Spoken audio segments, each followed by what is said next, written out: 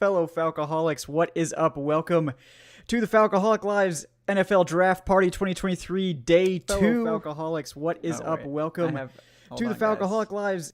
My bad. See, this is what happens when I leave the video open in another tab, and then I go live and forget. You guys get a little echo there. But yeah, we're past that. We nipped that in the bud early, get the technical issues out of the way. As you can see, I'm joined tonight by Jake Gordon at Can't Guard, Jake from Sports Talk ATL. Jake, how we doing?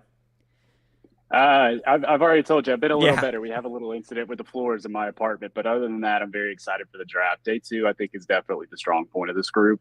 There's 10, 20 guys that I have my name on for round 2 and round 3. Very excited to see what the Falcons do. I can see a trade up. I can see a trade down. We'll see. Yeah, it's an exciting group, and I agree. This is where the strength of this class is. This is a fun spot. There's already buzz about the Falcons trying to trade up among other teams, so we'll monitor that closely. A little bit of news off the top right, guys, in that the Falcons picked up A.J. Terrell's 5th-year option, which not really news in that it seemed like it was pretty much a certainty at this point, but that did just occur. Before we get any further, let me go ahead and read you a word from our sponsors, betonline.ag. Thanks for their support. BetOnline.ag is your number one source for all your sports betting needs, including info, stats, news, and scores. Get the latest odds and lines for this year's NBA playoffs. Unfortunately, the Hawks no longer a part of it, but it was a valiant battle. So good job, Hawks there. You could also bet on the Falcons, right? Maybe you love that Bijan pick, NFC South futures, right? You can hit that up. No matter what you decide to do, though, BetOnline is always your sports information headquarters, as they have you covered for all your sports wagering needs: basketball, MLB, NHL, hockey, all the way down to UFC and boxing. BetOnline is the fastest and easiest way to get your betting info, including live betting options and your favorite casino and card games you can play right from your home. So head to the website today or use your mobile device to get in on the action. Be sure to use our promo code BELIEVE, BLEAV, to receive your 50% welcome bonus on your first deposit. BetOnline, where the game starts. Dave, are you in here still? I know you were maybe going to have to drop to pick up this breaking news, but I did want to say hi if you were still there. I'm here and typing away. Yep. Okay. So. Diligent, as always, Dave. Welcome back to the show. Best. Yes. How are you doing today? Good, man. It's I've digested the Bijan pick. I'm good with it. I'm happy to see what he's going to do, and I'm really excited to see what they do tonight. So I'm sure somewhere someone will be angry, but hopefully not too many people. Yeah. Somewhere. Let's see. I was under the impression the draft was over. Yeah, I thought the draft was over yesterday. I thought we only got one pick. Yeah, just one round. And actually no defense, so we're just rolling on with no defense, as I understand it. So yeah, as you guys know, after the first round, the draft ends immediately, and we just skip to 2024. And then the computers run the simulation to determine the NFL season, and then everyone gets their scripts, and we go from there. So I'm excited to see my script here in a couple days for sure. So that was tremendous content. But yeah, lots to get to. The Steelers are officially on the clock, folks, with pick 32, because the Dolphins, of course, had their first round pick stripped away for tampering. So that's why I think you're probably used to 32 being a first-round pick. This year, it's a second-round pick. So as we get ready for that, Jake, obviously we haven't heard your take on Bijan yet. I can't remember where you stood on the Bijan debate. So I don't want to say anything and assume, but you're fine. Yeah, go for it. I'm a fan. I've said from the start, this kid is the best player in the draft. If he stays healthy, there is absolutely no way he will fail. I don't care if I get Skip Bayless, Old Takes Exposed, whatever on this. There's no shot this kid is not going to be a very good player in the NFL. And, I understand a lot of Falcons, Georgia fans crossover, and they wanted Jalen Carter. And I understand that to an extent, but I don't think the sky is falling without him. I'm happy for Jalen. I think Philadelphia was the best situation for him. But something that I brought up today, too, is if you're upset about the Bijan Robinson pick, which, if you are, that's fine. It's your opinion. If you look at the opportunity costs of the next 6 or 7 guys picked after him, you're looking at pure right tackle, a guard, project edge, another running back, another project edge. It's not, I don't really think the Falcons missed out on much 2 year. This isn't, Pat Surtain with the next pick or Micah Parsons with the next pick. And I do think Jalen Carter is going to be really good, but that's a position the Falcons are actually decently strong at now. So I'm fine with taking the best player available. But I think it may have been Kenny that said this, but we can tell who calls the shots now in terms of who's building this roster and who's making these picks. Yeah, it's an exciting one. It's really fun. And that's just underrated also. Just like, let's have some fun with this team that, has been kind of miserable for like 5 years now. So just from that angle, I support it. But yeah, I mean, I think there's obviously the clear BPA angle. You look around the NFL landscape today and you expect to see, more hot takes about how, Bijan, they took a running back. What the hell? And like, I don't think I saw anyone really complaining about the Falcons taking Bijan. Maybe Pete Prisco, who the man's in shambles after Will Levis fell out of the first round. So I know he's got a vent somewhere, but I think everyone understands, you got Todd McShay, definitely one of the better draft analysts that we have, out here. Like, look, I love this pick. It's one of my favorite picks of the draft because he's so good. And like the Falcons will actually use him. They'll actually utilize him in a way that not only gets good production, but helps the offense be more versatile, be harder to predict, and just be really unique. The Falcons could be the first base 22, team that we've ever seen right now. I don't think they're going to play that much 22, but yeah, they may. So it's fun. It's a fun pick, but yeah. I love Cordero Patterson, but he's 32 years old and he's not going to be around forever. And he can also be used as a receiver. You talk about needing a wide receiver too. Bijan Robinson's excellent after the catch, before the catch. He's a good route runner. I've heard they kind of want to use him like a Deebo Samuel type guy. I think I read that today somewhere. And I don't know how you could say that's not worth the 8th pick. I'm sorry. I just don't believe it, especially when you run the football at the highest rate in the NFL.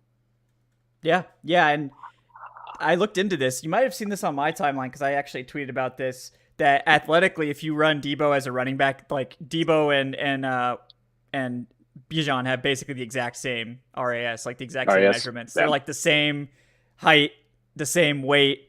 I think they Bijan had slightly better jumps and I think Deebo had slightly better something else, but like it basically equaled out to be the exact same RAS. And it was like, oh, that makes sense. Obviously, right off the top, with those two being so similar. And I think you're going to get a more like run heavy version of Deebo where, Deebo mostly caught passes and then ran the ball. Bijan's probably going to be running and then catching a lot of passes, but, maybe it ends up just being more balanced, like that he's catching, 3 to 5 passes a game and carrying 10 times a game. But hopefully that'll extend his career too, where you're not grinding him to dust with 20 to 25 carries, aka the Ezekiel Elliott method. So, I'm hoping for a little bit more longevity from Bijan because he's fun.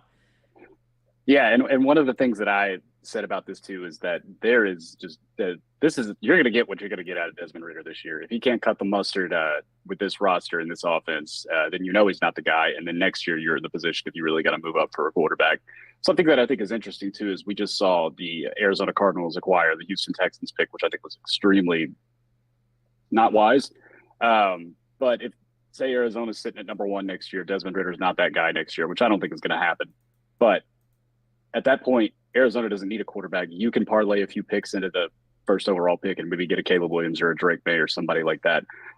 So that's why I'm okay with taking Bijan this cycle too, because obviously Will Levis was not worth the 8th pick. I don't think he's going to be worth the 35th pick because I think the Rams are probably the first logical landing spot, maybe right. Detroit. But, so I don't think there was a quarterback there. Yeah. No, there's no way. There's no. Yeah, you're right. Yeah, there's no way this isn't Joey Porter Jr. coming up right here. Yeah. I mean, I think we talked about this before the show too. Like, they have to take Joey Porter Jr. So that is, I believe, going to be the pick. I don't know. Yes, it is. Yes, okay, 1 for 1 today. There we go. Yeah. I saw it flash across Twitter while I was typing, and I was like, I don't know if that's official yet, so I don't want to say it, but yeah, it is Joey Porter Jr. going to the Steelers. They were not able to trade out, and that obvious good pick, right? One of the top players left on the board. More of a scheme specific corner. Maybe that's why he fell a little bit, but in terms of fit in the Steelers defense, I mean, perfect. I'm sure they're doing cartwheels. Yeah. So. Yeah, and I know Pops was advocating for that one too.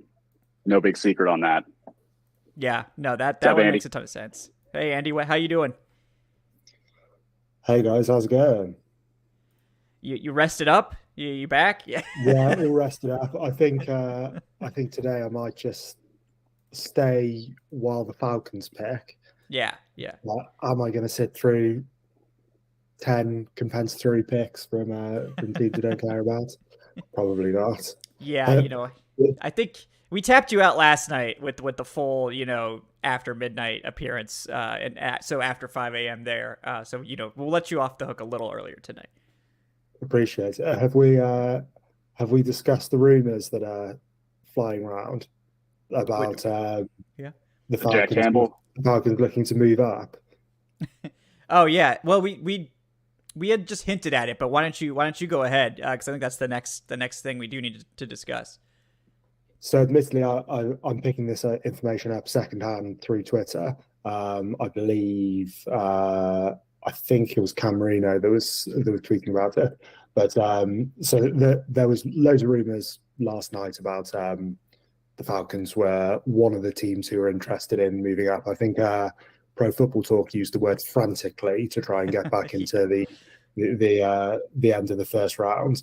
That doesn't seem to have quietened down. Apparently, Daniel Jeremiah was talking about the Falcons wanted to move up, and Charles Davis's suggestion was that he thinks they might be looking to move up for Hendon Hooker. He was apparently Jeremiah said that it's not that they don't like Ridder, it's that they don't know what they have in him yet, and there's a possibility that they might just really like one of the quarterbacks who's fouled. There was only if only there was a way they could have figured it out. Well, yeah, exactly. Of course, the last season. Let's just give him 4 games. It'll be a strange one to me because, and I know that we've kind of gone over the Bijan pick, but I kind of think if you have a guy who you think you might prefer to your starting quarterback, don't you just pull the trigger on him at 8?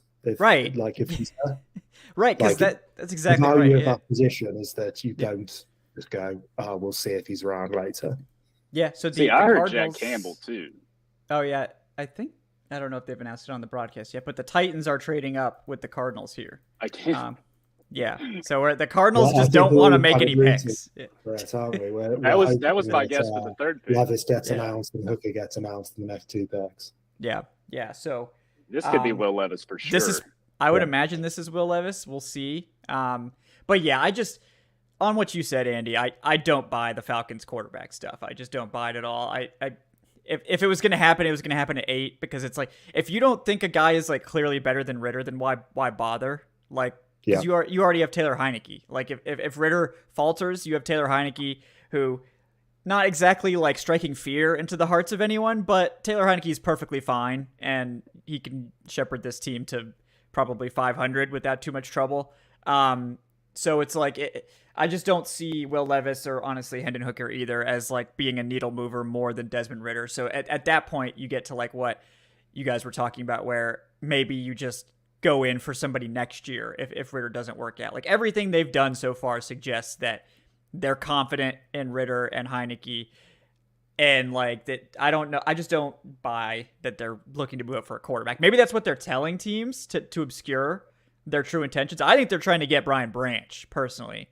Andy, you remember I talked about that probably for an hour, trying to keep the viewers engaged. So, they could be moving up for Branch now. Okay, what about this pick? So, but honestly, like I do think that that's one possible target for them at this point.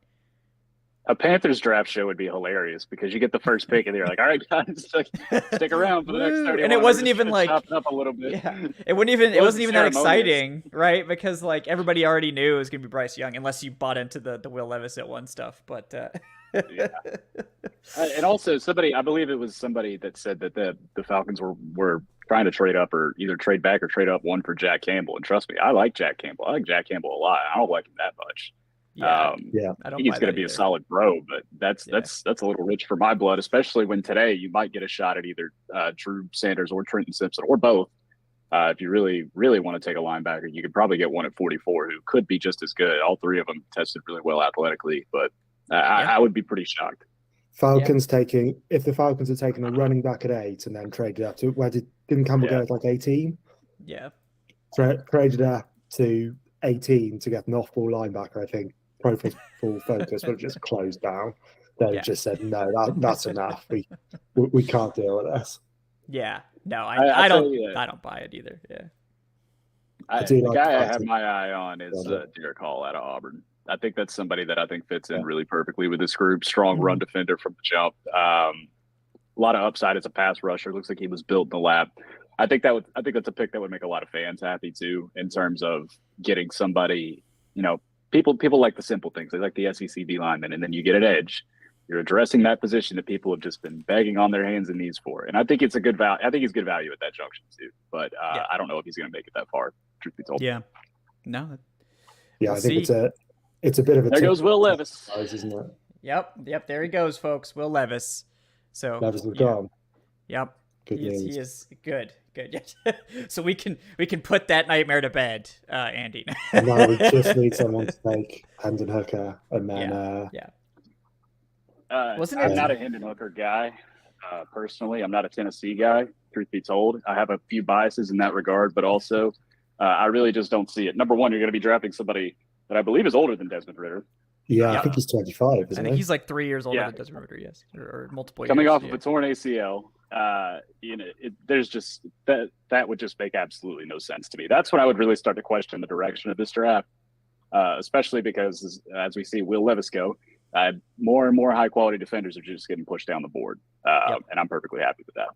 Yeah, I believe the Falcons are, if that's even coming from the Falcons and not just speculation, which speculation's fine. I mean, we do it all the time, but I just don't buy it. And the Falcons, I think, have done a great job of really obfuscating, but I think for those of us that follow closely, it's easier to sort of separate the wheat from the chaff, in terms of what's just not wouldn't make sense for them. I'm starting to learn to just trust that they're going to make good picks. I really don't think I've hated any of their picks. I was a little bit upset about Drake London, in a minor way, because I really wanted Jermaine Johnson, but he was also my number 10 overall player and my top receiver. So I was like, well, they do need a receiver. I get it. That's fine. And this time, and I was like, well, I really don't want them to draft Will Levis, and I don't want them to reach for a pass rusher, and they didn't do it. And they took Bijan. So I'm starting to build confidence that maybe I should just relax. But now that I say that, it's probably bad things, or dark storm clouds roll in the distance or something. So yeah, I don't want to be Captain Hindsight. I don't want to be Captain Hindsight, but oh my god, I hated the Jalen Mayfield pick so bad. It made I was like, no, this kid is kind of soft. And gut feeling. It was a 6th-round pick, so I don't really care. But when they took Justin Schaefer over Jamari Sawyer, who made 14 starts at left tackle this year, I was like, why would you take why would you take the one that's not as good? I just you're genuinely you're literally watching the exact same game. They're right next to he played left guard, left tackle. They were right next to each other. Why are you not looking at the guy who's shutting down Aiden Hutchinson and just going, well, he could work? Yeah, that one was really odd to me. That one was super odd. But I guess wasn't it medical rumblings with Salyer, and obviously he played just fine last year. So maybe that was it. That's the only thing I could, because he was a day. I thought he was I thought he was a late. I thought he was a late day 2 guy, and he fell super far. So I'm guessing there was maybe something to the medicals, but still in the 6th round, come on, who cares? Who cares if he doesn't play? Smith, another guy. Yeah. Ooh, so it's just, whoa. Okay, Detroit. Wow, Sam Laporta. Oh man, this was my sleeper Falcons pick for later, because he just screamed Falcons tight end. I mean, he really does. He's a short king. He's an under 6'4" tight end. So Falcons love those short tight ends. That just replace Hawkinson. Arthur Smith and Dan Campbell in some kind of text message correspondence here, just trying to one-up each other, aren't they? Both taking running backs, taking the linebacker that the Falcons wanted, and now top of 2nd round taking a yards after catch tight end. It's they're really trying to outdo each other. Man, the Lions are going to get roasted for this, man. Is this the 3rd Iowa player that's been drafted?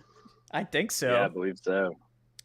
Maybe that meme. Maybe that meme mock draft. Campbell Van Ness, the one I mean. Yeah, maybe that one actually there was something to that with all these Iowa guys going early. So, so they just lost C.J. Hawkinson. They got another Iowa tight end. They got to fill the quota.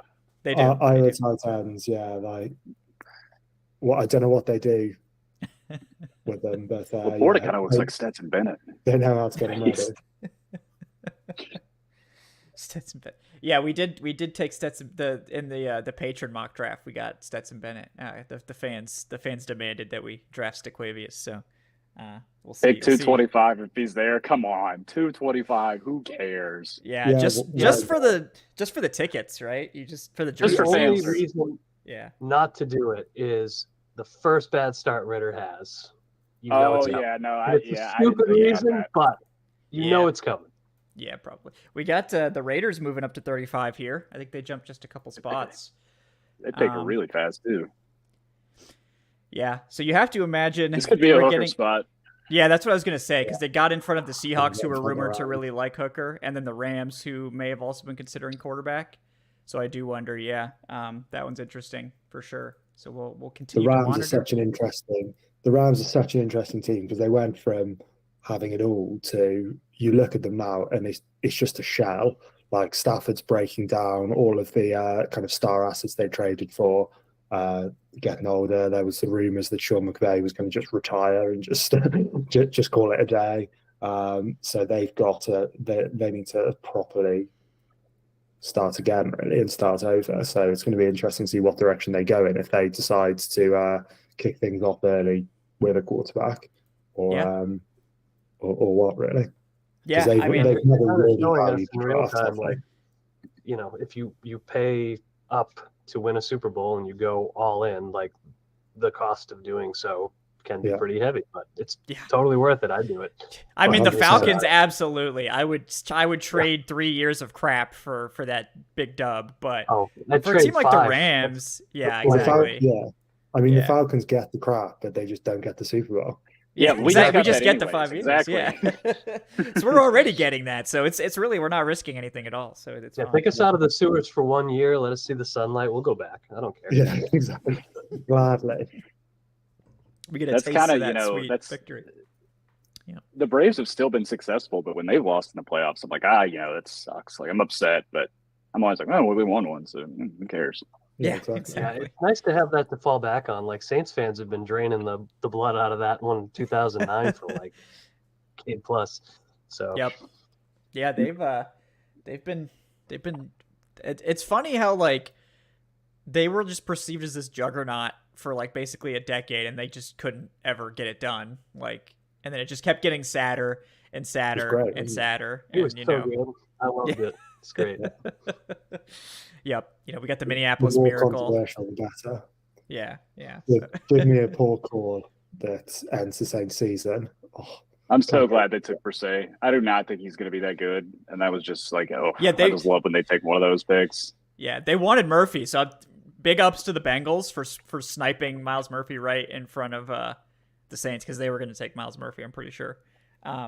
But yeah, I think you're right. Brzez's not as good as Miles Murphy. And like, I think Brzez's fine, but I sort of don't see him ever as like this super high impact guy. I think he's sort of ton of medicals too. He's not stayed healthy. Yeah.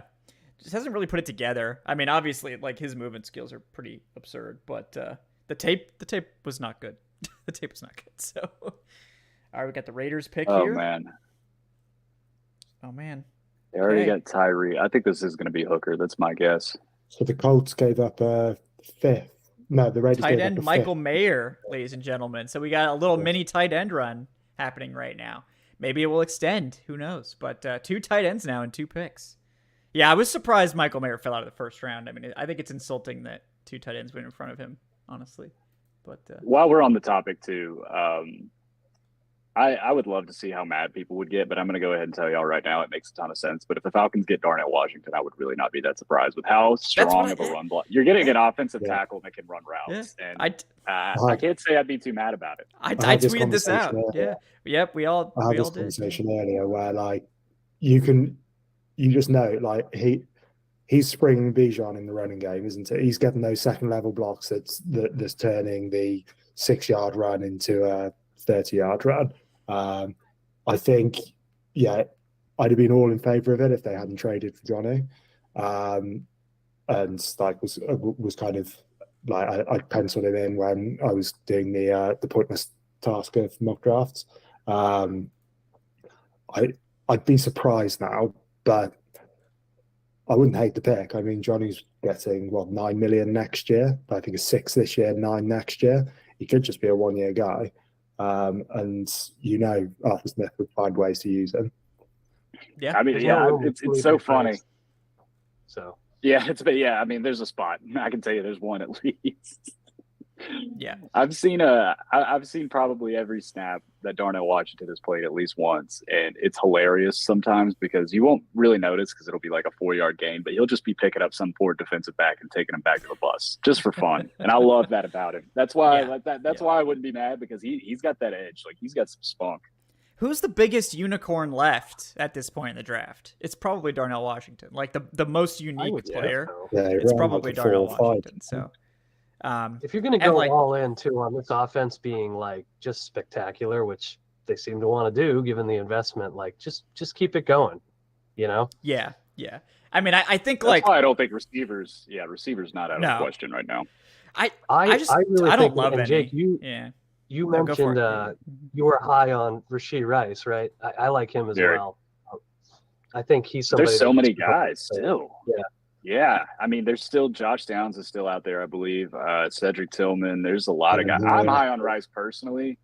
I don't know if anybody will use a 2nd-round pick on him, but I wouldn't be surprised if he went in the 1st and the 2nd at least, just because, I mean, the only real knock on him is that he rated an air raid offense. We've seen guys adjust to that before. I mean, it happens all the time. So, yeah, his game is really interesting. At the Senior Bowl, like, he reminds me of like he was listed, and this is the big thing that sort of hurt him, was like he was listed at like 6'3", and he measured in at like 6 foot. And it's like he tries to play like he's 6'3", and it worked at SMU. It worked really well. And I just wonder, like, he's like a speedy, like, yards after catch receiver who plays like a possession style receiver a lot of the time. And I think he needs to move to more of that like speed yards after catch guy in the NFL. But I think if he learns how to do that, like, and he's a really, really good run blocker, which is what we know. That's the only thing that Arthur Smith cares about. So, yeah, from what I've heard too, is he's like the head dog in that room. Like, for that entire offense, like he's like the quarterback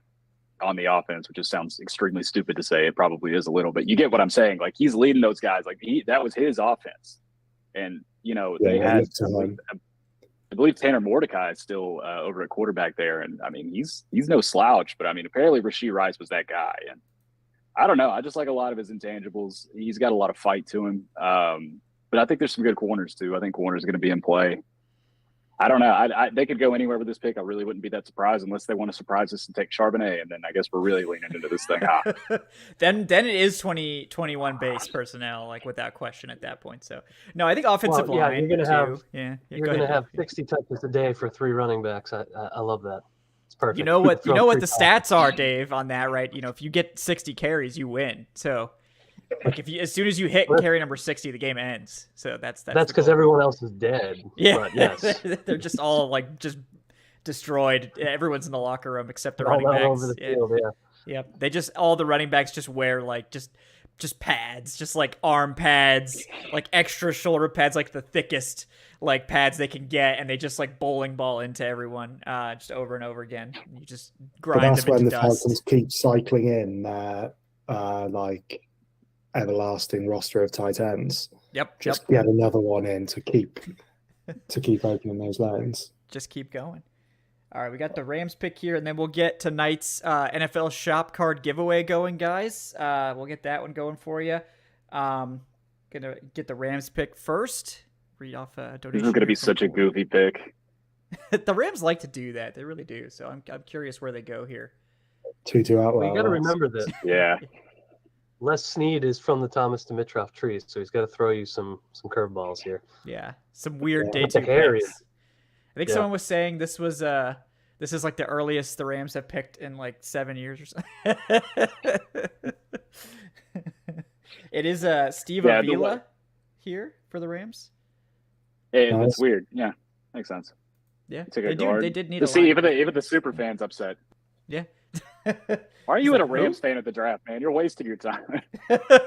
You're wasting your time. Wasting your time. Yeah, poor guy. They probably have like 2 more picks. Traveling to Kansas City for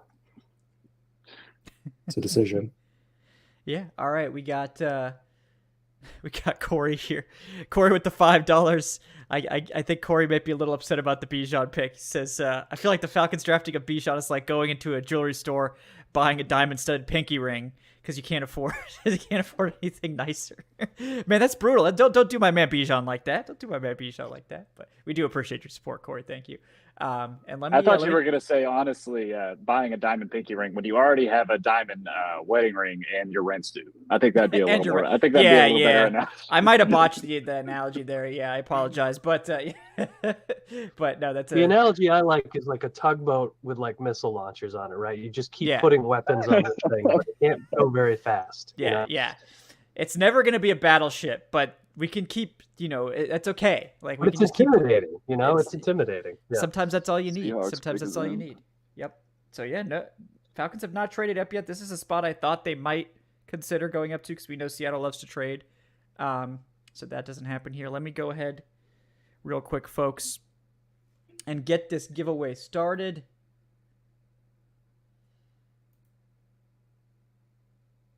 All right, there it is, guys. So just a reminder, all you have to do to join, subscribe to the YouTube channel so you can enter the giveaway in the chat. Join the Falcoholic Discord so we can communicate with you and get you your prize. And then make sure that you join by typing an exclamation point enter in the chat and then be present for the drawing to make sure that you've received everything and all that good stuff.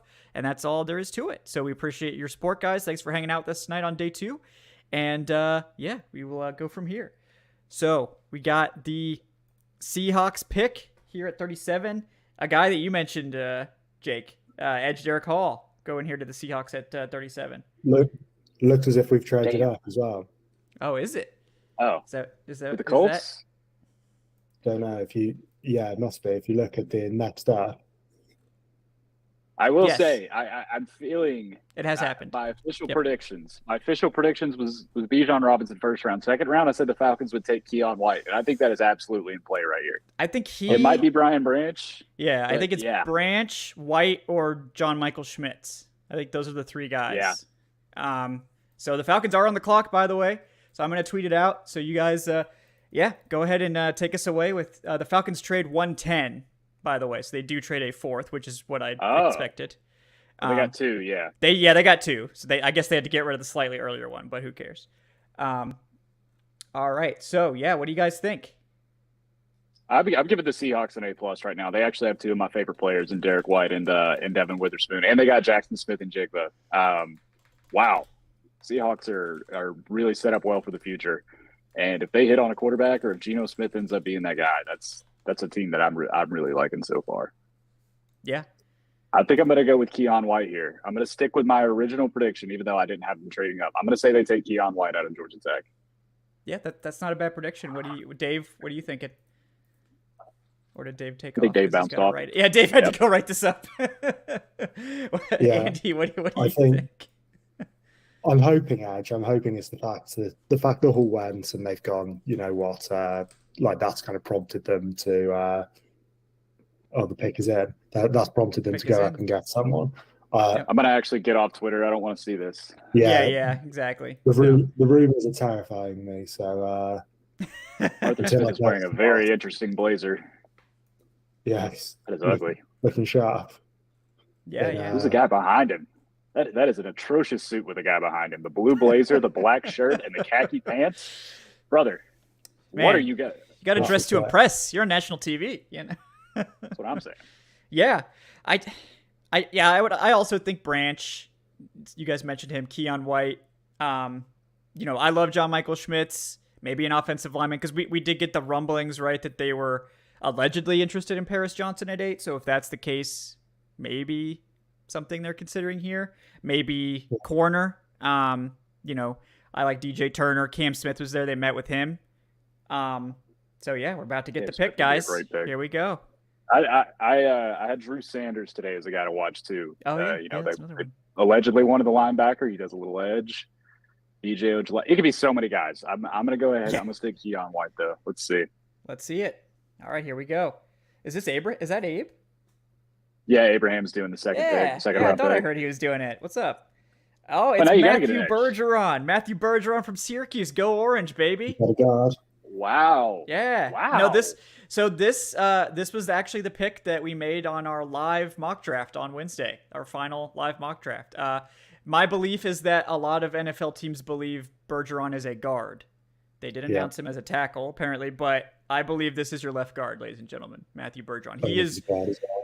He is really good. See, if they were gonna go, if they were gonna go guard, I thought it was gonna be Cody Mock, to be honest, or Zavala out of North Carolina State. But yeah, Bergeron he's a lot cleaner than Mock. Mock has a ways to go. I think Mock maybe a little bit higher athletic ceiling there. But Bergeron is super technically clean, and he's got all that tackle. 39 starts at Syracuse. Player I've gotten to see in person because I do live in Syracuse. For those of you that have forgotten, Matthew Bergeron, great guy. Also, and we know that's important to them. But yeah, I think this is your left guard, ladies and gentlemen. Yeah, I think I think he'll slot inside guard as well. I think, admittedly, I watched far less than you. I think I watched 3 games of his. Like the anchor wasn't always there. There were times where he was getting driven back a little bit, but for what I think the Falcons want, like he has that level of athleticism where he can kind of get to the second level and he can seal those run blocks off. And he can do all of those things. So yeah, I mean he's. Long term, I think they're just gonna. I don't even think it's a case where they're going to try him at guard and then try and shuffle him out to left tackle in a couple of years when Jake moves on. I think he just is. He's just a guard. He's their starting guard for the next. Yeah, I'm not a huge Brian Branch guy. I really don't love any of these safeties, but there is some talent on the board, so they better have a really strong feeling about this kid. But hey, I mean, you've definitely addressed left guard, which is something that I was still waiting on. Like I said, I thought it was going to be Zavala just with the Dwayne Ledford connections, and he made a lot of sense. But Bergeron wasn't on my radar, but I'm cool with it. Yeah, I think he's good. There was a couple of rumblings. I think Dane Brugler was one. I can't remember who else. Who might have even been Daniel Jeremiah, who was saying in their last mock draft that Bergeron could kind of sneak into the end of the first. So it's not quite I don't think it's quite the kind of out of left field name that we've perhaps had in the past with the Falcons, where everyone's saying, why didn't you just wait and you could have got him at X pick, or why didn't you trade down and get him, or whatever. I think he's one of those guys that people seem to be saying the league is kind of higher on than draft Twitter. Yeah, and there were a lot of rumors today, right, that there was going to be a run on interior offensive linemen, or just offensive linemen in general, to start off the round. So I'm wondering, I'm thinking that the Falcons wanted to get out ahead of that, and make sure they got a guy that because we talked about this prior to the draft party too. If you guys followed the show at all, if you didn't, welcome. But that the Falcons didn't really address left guard in a big way. So there was a lot of opportunity. It seemed like they were either planning to get someone high in the draft or go sign someone after the draft if they missed out. And lo and behold, second round, they go up and get their guy. It does cost them one of their 4th round picks. But another thing to consider, folks, is that there's not a lot of room on this roster, period. And so they're just, maybe they don't feel like they needed the 4th that much, that there's also an opportunity potentially for them to trade back, from their 3rd round pick, get an extra day 3 pick as well if they want to get more guys in here. Maybe this means they're actually going to use those 7th round picks, which I've been, lobbying for them to get rid of for weeks now. So we may just have to stay all day on Saturday.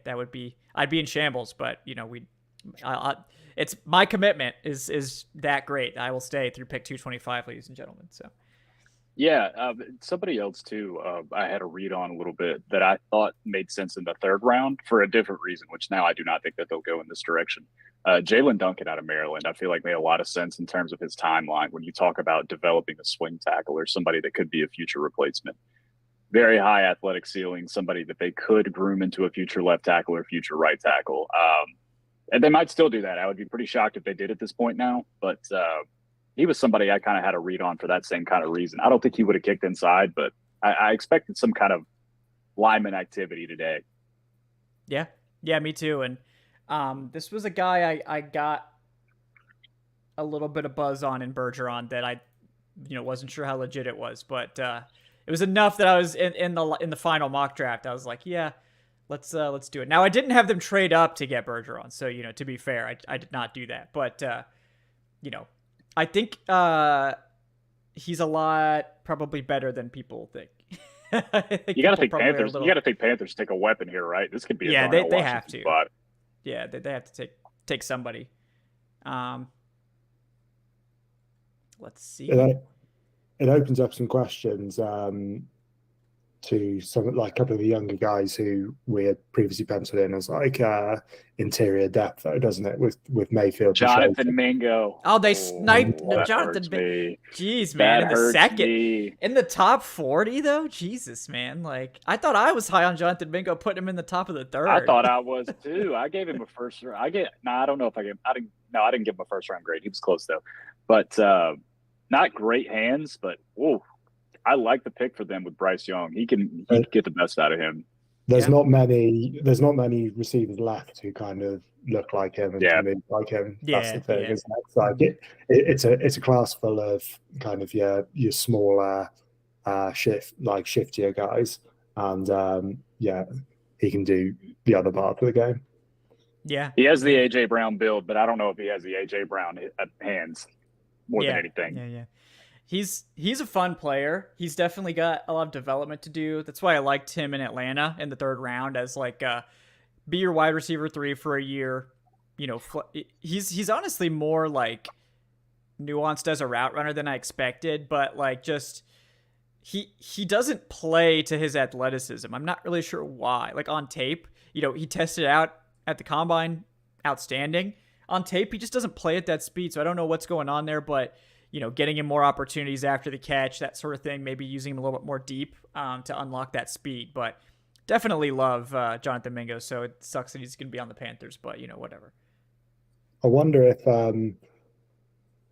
the guy that they were supposedly making calls about to get into the back end of the first round, like that seems as if that's a long way to go for Bergeron. I think giving up a 4th round pick to go and get your guy, like that's fine. That is what it is, really.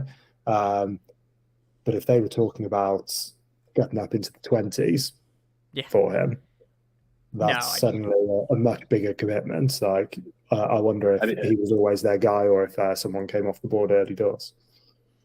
I need the Saints to not take Darnell or Keeley, and preferably not Brian Branch or anybody good. How about that?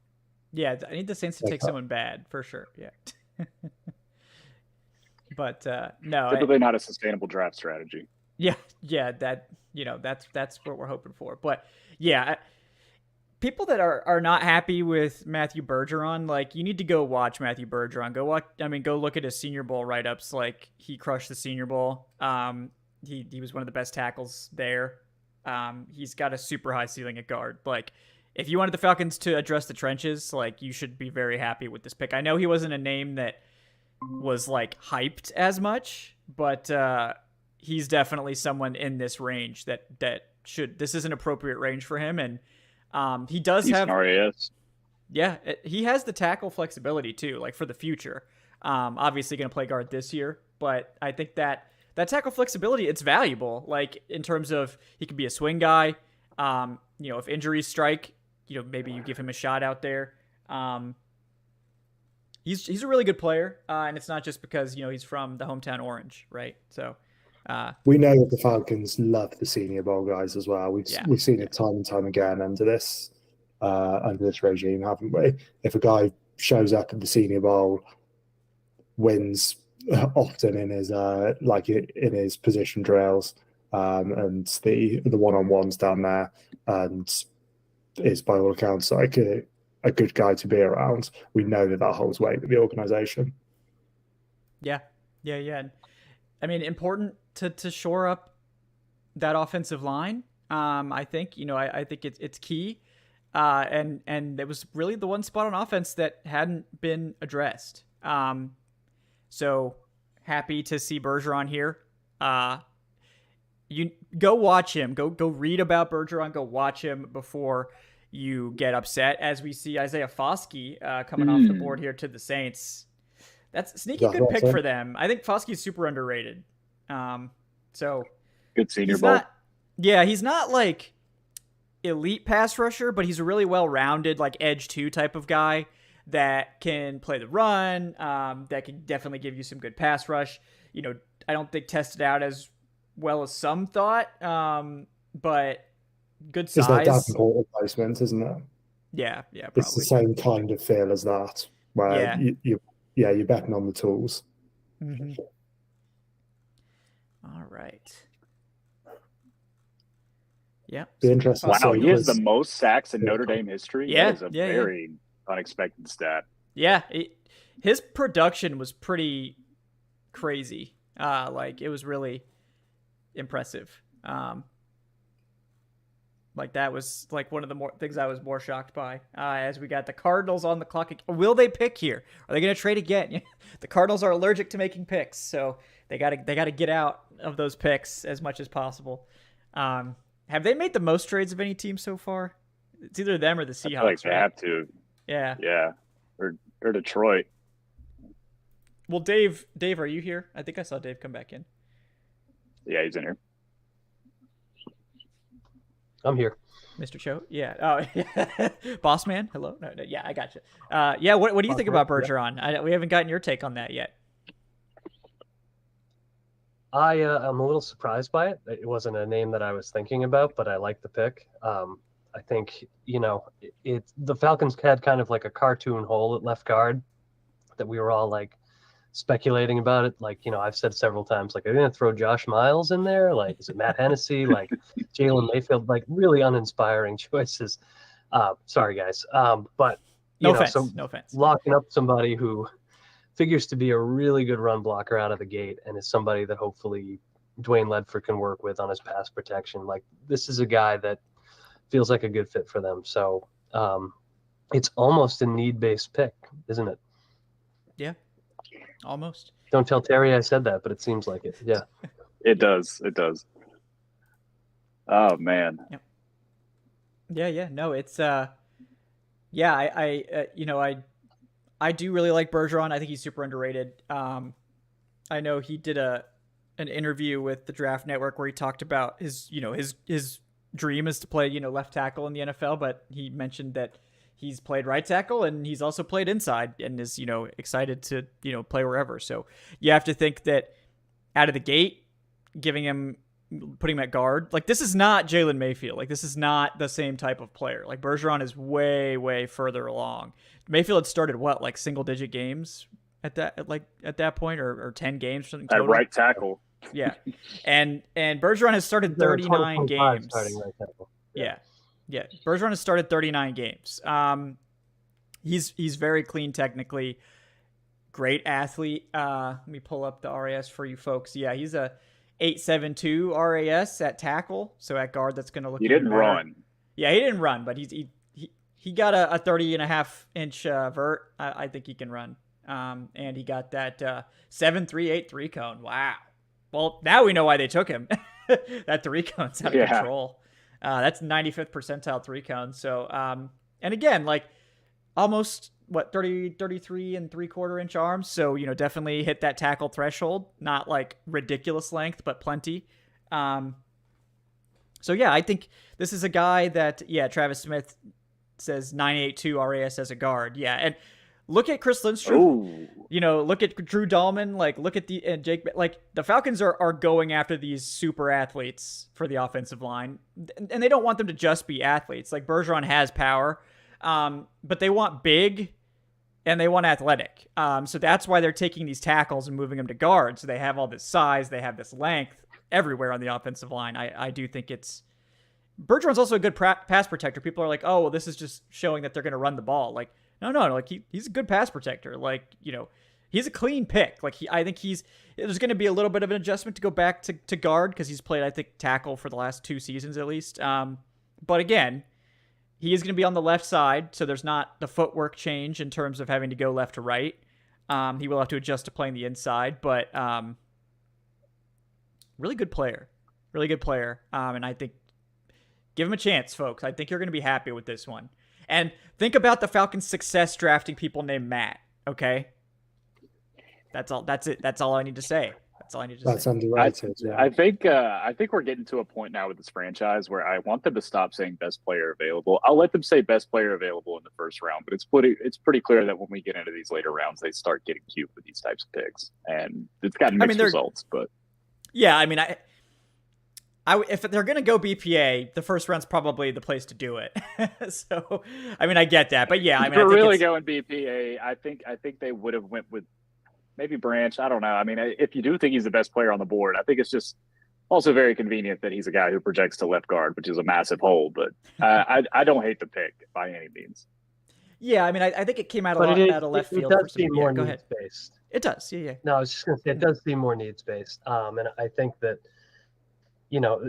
it's not best player available all the time in every situation. And that is something that the Falcons do is like to pretend that they are philosophically pure at all times with some of the things that they do, and they're not, which is fine. Like I like Bergeron, but I do agree that, is it best player available for them? Maybe, but it does seem to be a coincidence that it's the one position they didn't have a ready-made starter at. Yeah.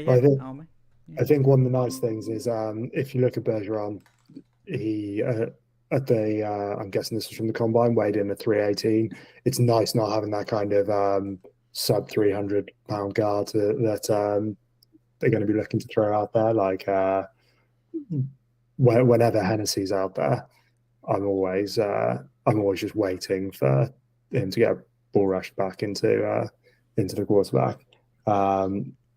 So yeah, I think finding that kind of athleticism but also having like a slightly bigger frame and finding it's with a guy who has a bit more power behind him, I think it's like fundamentally what you want to be doing.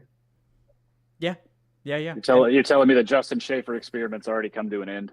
I hate this. Well, there is We're just chalking that up. Yeah, chalking that up to a big fat L. All of a sudden, like there's a competition there. The world's saddest competition. Oh man, tiny violin. Corey, what's up, man? How you doing? What's going on, fellas? How are you guys? Good. I didn't know if we'd get the Corbot this year, but happy that you're able to make it in. It's been a little bit. Yeah, it's been a little bit. So. He wants to talk annual Bergeron. draft weekend cameo appearance. Yeah. You're here to talk Bergeron. Then you got Bergeron takes ready to go. I do, yes, for days and days. No, I just this is probably the most promising draft we've had, like in an actual way, not in kind of like this might work way. I'm just gonna think positive things because it's April and what the hell else do I have to do? It's not that, but it's definitely, I don't know. This just feels smart. It feels like they're doing everything that they didn't do in free agency and doing it with the exact type of confidence that, I don't know. Like I love the Bijan pick. I think this pick is like your day one left guard, and if all breaks properly. So it's just like, I don't know. It's just not that you can ever really drink the Kool-Aid fully doing this. We all know that very well. But I'm really bought into what they're doing. I've been beaming about the Bijan thing since yesterday, and the Bergeron pick is just like, kind of wondered if they might do a compliment pick here just to get the best possible left guard they could to just make this, Bijan pick even more important. And I think that's what Matthew Bergeron's going to offer. It's a guy who's not like a career guard, but, the team must feel pretty confident that his run blocking can translate at the very least. So I'm definitely a fan of this pick, and I like this draft a lot. I think that, I know folks are probably wondering where the defense is, but they did so much defensively in the free agency cycle. So I'm just kind of head over heels for the fact that they're attacking the offense aggressively and that this might actually be a fun team to watch for the first time in years. Yeah. Well, I also feel like it's not fair to want to invest in the defense, which I totally get. But I also feel like we just kind of skipped over everything that happened in free agency and we're just playing the hits because we never have a defense. And so it's just the same kind of panic, but I really do feel like they've at least upgraded to competence at this point. So I would have liked to have seen some investments earlier than we'll probably get them to, but can't really quibble with it. Yeah. And Joe Schmo in the chat wanted to check in on you, man. I know you were clamoring for offensive line yesterday. I want to get your thoughts on Bergeron as well, buddy. So put that in the chat. I'm interested to hear what you have to think, because I know you were a little stressed about, like, to unlock Bijan, we got to make sure there's an offensive lineman in front of him. So I'm curious your thoughts there. But we see a couple of edge rushers come off the board here in the last few picks. So the Saints took Isaiah Foskey at 40. The Cardinals then took BJ Ojulari, the edge rusher from LSU, at 41. And then we just had another tight end come off the board here with the Packers taking tight end Luke Musgrave. And as I say it, the Jets taking another interior offensive lineman and Joe Tippmann at 43. So, that's now another, interior guy. Maybe that was going to be Bergeron, right? The Jets were definitely a team looking at both tackle and guard potentially. So I wonder if the Falcons traded up to make sure they got ahead of the Jets in particular. They were a popular John Michael Schmitz spot as well, the Jets.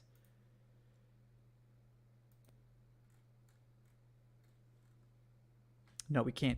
What? Nobody has takes. No, I'm just kidding. No, Joe Tippmann I do like though. Yeah. I like Tippmann. He's huge, which is going to be interesting for a center. It's whenever you kind of get those outliers, there's always the question, isn't there? Because 6'6" at center, you just don't see many guys like that. Again, he's another one. Watching like O-linemen for the last few years, you kind of notice that pretty much all of them, you end up writing down in your notes, like, good on the second level, can reach those blocks, because they are all just built differently now. Unless you have that kind of level of athleticism, where they can put you on the move and you can do these things, you're just unlikely to be successful, really. I know there's been a handful of examples. But yeah, I'll be interested to see how a 6'6" center would line up against, like, Aaron Donald, for example, when there's a leverage battle. Yeah. No, that is the thing with Joe Tippmann, and like part of the reason I'm surprised he went ahead of John Michael Schmitz. So I do wonder if they're planning to play Tippmann at guard. You mentioned the size, obviously there.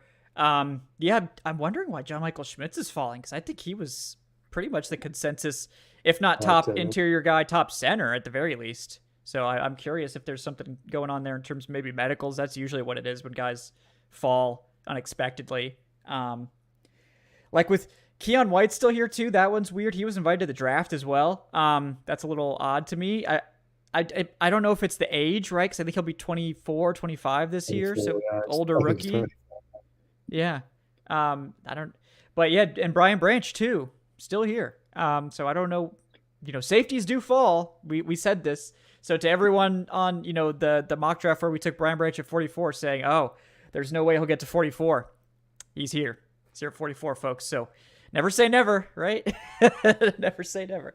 I think for the conversation earlier when we were talking about edge rushers and how the Falcons haven't addressed that need, I think we're kind of Washington take one with the next pick now. We're kind of approaching the stage where you're looking at guys and you're thinking, well, what do they offer you that players on the roster currently don't? Because when you look at who's going to be coming off the edge, and you're talking about those kind of clear pass rushers, so you've got Ebiketie, Carter's doing a lot of that. You've got Bud Dupree, you've got D'Angelo Malone, and it's like, if you bring someone else in, they either need to be immediately better than those guys, or they're not really going to see much playing time. So I can absolutely understand why, as frustrating as people have watched the Falcons for years and years and years and bemoan the kind of lack of investment in the pass rush, I can absolutely understand why they would prioritize a position like guard that has no incumbent. Yeah. No, it's been really interesting so far to see the reaction to we all sort of knew it was coming, right? Because I think Falcons fans, and like justifiably so, are sort of obsessed with edge rusher and interior defensive line and all that, like getting guys in there for that. And like, I don't blame anyone but they addressed it. Like they did. Like you may not love the path they've taken, but they addressed it. Like I've been trying to tell people, like Calais Campbell said he's playing edge. He's made it very clear. He said it multiple times now that he's going to be playing edge. Everyone still is pretending that he's playing on the inside. He's playing edge, okay? So if you put Calais Campbell at edge with the 4 other edge rushers they already have, what number does that give you? It gives you 5, right? It gives you 5 edge rushers that you're all paying either guaranteed money to or that you just invested day 2 picks in last year. So maybe you can do some roster fudging to bring in one more edge rusher, but I mean, they don't need to. You've got 5 guys right now that are starting caliber edge rushers. Like right now, D'Angelo Malone, who like at the beginning of this offseason, we were like, well, is he going to be like the first guy off the bench? Like, is he going to be a starter or like what? Like, he's like the 5th edge. Like, you know, I mean, and I think he can get to be better than that, hopefully. But like right now, he probably slots in as like the guy who might even be inactive.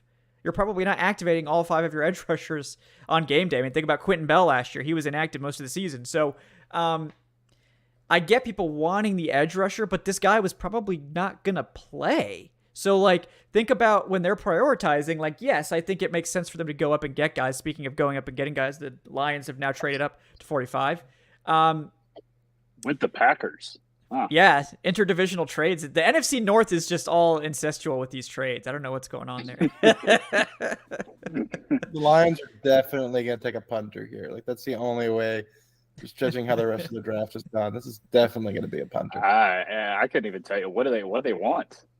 What do you guys Hendon after Hooker. at this point? Hendon Hooker, baby. You think I'm joking? Yeah. I got to throw this out here. I got a comment. You know, there's a lot of angry people in my mentions about Bergeron, obviously, but somebody sent me Matt Miller's instant reaction. He was like, I'm puzzled by this because the Falcons have both guard spots locked up. Yeah. Yeah, it kind of says it all, doesn't it? When, Matt Miller's these Matt are the Miller national is guys you're looking at for your insights, and they've gone, well, Mayfield's not a problem. I got Or into it with Matt Miller. whoever, I really, can't yeah. remember what that was about. It might have even been on the main account. I'm gonna have to look that up. Yeah, what were you saying? He's One of his things last year was he, or maybe it was the year before, whenever Rachel and Slater came out, he'd been on TV praising his performances that season, and someone had to point out that he actually hadn't played a game that season because he'd opted out. yeah, he opted out. That's what it was. That's what he was praising. Like, man, he opted out at a high level. Great, Yeah, great exactly, business yeah. decision. Great business. Stayed healthy, Yeah. you know. Acumen, yeah. Yeah. Smart player. Plus Exactly, football yeah. IQ. And it worked for him. It Yeah. worked well. It worked out just fine. So, oh man. I will say Matt Bergeron came on. He said, when asked what he knows about Atlanta, he says, I know the Braves and I hate Georgia Tech. So I guess he's all right by me.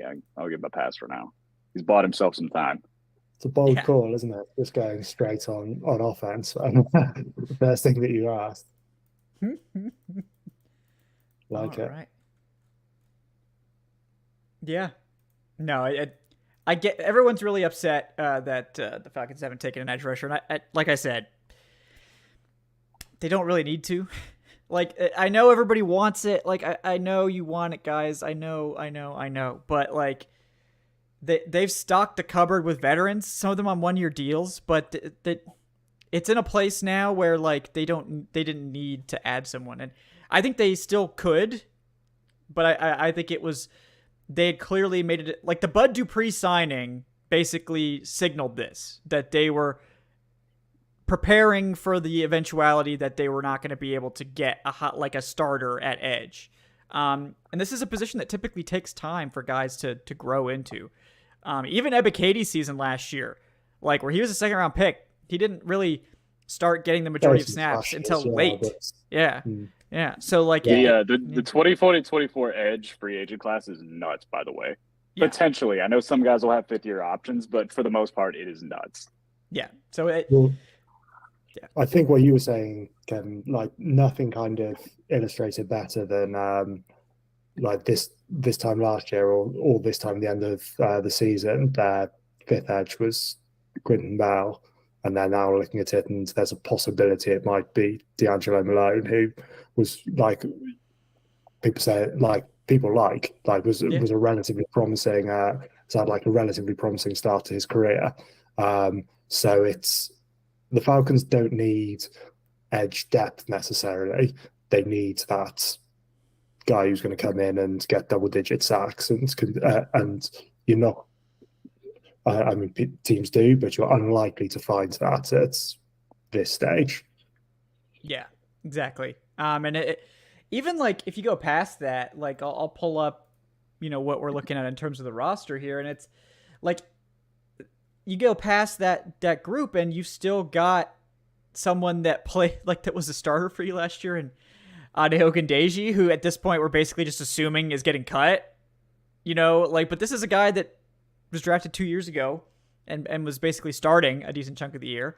And they also have, a guy that I like in David Aneni, friend of the show, David Aneni, who was sort of a, day 3 developmental guy last year who they brought in late in the season on the practice squad, and he ended up signing a futures contract. So they have even some developmentally or some practice squad caliber guys already here. They don't have to add to it. It's just, all of the talk has been as well around how this Falcons team looks as if they want, if they're getting to 40 sacks, they want to be a team that's getting 4 sacks from 10 guys or whatever. And when you look at it and you've got Calais Campbell, you've got David Onyemata, you've got Grady Jarrett, you've got Arnold Ebiketie, Lorenzo Carter, Bud Dupree, D'Angelo Malone, these guys who are all very much on the defensive line, who are all very much capable of doing that. And then when you look at the linebackers, Caden Ellis had 7 sacks in 8 games or whatever he had to end the season with the Saints. Troy Anderson is his strengths are his athleticism, so they're going to be sending him on blitzes as well. Michael Walker, if he plays, they'll send him on blitzes. So I think, as much as people don't like to say it, I think the Falcons are quite content with where they're going to be getting pressures from and where they're going to be getting sacked from this season. Oh, they go Brian Brown. Yeah. So like I said, folks, he did last to pick 44. So, yeah. He lasted to pick 45, actually, in fact. So could have traded back, yeah. Yeah, there you go. Get that 6th rounder. Yeah. I'm going to go ahead and warn y'all too. If the Eagles somehow end up with Keely Ringo, I may have to hop off here and get on an Eagles podcast or something. Yeah, they're really whining and dining me at this point. You're going to go just behind the couch and get out the Eagles hat that you've had stashed there. Just waiting. I could never align with Philly, man. I'm glad it's not Philly is just the complete opposite end of the spectrum from any type of fandom. If it was just such an inoffensive team, maybe I could see it. They're stacking all my guys. What can I do? If they do take Keely Ringo, which I really do not think is out of the realm of possibility, they will have 5 of those guys from that national championship defense on the same defense. They're just playing all the hits. I can't blame them. We were talking yesterday, Jake. We were saying it's the hypothetical that always comes up for how would the best college team do against the worst NFL team? Yeah. And the Eagles have gone, well, we'll just take the best college defense and we'll see what happens. And it's working out pretty well for them so far. Yeah, it has. So, yeah, we got, like you guys said, Brian Branch going to the Lions here at 45. We then have the Patriots on the clock at 46. So that's a little bit interesting as well. I love the Patriots picking because they could do anything. It's going to be weird usually. Yeah, whatever Belichick, whatever mood he is in, it could be anything. Remember, there was a period of time, wasn't there? They took 3 tight ends on day 3 and stuff like that, and it's just you've got to respect it. They're already doing all right with Gonzalez. Yeah, that was actually a chalk pick for the Patriots, unusual chalk pick for the Patriots. Yeah. Oh yeah, I want to get to this real quick before it gets buried. Duncan with the $20 donation. Duncan, thank you so much, man. Really appreciate that. He says, don't have a question. Oh, okay. Just want to support the show. Well, we really appreciate that, man. He says, don't always get to catch it live, but always listening. Really enjoy the content. Happy to be excited about Falcons football. It's been a long few years. Duncan, buddy, thank you so much. Appreciate that. Appreciate your listening and your viewing and your support. Yeah. What's that? Oh, did you say something, Andy? I'm sorry. Oh, I said you can't disagree. It's been a long few years. Yeah, absolutely. So, all right, let's see. The Patriots pick is in here at 46. Yeah, it's been an interesting start to the second round. I don't know. Have you guys been shocked by any of these picks so far? I think it's been relatively Apparently, chalky. Darnell has some medicals, which I did not know about because I have not been on Twitter while we've been on here, which is very disappointing to hear.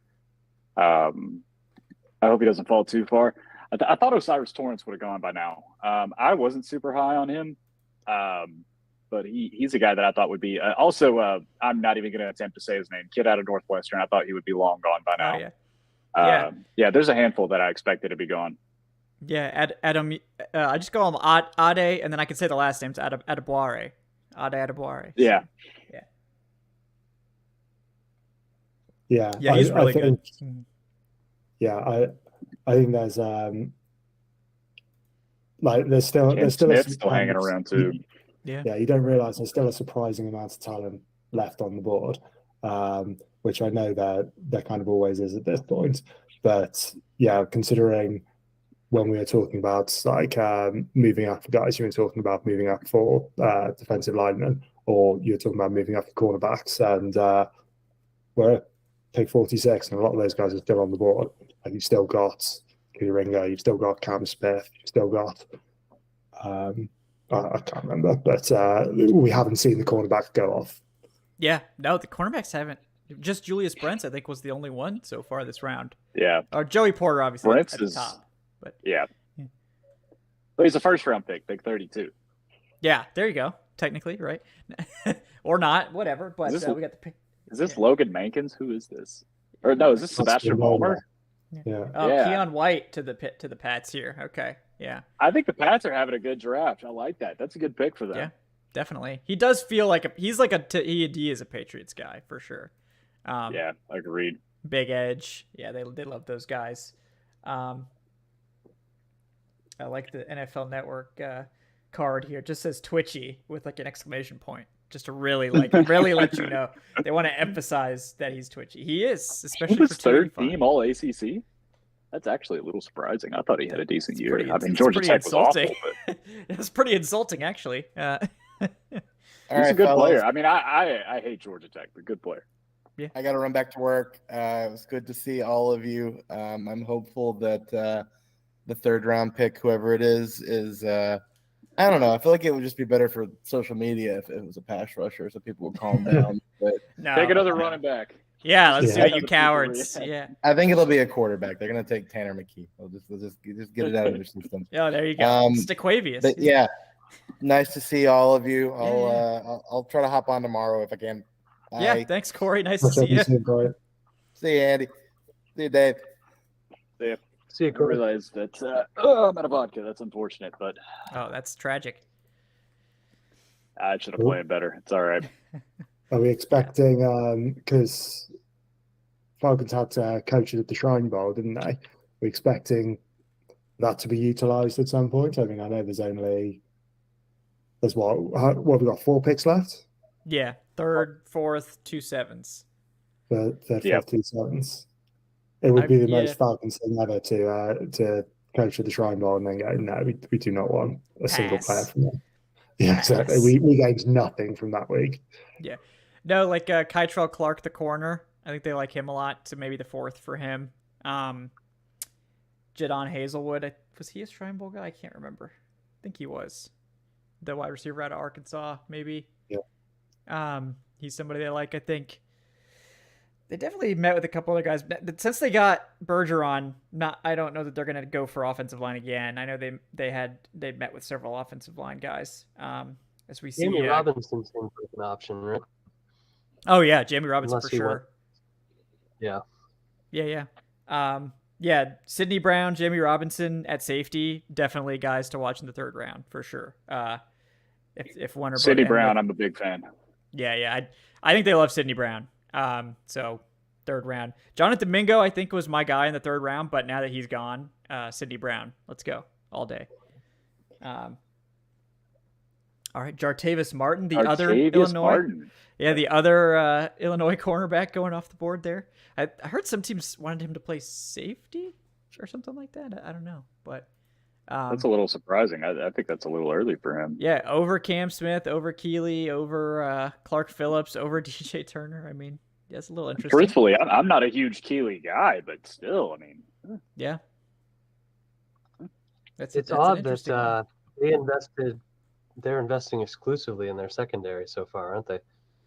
yeah, Because they picked Forbes in the first. Yeah. mm-hmm.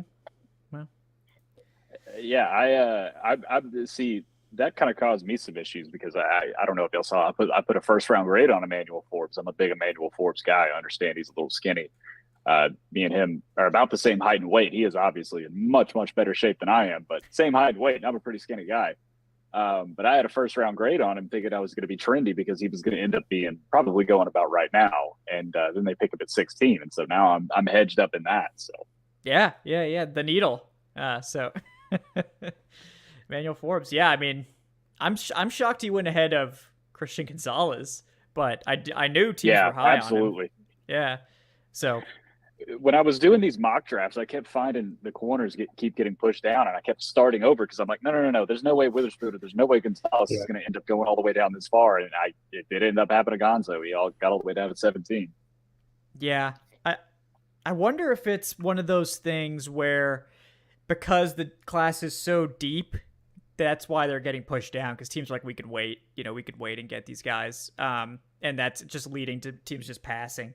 As we see Cody Mock going here to the Bucs at 48. So he kind of looks like Ryan Jensen. He's still missing his front teeth. I actually love that.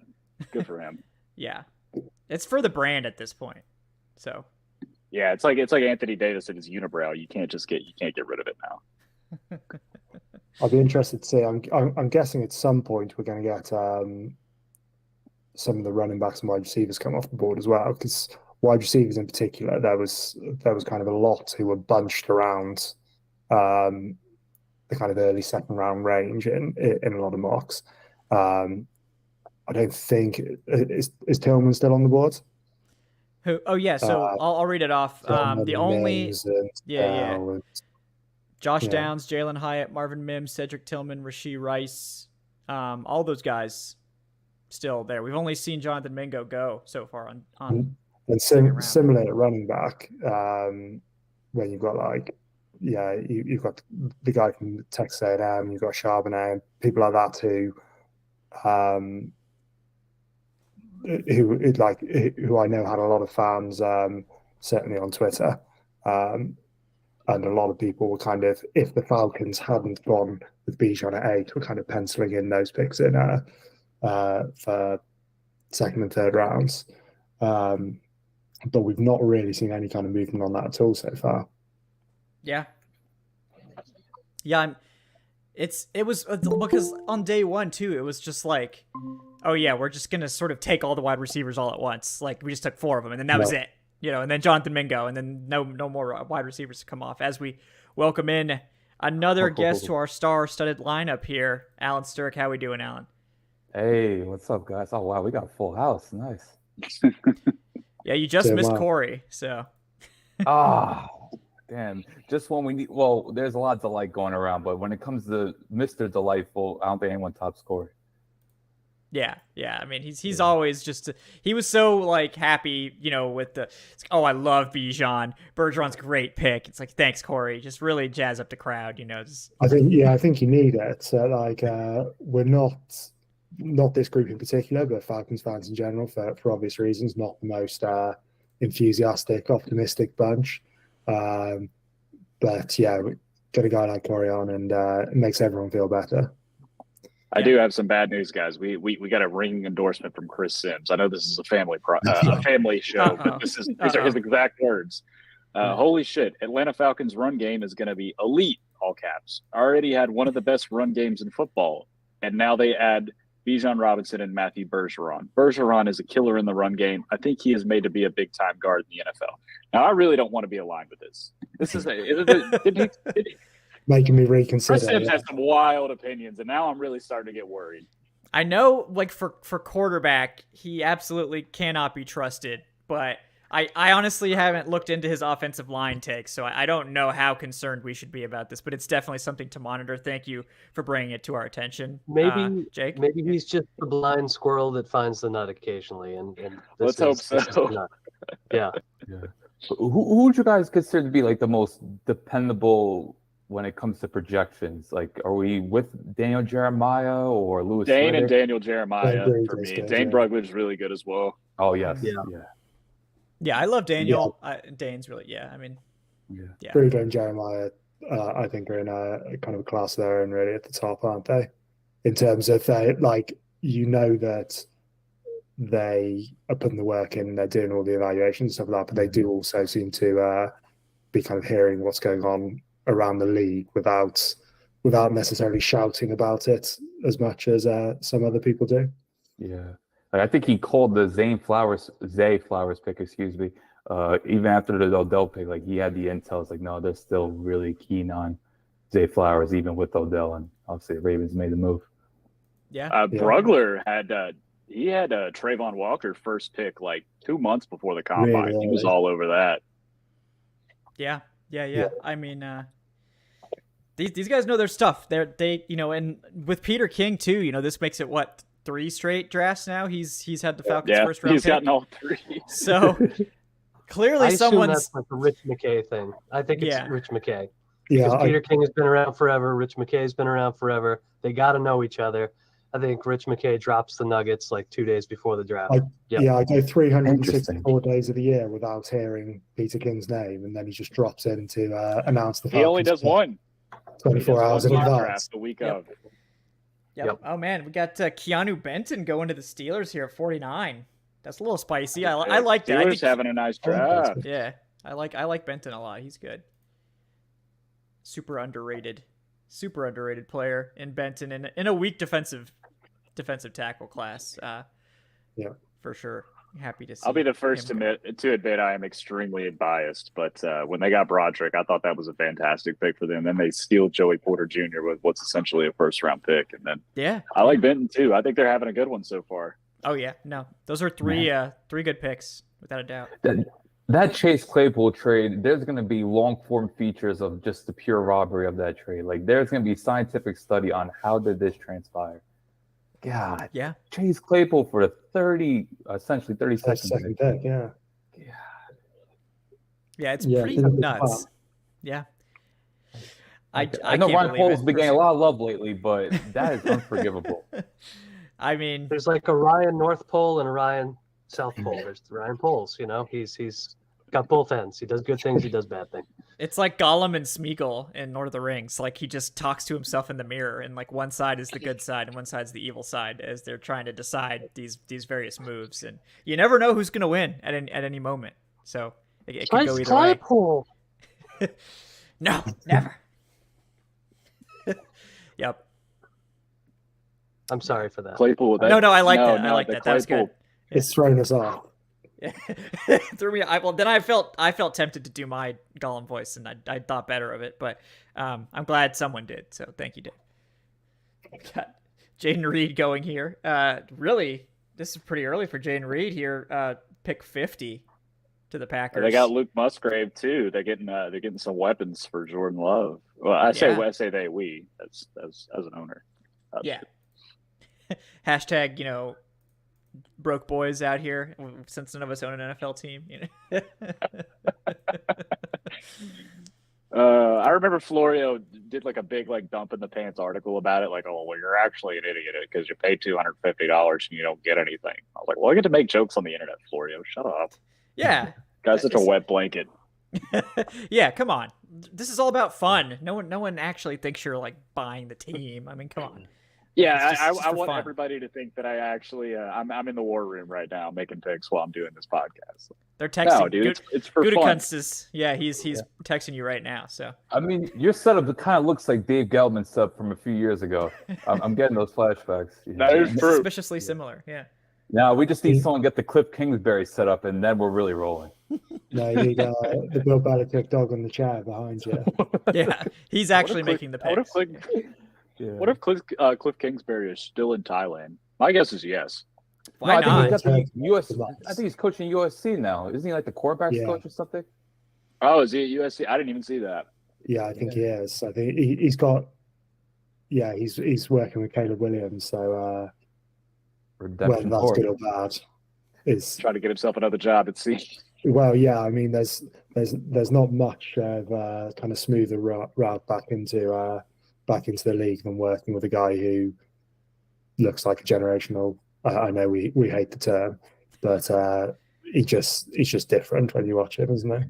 Potential future Yeah, Arizona Cardinals quarterback too. Yeah. I don't know if you There guys you got go. a sneaky feeling, but I just think that team's gonna be awful, and they just might be sick of Kyler. I think. Oh, Yeah, I good think. pick for the I think Dolphins. if they'll want to Cam move on Smith. from Kyler, Yeah, Cam Smith finally comes off here. I was wondering when that was going to happen. Paired him with Jalen Ramsey. That's a good pick. Oh yeah, Life, that's a fun life one. without Xavier Howard's coming. I guess they can't pay everybody. Yeah, Yeah. it seems like it. Yeah. By the way, I don't know if you see this, Dave. I show up to work tonight. Oh, there you I don't go.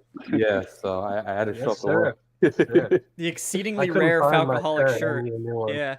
Yeah. Mine is like so washed out, but well, we'll get I do want some more.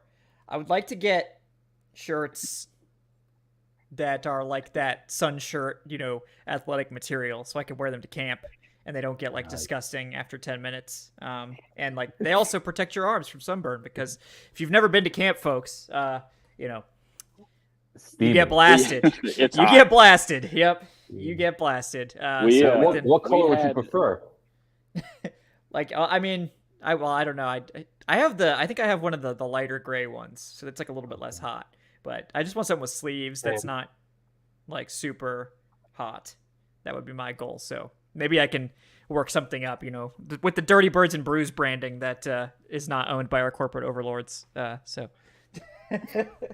shout out to Back in the corporate overlords. 2014, when I went to camp, I was in Hard Knocks for about 3 seconds, and if you look closely, you can see just sunscreen smeared all over me because I was dying out there. So Just like white smears. Yeah, that's the I feel sun's like a lot hotter when you go a little bit south. Yeah. So it does. Yeah, once you get south Is of the that wall. Doug Baldwin?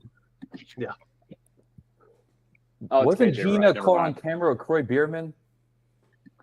what's that? With Gina, wasn't she like caught in a moment with Corey Bierman? I don't know if she was interviewing him or just After walking. DeMarco, he asked him about his balls. Yeah. Oh, I don't know. That was I thought it was Corey legendary. Bierman. That was legendary. I love that. Yeah. Did they just get? Oh my God, they got Charbonnet, dude. I'm giving the Seahawks an A++.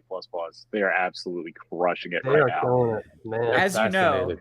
the Seahawks can never have too many running backs. That is not I was going to possible. say I wouldn't have said they needed to add another one, but That's what you said I last suppose, year and the year before and the year before. Yeah, I can't really say that when I'm a Falcons fan, can I? That's a bit hypocritical to say. Well, you've already got one good running back. So don't you care? So what is Let it? Gino prosper. Yeah, Yeah.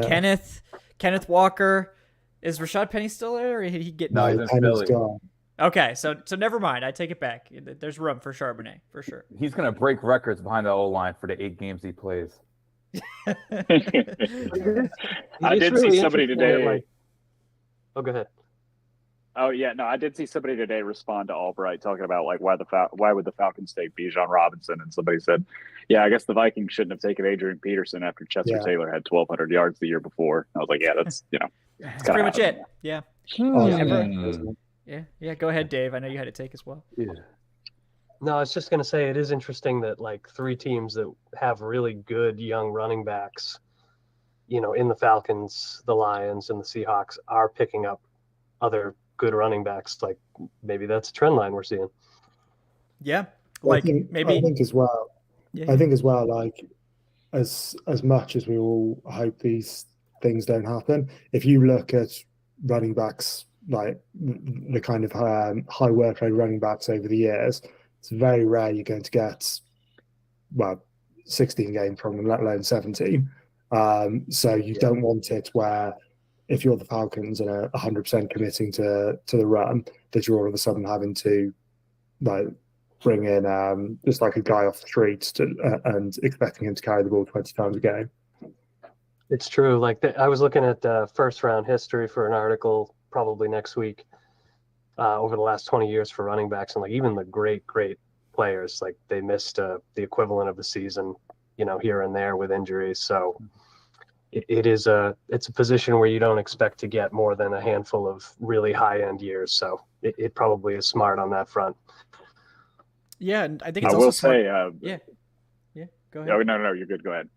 Yeah, just that, like, it's probably better to not run them into the ground, Like, maybe just let them split carries. Maybe they don't need to carry the ball 25 times a game. Like, maybe it's okay to not make them do that, and maybe get them for a few more years as a result. That's my take. Arthur Smith is making enemies of the fantasy community, but that's okay. That's okay. Yeah. He's already made that clear. So Make them mad, make them matter. That's it. Oh, he's 100%. I tweeted it earlier, but he's 100% going to be the guy who Bijan will drive down the field, and then he's taking him off on the goal line, isn't he? And he's bringing in Patterson, or he's bringing in Algier to do it. And yeah, you'll see the fantasy community just absolutely lose it. So that's something to look forward to. That'll be a good storyline to follow. If he really wants to troll him, Avery Williams will score 8 times next year. Oh, just to prove it. He'll make Just sure to that prove Kyle he can do Pitts it, yeah. Kyle Pitts plays all the way until the goal line, and then he brings in Parker Hesse to catch 7 touchdowns. Felipe Frank season. Yeah, Felipe Frank season. John Fitzpatrick. Dude, I swear, if we do another year of this project, oh my God, please. You're getting another year of this project. You're going to like We're it. committed to it now. Has there been one play that's resulted in more than 2 yards for No, Felipe it's Frank? the No. it's the give them the ball in the backfield and lose 3 yards, and you're like, well, that's an interesting approach. But, Man, that was not good. Yeah.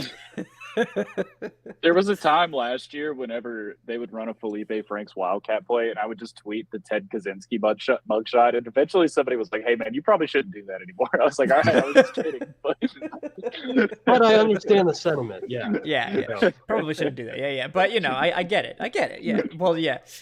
Felipe Franks had 1 rush for 0 yards and 2 targets and 0 catches in 11 games played.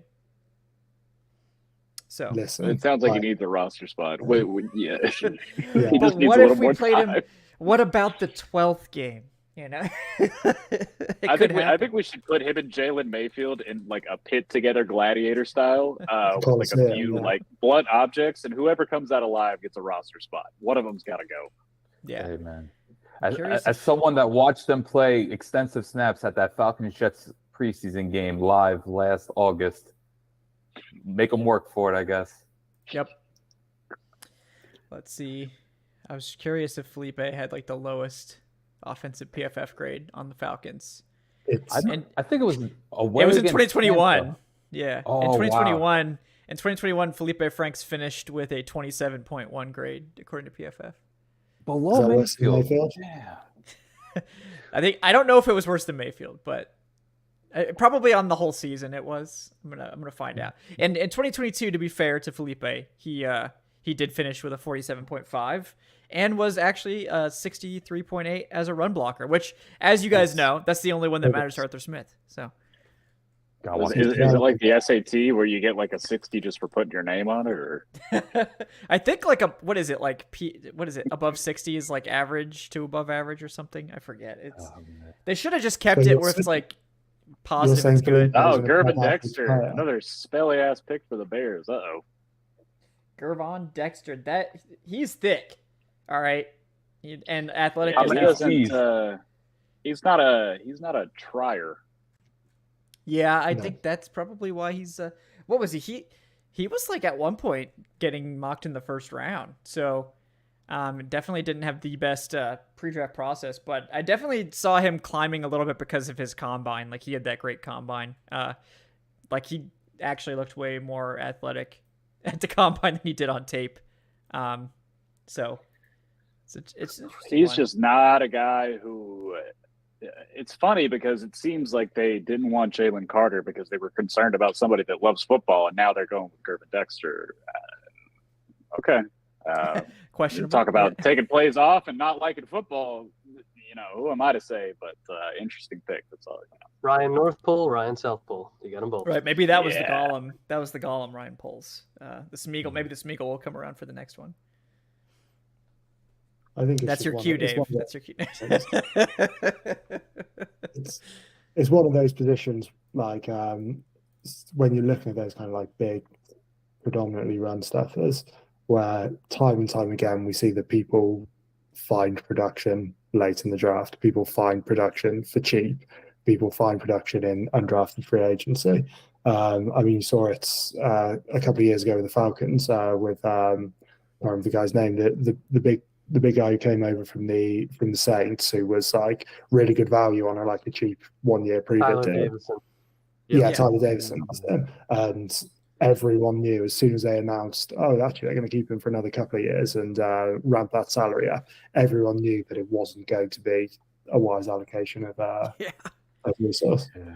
He was like one of the 4 good things about the Falcons defense in 2019. And then 2020, it was just nosedive. And then I think he was still on the team in 2021, but it phased out.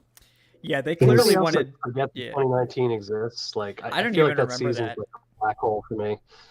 Just so. Wasn't he Just me being fighting there. Aaron Freeman on Twitter about something as well, which is when you know that it's probably time to call it a day when you're fighting like local podcasters and stuff. That's a wise call. It's a good call there. We see Tuli Tupulatu go to the Chargers here at 54. That's a good pick. I love Tuli. His production. I think at this point, off the charts. Yeah. He was somebody I was never too hot on, but I don't think I would ever be mad about. Like if we took him whenever we picked for Bergeron, I don't think I would be mad. He's just somebody I never really had a strong opinion on. Yeah, I'm the same. I thought I always kind of wanted to see a bit more from him. Like, obviously, you like the versatility, and it just, I don't know, I thought he always just, despite, I think he tested okay, he just always seemed that kind of like a bit bulky and a bit slow moving around the place. Like he'd get past the tackle, but then by the time he did, the quarterback would have taken off and would be 10 yards away from him, and he just did everything a little bit too slowly for me. Yeah, no, that's fair. His motor is so hot. Like I it's just sort of like, what do you want him to do? Like I feel like he might have been a guy that you wanted to bulk back, because this year he played at like 266, 265, something like that, and in years past he was like in the 280s. So I wonder if he's better more at the 280s, where you have him play sort of like 5 tech 4i in base, and then you go have him, kick into like 3 tech or something and just go straight line pass rush. On is it the Chargers he's going to? Yeah. So they'll do that. Nice spot, they'll do that. Yeah. We speaking of Chargers, Chargers fans were like really a big fan of Joe Gaziano, who the Falcons signed somewhat late in the free agency process. They are adamant that Joe Gaziano is good and that we should expect him to make the roster and actually be a contributor. So I've been sort of penciling in Joe Gaziano as the last interior guy and sort of expecting to see that. So Chargers fans, I'm taking your word for it. So A lot of competition now, though. yeah. But I will say we're getting pretty late in round 2. Trenton Simpson and Drew Sanders still on the board was not something that I expected. I figured at least one of those guys would be picked up by now. Yeah, I think that's. Remember when Drew Sanders was mocked to the Falcons at like 8? yes, Yeah, that was Lance, God. though. Lance is my guy. I got to stick up for him. I think it's quite nice. Like generally speaking, this is where I'd be taking your linebackers. Like once you start getting into the 3rd round, and you just go, you know what? Let's just find athletes. And I think both of those guys, you see, they haven't quite put it together. There's still some things to work out, like in terms of processing and all of that. But in the same way that Falcons did with Troy Anderson, you look at those tools and you go, yeah, we could find something here. So I think this is probably this is quite a nice range for them, where it's not like with Jack Campbell, he's going to be expected from day one to be their guy. And we've seen the Lions kind of struggle with it a bit before they took that. Gerard Davis, wasn't it? Like they took him high and kind of put him straight in the team right away. And within like a few years, I think they ended up getting rid of him. So it is a position that, like, it is a demanding position. I mean, you saw it with you've seen it with the Falcons over the years, that once things aren't going well and once that kind of processing is a little bit slow, it's very, very, very apparent when you see tight ends pulling away and you see running backs out the backfield who aren't being picked up. It's not a position you can hide at, really. Yeah, that's very true. Good point. Yeah. Yeah. All right. So we got about 20-ish minutes left for the giveaway, folks. So if you want to enter, make sure you type in !enter in the chat to enter into this giveaway for the $50 NFL shop card.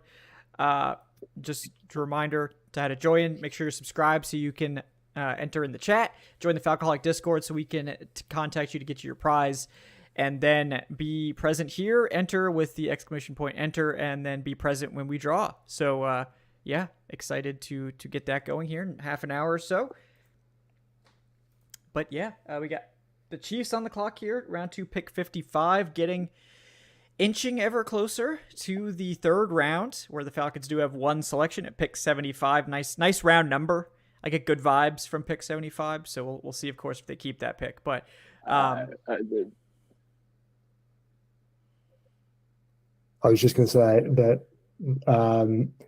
if I don't know if you guys follow Brandon Thorne on Twitter, he's one of the kind of top O-line guys. Yeah. He tweeted, Falcons fans, Bergeron was my top tackle to guard convert on the board, who will slot in as a powerful, skilled run blocker right away at left guard. His left tackle background should help him become a plus starter early on, especially in this scheme. So I always think if you've got you kind of subject matter experts who are in favor of the pick, it's a good place to be. Yeah. No, it's encouraging. I will say, though, he was very high on Matt Hennessy, which is kind of ingrained in my mind. But Brantor's real deal. This guy grinds tape, especially O-line tape, more than anyone on Twitter. So we all got misses. Yeah, Matt Hennessy had to deal with Chris Morgan. So, maybe he just needs another year with Dwayne Ledford to get him fixed up. So, okay. If the Chiefs go with Adi here, I mean, that is going to be an all-time just name draft because they already got Felix out of Kansas State. They're just going to be putting their fans through hell. I've heard they really liked him leading up into the first round too, so I don't think that's out of the realm of possibility. No, I wouldn't think that at all. I think it's a pretty. Oh, they took Rasheed. Okay, all right. My take's about to age like a fine wine. There you go. You were right, man. You were saying end of the second round. You were talking about Rasheed Rice. So there you go. Ooh. Man, like above. I'm gonna look great because this guy's gonna feed in Kansas City. Right? Yeah, he drew 13 pass interference penalties last year. Yeah. Jesus. That is crazy.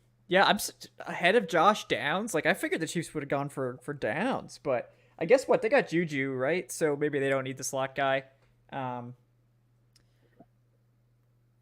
Is Juju still there? I can never keep up with the Chiefs receivers. It feels like they just slide them in and out. Yeah, it feels like they just slide them in and out like every year, and I just don't even know. Has Mecole Hard been signed anywhere? He was a the Jets. I think he's still out there. Yeah. Speaking of the Jets, what do you guys think? I think we get a trade here at 56. It sounds like who's going up here? I see a pick is in. Yeah. Well, the Chiefs, the Chiefs obviously Travis Kelce's their leading receiver, but at their depth chart at the moment they've got Marquez Valdez-Scantling, Kadarius Toney, and Sky Moore as their starting three. So there's room to upgrade there, isn't there? Yeah. I mean, Juju's in New England now, where he's going to catch like 42 passes, and it's going to be disgusting. Yeah. All right, we got the Bears picking here at 56. They do not trade. Damn, they got a lot of picks. Yes, the Bears just—that's what happens when you have the first overall pick and don't need a quarterback. So, unfortunately, the Falcons were not bad enough. Falcons had to hand the Bears that big fat, L. So, Just help him rob the Texans. Oh yes, we got Tyreek Stevenson, the corner, going to the Bears here at 56. Yeah. Also, I'm planting my flag. That's another Georgia Bulldog in the NFL. Oh yeah, former dog. Yeah. Man, ahead of another dog, right? Ahead of Keely. Oh, they're actually showing the Georgia tape here. I'm kind of surprised he didn't have very much. Yeah. I always liked Tyreek. He did what was good for him. He's a solid player, though. Yeah, no, he was really impressive at the Senior Bowl, too. I think that really helped his stock recover, and he tested out really well, too, Senior Bowl.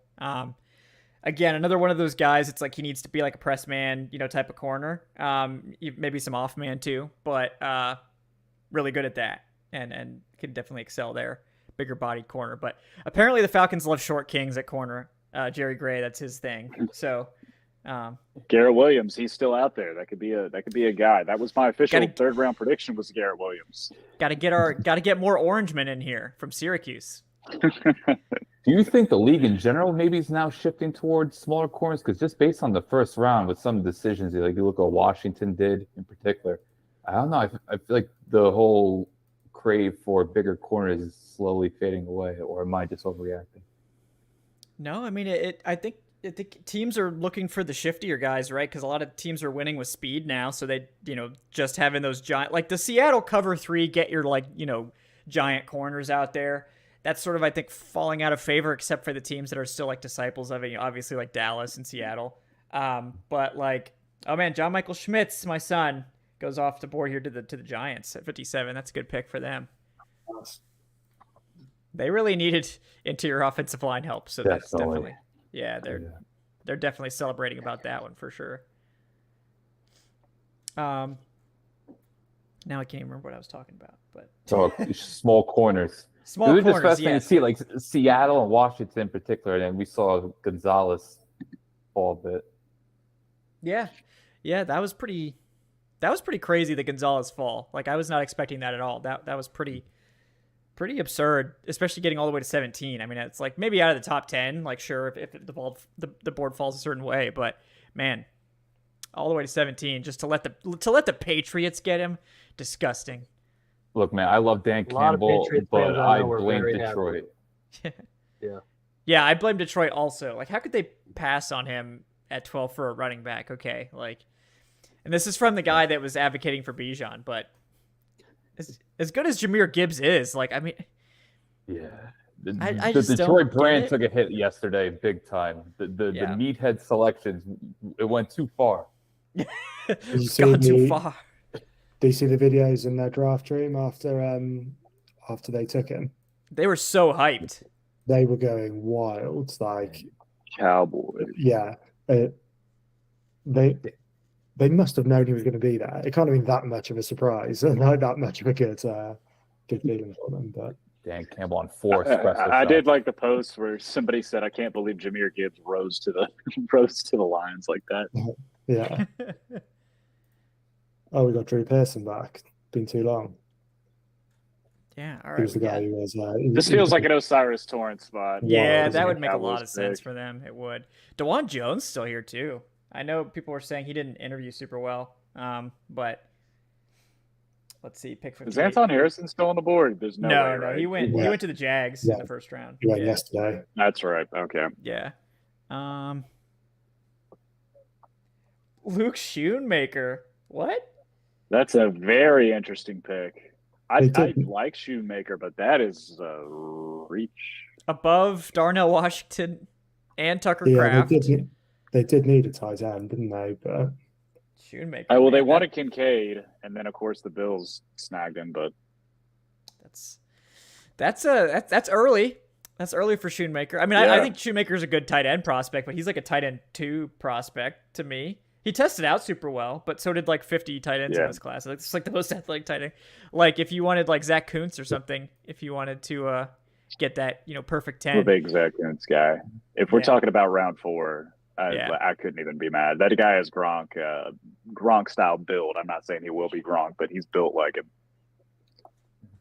What do you make of Washington's fall? Because I saw some people project them like picked as a top tight end in this class. Yeah, He's got medicals apparently. I just saw that a few minutes ago. Yeah, Which but is unfortunate, but pick 75 to the Falcons. I mean, I might roll the dice. Don't get Arthur Smith. 100%. Yeah, I might roll the dice. We can have that conversation. Arthur, hit me up. Yeah. Well, they didn't roll the dice on Trey Smith, and Trey Smith turned out to be just fine. Yeah. Same with Jamari. It's like the further you get down the board too, like the more it's like, okay, maybe it's worth it, to try. And this franchise spent a real third-round pick on Jalen Mayfield. So I mean, when a guy who physically cannot play is just as good as Jalen Mayfield, if we're being honest. Man, how about the Desmond Southward pick? That was not this regime, but that's a tough there's one. some storied third round. We just list them all off third now. round picks. Yeah, set on fire over the years. And then, he's one of the rare guys who like I'd watched a reasonable amount that year and had genuinely never heard of him. Yeah, he ran a 4.3. That was the only qualification. They drafted him and said, "Oh, well, maybe they'll convert him to corner." And I well, no, they're not doing that. And turns out he's terrible at safety. So we'll see what happens. Turns out that the tape of him being really bad was actually that actually ended up being him. Yeah, he is just a big mathematic surprise. guy, and you're going to teach him how to play the sport at age 21. Dimitrov's doing a lot of media these days. How someone has not pressed him for this either. They asked him about Vic Beasley, Jalen Collins. He played the "they love football enough" card, whatever. I don't know. That's his reasoning behind it. But where is someone pressing about Desmond South or Rashid Hageman? We need these questions answered. Yeah, I mean, weren't they all like, and like I hate feeding into this because fans all throughout the Dimitrov era were like, with some really good picks too, like they don't pick guys from SEC schools, right? But why were all the problem picks from Minnesota and Wisconsin? And LSU. It was LSU. And LSU, yeah. LSU and Notre Dame. Who was the guy from Prince? Prince, whatever his name was. Oh, Shembo. Oh yeah, Shembo. Oh yeah, Prince Shembo. Yeah, that was the year. That was the big oof. Like three linebackers in the fifth round. I None of liked them were Marquise good. Sproul a lot, Yeah. and then he got hurt. Actually, he was. No, Sproul had the most. What about Tyler Starr? That horsepower rating was amazing for Tyler. Dave, I feel like that was one of your guys, no? Or No. Or was it DW? Or was it DW? I feel like someone on the staff had high hopes. It was somebody's guy. If he had Yeah, short it's hair, not- would they have had the same high hopes? No, yeah, I don't think so. That It just Viking wasn't hair. a Chambers yeah. bit. No, I don't think it was a just Chambers Matthews bit. era. Yeah. I think the issue for me was that everyone asked me. That was like my own personal hell for 2 seasons. Was like people would like teleport in from another dimension and be like, "Why isn't Tyler Starr playing more?" I'm like, "Because he's not good." What do you want? What do you want me to say? Like, I don't know what you want from me. oh yeah, Thomas Yeah. Dimitrov called and told me why he's not playing. It's he told me he's not good. So. I don't think I think I did one too many Thomas Dimitrov impressions over the years. I don't think he was going to call me about anything. No. Apparently, apparently we all fell out of favor with Dimitrov at a certain point. So hey, it comes with the territory, right? they did at work. They were telling us, they were like, "Yeah, we have a meeting with Rich McCabe," and I was like, "Yeah, I probably shouldn't be there for that." Yeah, no, I'm gonna sit that one out. Yeah, I was like, but I don't know if he keeps up with social media. That's probably something I shouldn't be around for, because if he recognizes me, I think they're probably gonna go a little bit south. Yeah, you got to kind of watch out for that one. Yeah, you gotta. I think that was a good business decision by you, Jake. So you know what's going on. So the business acumen there. Oh my god. I found a cool stat here. Well, actually not cool. It's more hilarious. Luke Shoemaker is 2 years older than Kyle Pitts. There you go. Via Still, JJ. yeah. He also has 3 fewer NFL touchdowns, but I hate that stat. So let's not put much credence into it. Yeah, People keep saying people keep acting like Kyle Pitts, like his career is half over. He's 21 years old. He's 21. He's 21 years old. At 21, man, I was barely coherent, like 5 days a week. So, Guy only had close to 1,200 yard season his first year. It's all fantasy heads that are just like, "Oh, Kyle Pitts sucks." Dude, it's Yeah. the Bro, worst. This like, is I didn't- Julio 2018 all over again, man. Or Yep. Julio 2017, I should add as well. I was gonna say, interesting point about Julio. The Julio Jones trade is finally official. It's Yeah. Troy Anderson and Matthew Bergeron. We're finally Yep. official on that. Yeah, That's so true. we'll- Oh man. Because the fourth Yeah, rounder, but I guess, that's yeah, the good. fourth they sent back would have been Tennessee's too, right? yeah. Yeah. No, I think actually that was 113. So I think 110 was theirs, right? Yeah, what? No, yeah, I think so. Have to Am look I it up. wrong? I don't. I'm not like. I can This check is on the problem. Tankathon I real don't quick. know. Yeah. Yeah. Somebody's keeping track of these complexities, but we do Yeah, see no, Osiris 110 Torrance was go Tennessee, here. so yeah. Yeah, That's yeah. a nice pick for the Bills. Yeah, Osiris Torrance there for the Bills. Good pick there. Good pick for them. Pick 60 with the Bengals coming up. All right, guys, I'm gonna drop off here just for a second to fill up my beer. I will leave the show in all of your very capable hands No, for you a should moment. do that. And yeah, I need a breakdown Oh, of what yes. beer after you come back. We need a beer analysis. yes, I will. Beer We'll analysis. definitely get a full beer analysis. I think before the third round, we need a beer analysis for sure. I know Dave's got something too, so we'll get into the brews aspect of the program in just a moment, folks. Thanks. Bengals got to go with Darnell here. I feel like I thought he was a good fit for them in the first round. I feel like the Bengals need to go Darnell here. Adding a tight end would work quite nicely for them. Although there's still the talk about them going adding a running back, isn't there? I took DJ Turner. That's interesting. Because they really missed Uzama as a blocker last year. Because as Yeah. we know, Hayden, from watching 2 years of Hayden Hurst, he can't really block.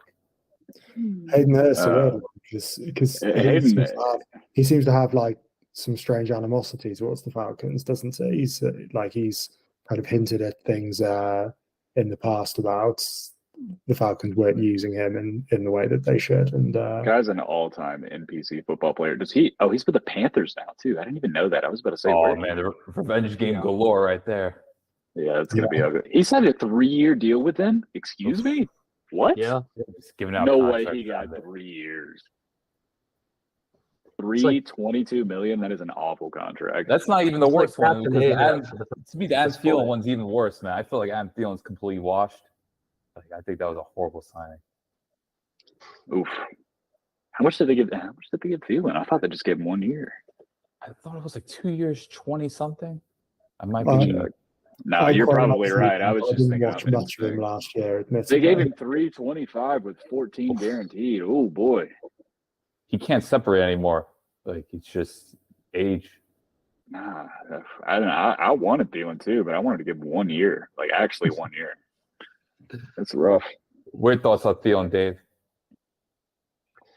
I think that he is not who he used to be. I think he's coasting on name a little bit, which Yeah. I year 17 of the Falcoholic, so I shouldn't say anything. But yeah, he might not be in his prime anymore. I Just like about I the look at the research Panthers watching and like I Falcons. love Bryce Young, actually, but does that cast of pass catchers and weapons for him make any sense thus far? No, not really. Like I got a soft spot for DJ Chark, but I think the injuries have caught up to him. I did forget he was there too. I do that pretty regularly, but It's hard to I do keep like up it. for. yeah. No Sorry, disrespect Andy, I cut you off. to the Panthers. They are a very forgettable franchise, just in general. It's true. I have a sneaky suspicion that if things, I don't know, if they win only 5 or 6 games next year, I think they might be the team to go all in for Eckler, because I think Eckler is going to be gone from the Chargers. I could see them just wanting to build their offense around Young and Eckler. Has there ever been a good decision by a running back to demand a trade because they're not getting the contract that they feel as if they deserve? Yeah, I mean, did McCaffrey Just do what demand McCaffrey one, did. or Yeah, did get he the go- money and then move. but he didn't really demand a trade though. No, not that we know of. Yeah, so I guess probably there never has been. No. Because I'm I thinking can of Melvin Gordon, Le'Veon Bell, like. Yeah, both of them got way less on the open market, didn't they? Melvin Gordon had a tough look just because he demanded a trade and then just got butterfingers and fumbled like 8 times in 12 games. Yeah. Well, if you think about it, if you want to be traded, there's no better way than fumbling a whole bunch, right? Like, punch your ticket, man. I'll piss the coaching staff off. Yeah. We're one pick away from Keely Ringo to the Eagles, and I'm going to start blasting "Fly Eagles Fly" around this apartment. I'm sorry. My loyalties are going to start lying elsewhere. Exciting news though is that the Falcons are back on the ticker at the bottom. We can now see ATL. That is true. I think the Eagles are trading out. If the Falcons only end up having like 7th round picks when all is said and done, that's going to make for a particularly painful day 3. Yeah. Texans traded up with Philly. Who do they want? That's a good question. Insert any name besides a quarterback. Yeah. Well, I would not put that past them. Let's not give them too much credit here. Another receiver, I suppose. There's still some pretty talented receivers available. Down, high, there's a lot of guys out there. Be interesting to see if the Falcons are interested in that, because one of the areas they're kind of lacking is that deep threat, isn't it? That the kind of speedy element to things. And in this class, there seems to be a few guys who that is how they make their money. Agreed. Yeah, I would love to see him add a vertical threat, because who's the closest one right now? I really don't want to say Scotty Miller, but it might be Scotty Miller. The Jared fastest, Byrne. I think he is. Yeah, there you go. So DJ's best available wide receivers just popped up. Hyatt, Tillman, Mims, Downs. So yeah, those are all kind of guys who would go around now. Unfortunately for Scotty Miller, Kevin King is not covering him on every snap, if you guys remember the NFC title game. Oh, yeah. Jesus. The somehow YOLO bomb that panned out for Tom Brady. The Kevin King slander for just like a day was out of control. That was a bad day for him. Yeah. Packers have their moments in NFC title games where their corners just completely embarrass themselves. Good old Darius Gunter. How can we forget? Oh my gosh. That was a fun game. Yeah. I mean, that was the happiest game of our lives. It was good. Yep. Mm-hmm. We had a happy 2 weeks, didn't we? Let's leave it at that, Dave. Let's. Brenton Strange going in the second round. That's kind of nuts. So I have it on Good at the Word ET, by the way. Darnell Washington absolutely flunked his medical, so this might be a while. As in, like, not tonight, a while. Oh. And I feel really bad for him. I love the kid. But apparently it's a foot thing, and it is not good. Would you compare this somewhat to Maurice Hurst from a few years back? Possibly. I don't know if he'll last to the 7th, but it's definitely a possibility. Well, at some point, it's worth the dart throw, isn't it? Even if you say, "Oh, his foot's bad," so he might only like have play for his first contract. You go, well, on day 3, that's kind of worth taking a swing on.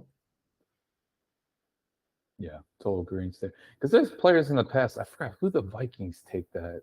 Oh, man, I'm blanking on name, but he had a big medical history. Wait, I think that was Sharif Floyd, and they still took him in the first round. So that's a bad example. Never mind. Yeah, Sharif Floyd. He didn't get out of his first contract, did he? No, I think he retired early.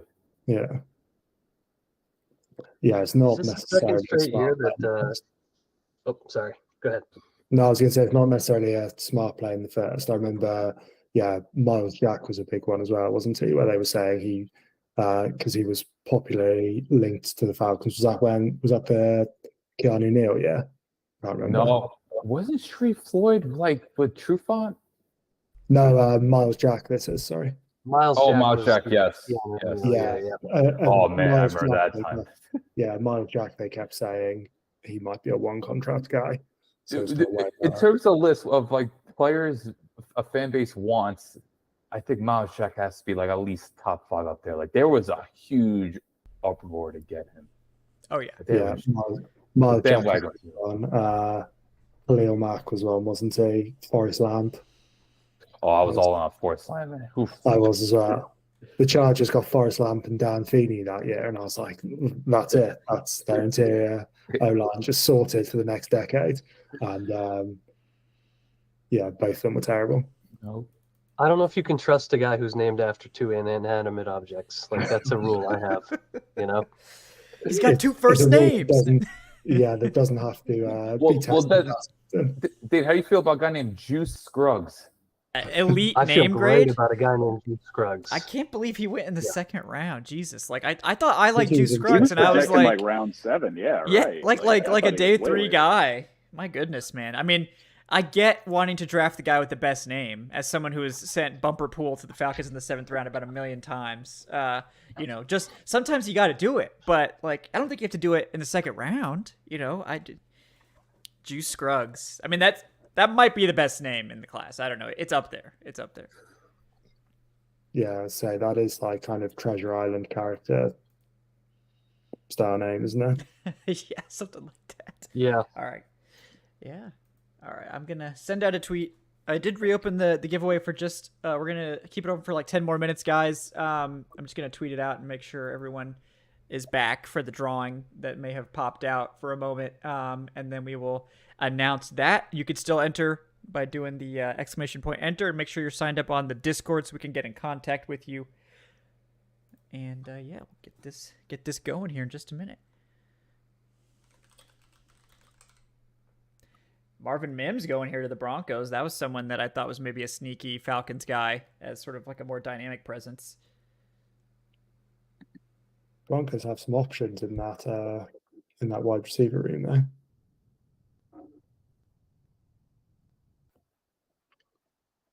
I'm going to send this tweet. I'm going to need you guys to deliver takes for 30 more Okay. seconds. How weird is it that Sean Payton's back in the NFL? People forget I it. saw a video of him hitting a bong today. Did anybody else see that? Wait, a Yeah. bomb? Yeah. It was pretty funny. Oh. Okay, at least it wasn't just me. I was just making sure I wasn't going insane. No, he It's was- the Denver life. He was pretty committed to it, yeah. Yeah, he's already fully ingratiated. I'm just glad he's out of New Orleans. I mean, honestly, he's a good coach, but I don't know if he can fix anything they got going on up there. But I think Mims was a good pick. I don't think receivers are their biggest issues, but people say No, that about the that's not. Falcons and running backs. They've got Judy, Sutton, Tim Patrick, Hamler. KJ Hamler, yeah. So I mean I know there's been talk for a little while about do they end up trading one of those guys, but nothing seems to be coming to fruition so far. When it comes to like bad free agent signs, I hate that Mike McGlinchey contract. Like when they paid him like a premium price, then I just think he's as average as it gets. I think Shanahan got the best out of him. Yeah. Because Dave, I think we were comparing the McGlinchey and McGarry deals. Like, did we use that like a barometer? I don't remember. Yeah. Well, because McGarry came in so cheap, right? Comparatively, Yeah. I kept saying contracts that were a little bit north of that and being like, but that's not going to happen. He's not going to get that little. And then he actually got less than I expected. So Yeah, that was crazy. Like, I don't know if we talked about that enough. Like, McGarry signing for just over $11 million a year for multiple years. When Terry Fontenot gave him like an antique sword or something, right? Yeah. Like that's what pushed it over the top. Yeah, Give him they a got him a tractor. tractor. Exactly. They got him a tractor. That doesn't count against the cap. Do gifts count? Like, do gifts? Can you factor gifts into the compensation? I'm not sure, but maybe that's a little gray area that they take advantage of. I don't know. I've never heard of a tractor being counted against the cap. Yeah. So far. We'll have to get our capologist in here to professional capologist to decipher the CBA. Back-to-back Eagles picks coming up. Darnell, Washington, Keely, Ringo. They're going to take like half of this fan base. I hope they'll understand They're that. just like, oh yeah, let's just take. Is he from Georgia? Yep. It's like what they've been Stetson. asking the Falcons to do for years. Yeah, Stetson. Like they're They playing need a a risk. backup. Yeah. If you collect the whole set, right, then you get a bonus. So that's how it goes. Didn't Mike Mayock try to do that? Pick all the players from winning programs, and it couldn't have gone worse. Something like Mayock that. set back the kind of TV analysts decades, didn't he? because he was considered like the smartest of them all, and to butcher it quite as badly as he did, when they had those 3 first-round picks, and ended up with Cleveland Farrell, that Jonathan Abrams, wasn't it, and the corner. Or was it Ruggs? Yeah. Was it Ruggs or the corner? There's a corner in there. No, Ruggs Arnett. was a different year. Damon Arnett. Yeah, Damon Arnett. Yep. And then the next year it was Henry Ruggs and the tackle. Colton Miller actually is panning out pretty well. No, not Colton Miller. Was the other it guy. Leatherwood? Yeah, Leatherwood. Oh, yeah. Leatherwood. Yeah. Ooh. It's almost like if you pull like 2 guys off of TV who have been there for like a decade and make them your GM and your head coach, it's not necessarily a good idea. Might want to Just diversify like the a Raiders little would bit. do. Yeah. Might want to diversify that just a little bit. That would be my thought. I Just a really tiny did bit. like Get a Mayock good on TV though. guy from radio. Yeah. Did you guys like Mayock as an analyst? I thought he was interesting. He was fine. I didn't like him as much I as don't think like he was special enough to make him a GM. right. No, I mean, no, that's- yeah. I always loved Daniel Jeremiah. Jeremiah is just a great like orator as well. Like he's really like fun and engaging when he talks about players, and that's half the job if you're on TV. So And he Bucky was a Brooks scout too, for like the him. Yankees as Yeah. well, wasn't he? Yeah. Danny Jones liked the Ravens, and I think he was with the Browns as well, and the Eagles. Or Yeah. No.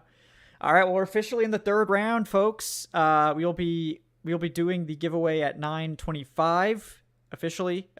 So make sure that you're here and you're entered with exclamation point enter if you want to get that shot at a $50 NFL Shop gift card.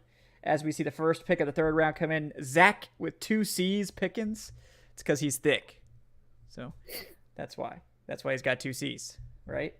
Anybody? Okay, moving on. Yeah, thank you, Andy. Thank you. Yes. We need a cricket noise. Thank you, Andy, for that. Yeah, somebody's got to keep this moving, right? So, yeah. No, I do like Zach Pickens. This is a thin interior class. We talked about it earlier too, but just like, man. they've just shown the kind of player card for him, and point 3 was head coach loves him, which is Wow. like is that a rarity? Is that something he's calling out here? Mother loves him, you know. Yeah. I will Model say it's an son. improvement over hearing about like devastating, tragic stories of what was that last year or 2 years ago, where like almost every other player they had to talk about a tragic story. Oh, ESPN, when they were Yeah. going through family deaths and all of these kind of things. Yeah. Yeah. Give me the coach loves them. I'll take that. Like we don't need to go dark on every other prospect. Yep. Yeah, so we got these 2 Eagles picks back to back here. So, yeah, like you were saying, maybe we'll get to see some craziness. So, Just Jake, take all the dogs. Yeah. Jake, you'll probably be more aware of this. The rumors coming out today are that coaches, in fact, don't love Jalen Carter. I can say for a fact that is actually not true. I don't know where this is. I don't know why it's still persisting after the draft. But I have it on very, very good authority that is not true. But I guess it really doesn't matter at this point. The kid's drafted. He's where he's supposed to be. But He's a top 10 pick. Yeah. Yeah, it's definitely not true. But it's a nasty rumor. I don't know where this all came from. I don't know whose agenda this was, but I do understand where you were seeing that, and I saw it too. I think it was Florio. Not true at I all. can't remember. Someone said that the coaches just said that he just does not listen to kind of any guidance. He just does his own thing. But he's a really weird kind of case study, because pretty much up until there was kind of the one kind of random anonymous, there's some off-field issues like a few months back, wasn't there? And pretty unanimously everyone said he's a great guy, like everyone loves him, like teammates were coming to kind of his support, and fans were saying like he's always doing things in the community and he's great and all of those kind of things. But it's just been it doesn't matter now, but it's been a pretty poor pre-draft process for him. Yeah, and even a couple people. It was funny because a couple people say, "Well, he doesn't practice hard every day." Well, number one, he's 300 pounds. Yeah, he doesn't practice hard every day. And Kirby is on record saying, "Yeah, the days he does show up and the day he does, when he is coming to practice, the offense doesn't do anything." And no guy's above the team, but whenever you're that good, sometimes you don't have to practice. Allen Iverson. What are we talking about practice? But Jalen too, he had plenty of opportunities where he could have opted out. He had an ankle injury in the first game, and then against Missouri, he took a cheap shot, almost tore his MCL, and chose to come back. His camp was telling him that he should have went to the draft, and he came back again and finished the season. And that's why I don't get this whole "does he love football" thing, because a guy who doesn't love football, who could have easily sat out this entire year and still been a top 5 pick. Exactly. So I don't buy any of that. I don't know why this is still being something that's being pushed by the national media, but I don't have many concerns about Jalen, especially now that he's with Nakobe, JD, Nolan Smith, maybe Keely Ringo here in a second. And now he's got Fletcher Cox, Brandon Graham, like good veterans in that room, guys who have won a Super Bowl. I think it's a good group for him to be around. Yeah. And that's the thing, it might have been, I don't have a problem with Jalen Carter. I mean, I don't know anything about any of the concerns off field, character, legal, whatever. That's for NFL teams to figure out. It's not something I really comment on, but I think him going to the Eagles is just a really good setup for him, getting reunited with those teammates, getting a fresh start. Maybe getting out of the state of Georgia just for his mental health might be a good thing for him. So maybe it's and I think there's a situation, we said it last night. I think there's a situation where the Eagles can be really happy with Jalen Carter and the Falcons can be really happy with Bijan Robinson, and maybe we can just all be happy. But as you know, yeah, literally, Falcons fans probably not going to let that happen. But we can do it. They can't. But wouldn't it be very fitting if the Eagles just got Trenton Simpson here? It just very, casually just grab Trenton Simpson right here, a guy who has potential to be just a very, very good pro. Just keep going top of that board every time. They can. That's what happens when you're a Super Bowl caliber team, right? You could just sort of go draft based off vibes, just like, oh yeah, we love this guy. Let's do it. Drew Sanders, Simpson, either of those guys. If they do draft Keely Ringo, this is gonna cause a real dilemma for me. It's gonna get real contentious. Yeah. Do you guys think Nakobe Dean gets a little bit more run this year, or is he going to be a? Yeah, because TJ Edwards, I think, is in Chicago now. He was just unfortunately behind. It was TJ Edwards and Kaiser White, maybe. I think both were just having incredible years. Oh yeah, there you go. It's just popped up on the screen. I think I'm 10 seconds behind you guys, but yeah, Eagles have lost TJ Sidney Edwards. Brown. No, that's a good pick. Very good pick. Mm-hmm. Yeah. Let's see. So. Have they actually announced the Eagles pick yet?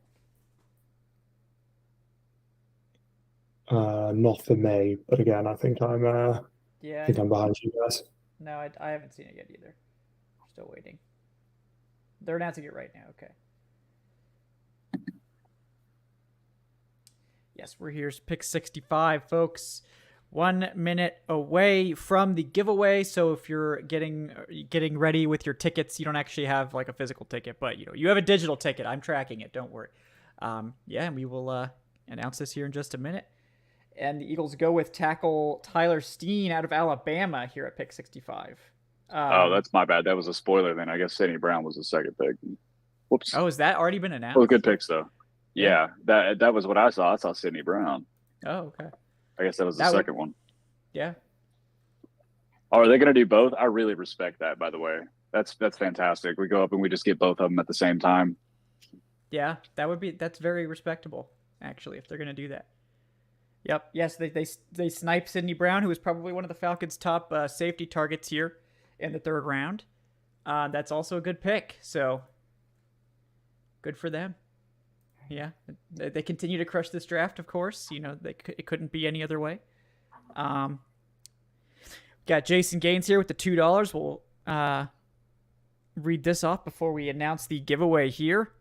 Jason says, Kevin, would you take Nathaniel Tank Dell here in round 3, or if he falls to round 4? He put up great numbers in college. Does remind me a little bit of Taylor Turbo Gabriel. Also, if Allen slicks his hair back with some gel, he might be able to get a Thomas Dimitroff impression going. Yeah. Oh man. Maybe. Hey man, I've been hearing this joke for almost a decade. He's ready for it. Yeah. I mean, yeah, on the Tank Dell thing, I would be kind of shocked if they do draft him just because they just don't go for that type of receiver usually. They typically have like one, they got Scotty Miller. But Tank Dell's really good. So, I mean, especially in the 4th round, if he's still there, they could consider it. I do think one of these next two picks is probably going to be a wide receiver. I don't know if it's going to be this 3rd one. If Jonathan Mingo is still here, then I would say absolutely it's going to be Jonathan Mingo. But not sure. But I do think one of these picks will be a wide receiver. I think it's more likely to be an outside guy and a kind of bigger guy than Dell, just because of what the Falcons want to prioritize. As you say, Dell and Scotty Miller would probably play relatively similar roles, and we know that they're going to want their receivers to be blocking, and you're not getting much from Dell on that. Yeah. So all right, yeah. Looks like Keely Ringo's got medicals too. Shoulder. Everybody's got medicals, apparently. He's often playing 5 games a year more than everybody else. Yeah, that is true. I had not known about this, but yes, apparently it's one of his shoulders. So that's going to be part of his slide. So he could be in for a long night too, if it even is tonight. So we'll see how that goes. There's still some good corners up there too. Yeah. I had DJ Turner taken away from me, so that was one of my dreams. But the Cuse reunion with Garrett Williams and Matthew Bergeron, that still lives. Linebacker Drew Sanders here to the Broncos at pick 67. All right, let's do the giveaway, folks. Let's hit it up. Here we go. I'm gonna go ahead and close the entries. All right, let's see tonight's winner. Tonight's winner is Quinton_XD. Congratulations, Quinton. Let us know your Discord username in the chat, and I will get in touch with you for delivering your $50 NFL shop card. Congratulations once again. So, well done. Will it be Bijan related? That's the question. That's the question, right? The $50 probably isn't enough to get like a full Bijan jersey, but maybe one of those like jersey T-shirts, or you could put it towards a jersey, if you wanted to save up, All right. Is Hendon Hooker still on the board? Yeah, I'm thinking the Rams might take him. Yeah. That seems like a McVay kind of let's plan for a future type pick. Because Stafford could be broken. Yeah, as long as the Falcons don't, we're fine.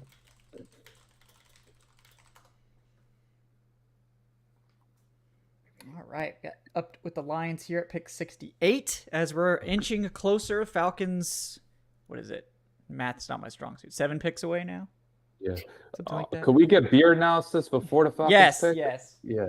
We'll get some beer analysis here. Yeah.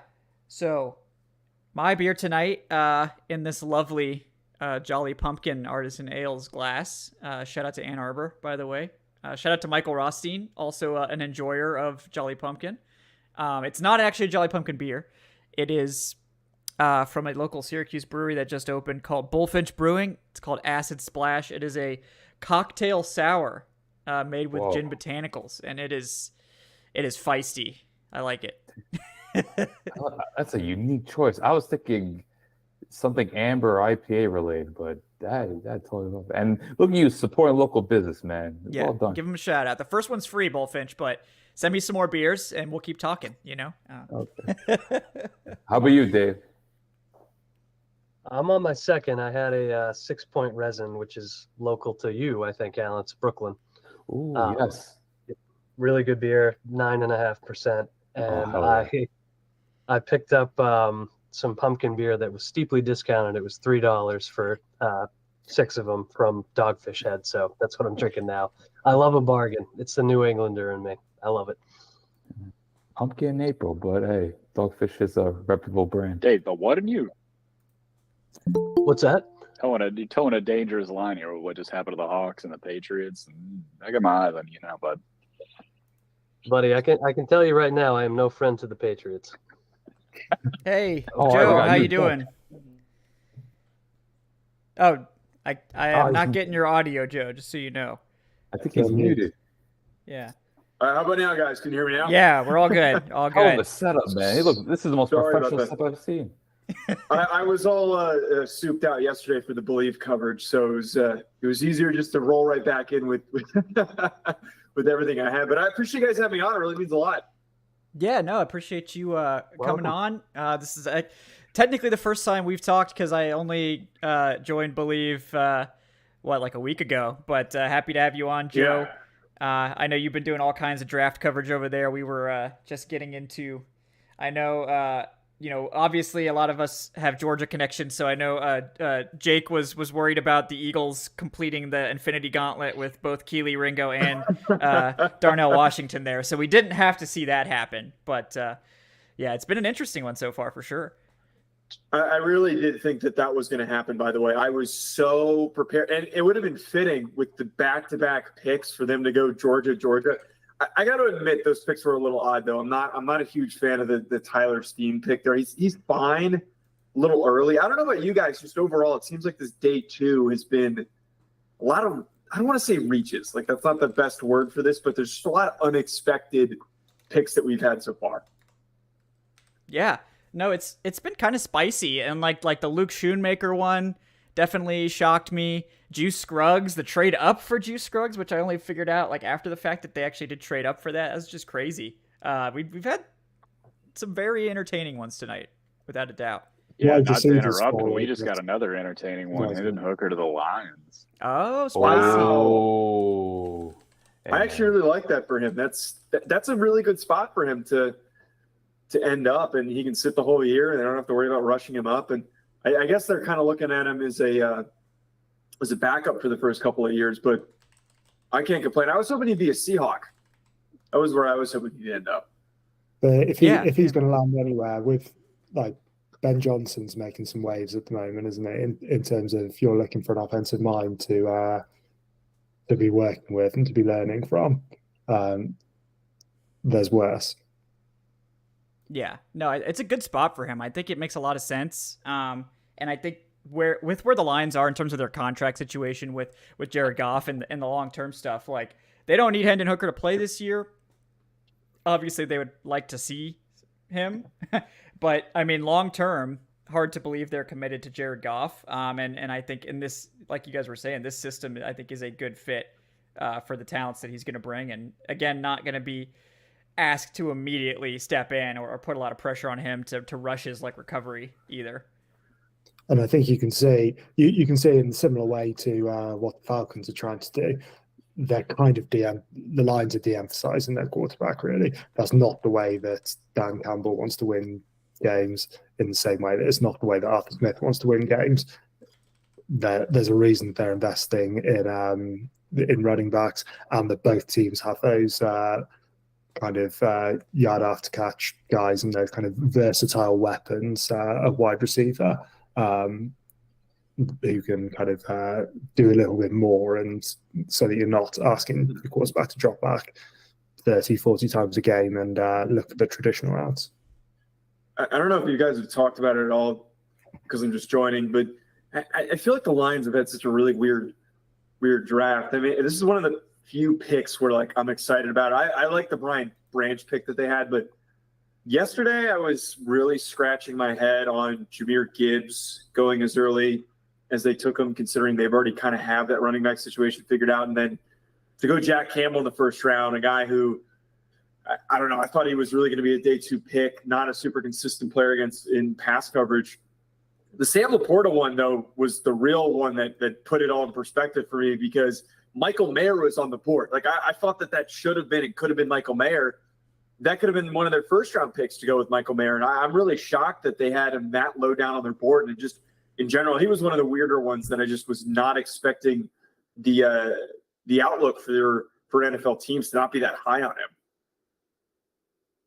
Yeah, that was a big surprise to me because, I mean, to me, like Michael Mayer, I had him as the tight end one, but I know there were a lot of folks that had Dalton Kincaid higher, but man, like Sam Laporta higher, that's a little spicy for me. But I don't know what you guys think.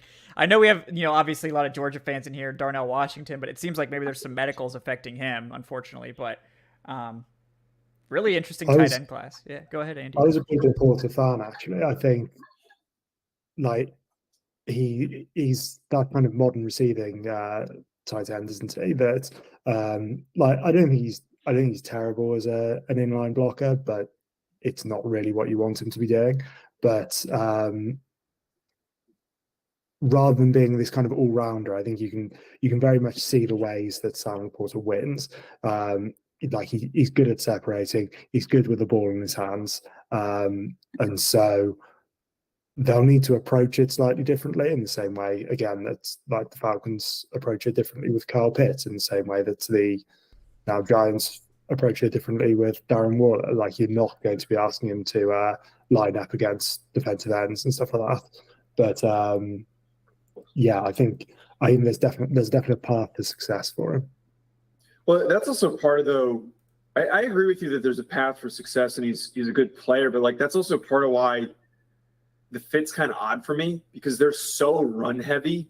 You think that they'd go Michael Mayer with him on the board multiple times for them to take him because he's such a good blocker. And then on top of that, Darnell Washington, I know the whole medical thing is apparently really negatively impacting him, but he's the best blocking tight end in the class. You'd maybe think that with that mentality, you'd add a sixth offensive lineman to be able to have that and to turn to that. I don't hate it. I don't think it's a bad pick. It's just I'm just surprised that like that's what the direction is. The identity that they're trying to carve out and moving towards, it doesn't necessarily align. Yeah. All right. Let's see. We got the Raiders coming up here at 70, and then the Falcons just 5 spots away. So get hold on to your butts, Falcons fans. We're getting there. And did want to give Joe his shout out. Joe's at Joe. Is it De Leon? Is that how you say it? Yes. Yeah, De Leon. You got it right. Okay, great. And it's I'm gonna botch this. I forgot the name of your show already. I literally just looked at it like 2 minutes ago. The first team. First team. That's right. Because I'm used to all the believe in X, believe in Y, and then it's like, wait, I think it wasn't that. That's not it. So appreciate you coming on. Nice to finally to say hi. So. I appreciate you having me again. And to the point about the name, it used to be Believe in NFL Draft Prospects, and we changed it just because we're trying to get away from those believe in names to make it a little bit more fun. But again, thanks so much for having me on, and it's just fun to kind of sit here and chop it up and talk about these prospects. Yeah, it's a fun class, and this is where I think the meat of the talent is too. So I think that's a big part of why today has been so entertaining. Right. I know these old guys haven't gotten a moment in a while, but they really gotta shorten these speeches up, man. I don't know. Drew Pearson first. This guy's been going on for like 5 minutes. Like, let's get the show unless on the you're road pulling here. a Pat McAfee and cutting a promo on an organization. Byron Young, I like the that defensive Byron Young tackle. pick.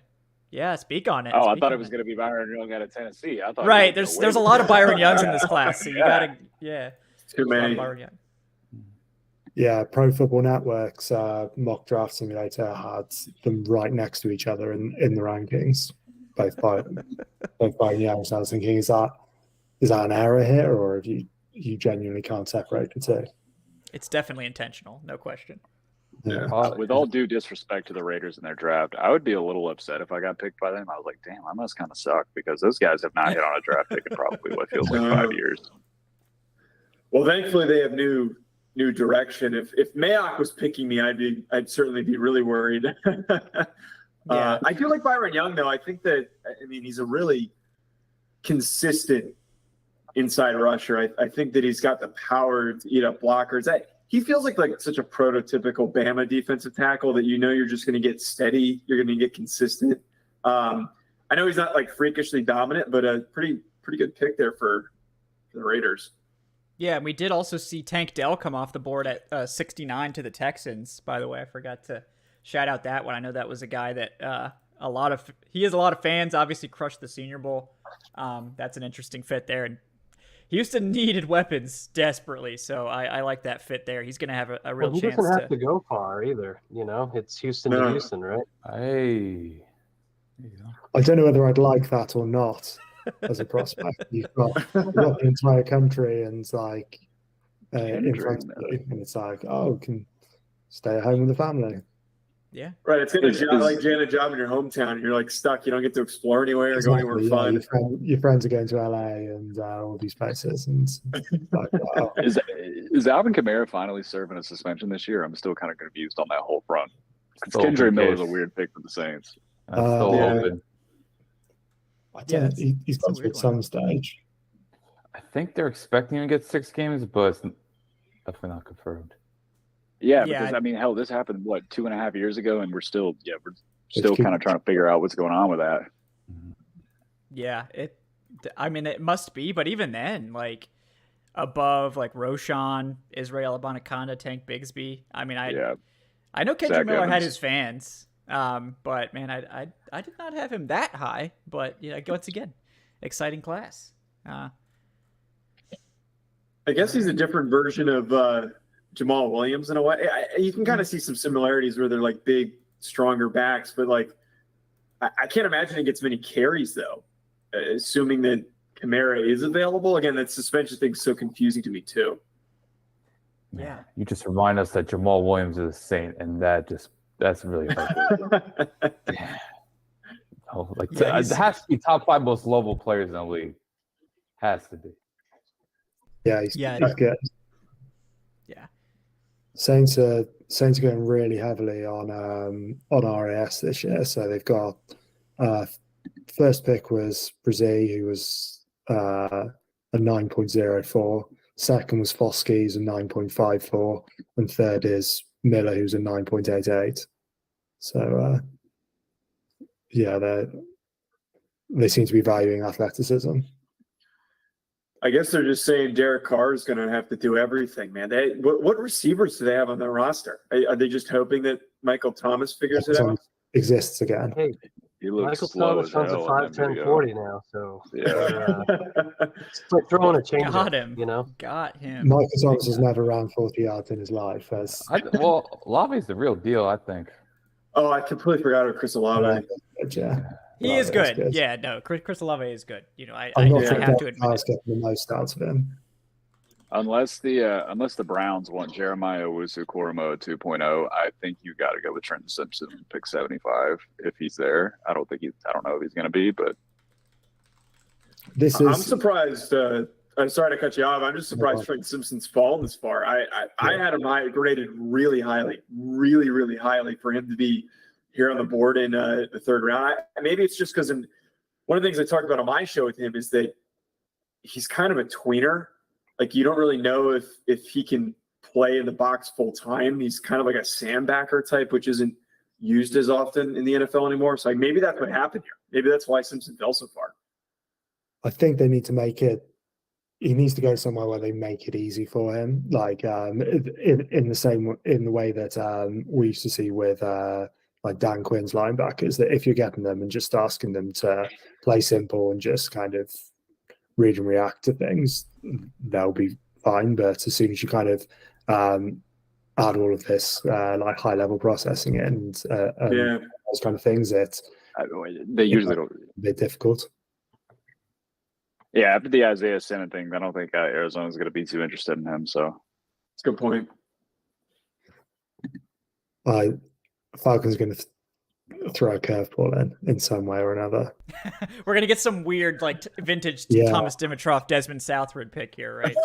So, man, I got it.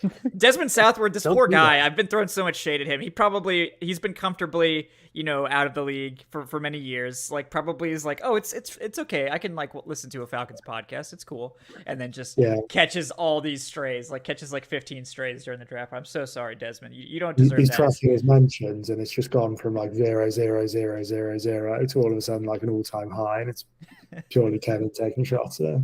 Good for him. In like 2 years, Jalen Mayfield's going to take his spot as the number one punchline. Yeah. Jalen Mayfield's going to be starting. Does Jalen Mayfield make the roster this year? Should we talk about that? I'm gonna say no. I think so.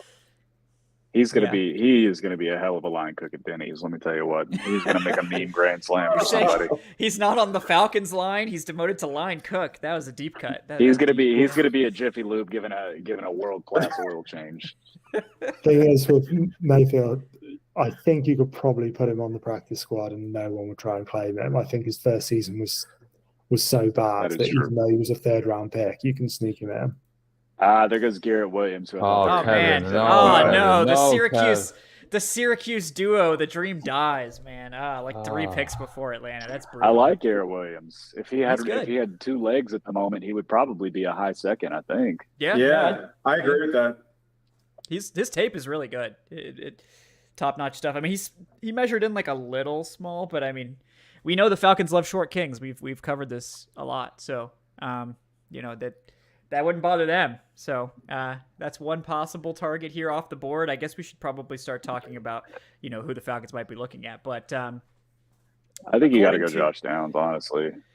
They don't use a slot receiver. The Giants might I know the Giants might take him, but I feel like at this point, man, this guy was supposed to be one of the first couple picks in the 2nd round. Yeah. I feel like when you just talk about value, you're really getting some bang for your buck, but I don't know. Yeah, so the Giants have traded up here to 73. So we're going to see that. But yeah, you mentioned Josh Downs. This pick, we'll see who the Giants select.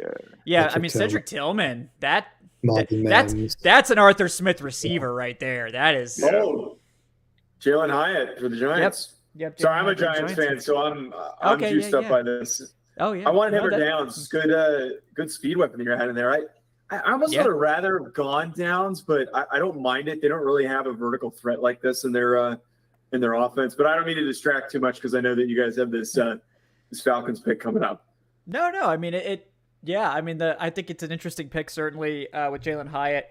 And Josh Downs, really good player. I don't really know why he's falling either, but I know that the Giants did still need some weapons in there, and yeah, I think Jalen Hyatt makes a lot of sense for them. I mean, I know he's a little bit, limited in terms of the route tree, but again, it's you can have him be your deep specialist right off the bat. You don't necessarily have to make him play the full, field, because you got other guys in there. I mean, you stole Darius Slayton from the Falcons, so. And then on top of that, I mean, like Wan'Dale Robinson's a fine football player, but I think the craziest part about this, I think a lot of Giants fans had the expectation that like he could have been the first round pick for them. So like for him to be there in the 3rd round that's a win. I'm happy with that. I actually thought Jalen Hyatt was overrated, but the fact that they've actually got him at pick 73 means I think he's about properly rated now. So I think it's a good pick. Like if you take him in the 1st round, I'm like, oh, that's kind of gross, but I think you got good value at this point at 73. No, I hate Tennessee. So that's about a high compliment as I can pay for. Yes, we'll wait to see who comes off the board here to the Browns, and the Falcons will be on the clock at 75. Top guys left on the board right now. DeJuan Jones, doesn't seem like the Falcons are going to be interested in him because they just took Matthew Bergeron, but Keely Ringo, Josh Downs, Ade Adebawore. No, I don't think so. I think Adebawore is going to be a great pick. I would love Adebawore. That people would change their tune so fast if they took, which means they're not going to do it, but just because that would shut up everyone who was just mad about that. Even Clark Phillips. I'll take Clark Phillips right now. I'm not even gonna lie. I'll take Clark Phillips right this second. Darnell. Like I'm into it, right? Chandler Zavala. I know they just took a left guard, but he just feels so perfect. They just took Cedric Tillman. There you go. That might have been where they were going to go. Yeah. So Clark Phillips and what's the TCU quarterback? Isaiah McGuire is the name to watch too. Yeah, Trey Hodges. That he is the king of short kings. Travis Hodges. Yeah, are they? They're slot only guys, aren't they? Yeah. So KJ Henry out of Clemson. Zach Harrison out of Ohio State. Is he gone yet? No, he's still there. Still on the board to watch. Yeah, I think Isaiah McGuire out of Missouri is going to be the weird name I could see coming off right now. I know they're interested in safeties. Antonio Johnson from Texas A&M. Oh God, please no. Jamie Robinson from FSU is another guy that they like. Did we Robinson wait? tested really poorly, didn't they? Like Jamie? surprisingly. Yeah, I think he just had a bad day of testing. The Falcons pick is Are in, you so they're not shitting trading me? out. Or do you hear? All right, the I name? won't spoil it, but I won't spoil it. But I did say it. Yeah. Wait, are they trading out? Is that actually happening, or are you joking about that? No, they're not trading it. I was No, kidding. Yeah. Oh, They okay. took somebody. Yeah. I thought I was a stick behind or something. Yep. I really like the So- Bergeron pick you guys had, by the way. That was an awesome pick to get him there. I thought that Bergeron was been so underrated throughout this whole process. They announced him as a guard. I guess he fits at guard for you guys just based Yeah, on the current yeah, Yeah, construction. he's but gonna play guard. Yeah. For now. yeah, he can bump out eventually, but he moves so well. And I think he's gonna be a great player on that line for you guys. Yeah. And that's yeah. what the Falcons need. They need, as you say, the movement. It's the strength of the offense. It's what they want to be doing. They want to be getting those guys in the move. They want to be reaching the second level and kind of springing those long runs. So yeah, I think he's a nice fit. You guys are gonna rush for like 2,500 yards this year and throw for like 1,500. They're gonna go like 10. They're gonna go like 10-7, win the NFC South, and like have passed for like less than 3,000 yards, and people are gonna be furious. But you know, Okay, it's gonna happen. yeah. I mean, Arthur Smith wouldn't have it any other way. He would love it. Yeah. I mean, if they're winning 10 games, I think I would sign me up. Let's go. Like, they haven't had a winning record, not a winning season, a winning record since what 2018, the first. I think it was 2018. 17. Yeah. 17 even. Yeah. They haven't even been above 500 since 2017. So, Wow. please. Yeah. Please just, if we could just win week 1, that would be a big dub, for the brand, just getting above 500 for that. Parade. All right. Well, the pick is in for the Falcons, so we're waiting. We will not be leaking the pick here. So, they Why'd you guys get always yelled at for freaking doing go that to earlier? commercial. They always freaking go to commercial. I feel right like before the they're Falcons always pick. on commercial on our picks, man. Like every single time.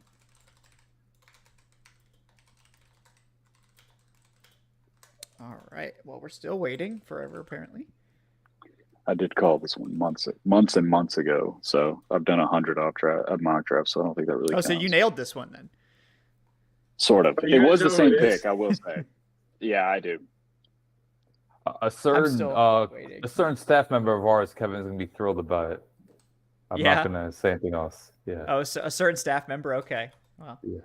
Yeah. Okay. Oh. I'm trying to think about who it is, but Will said it was one of the guys he named. So I'm trying, or not Will. Jacob/Jake. Your like actual name on the here it says Jacob and it's throwing me off. I'm like, who the hell is that? That's probably that's what I use at work. That's my government Yeah, name. that's probably Fair. why. Yeah. I was like, who the hell is that? Yeah. All right. Well, we're eagerly awaiting the pick, so we can dive into some hashtag analysis.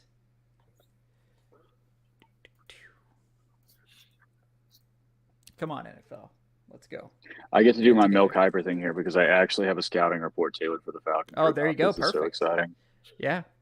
He's just ready to go. He got the scouting report already ready. Man, we should have had you Yeah, pre-write I've got it this, pulled up. I actually do love this pick. I will say in advance, this is a great spot for this. Yeah.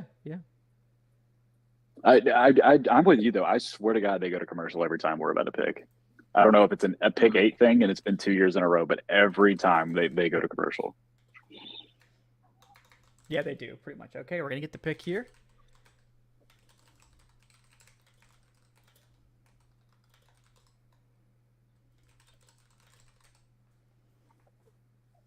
Troy Vincent announcing the pick. And it is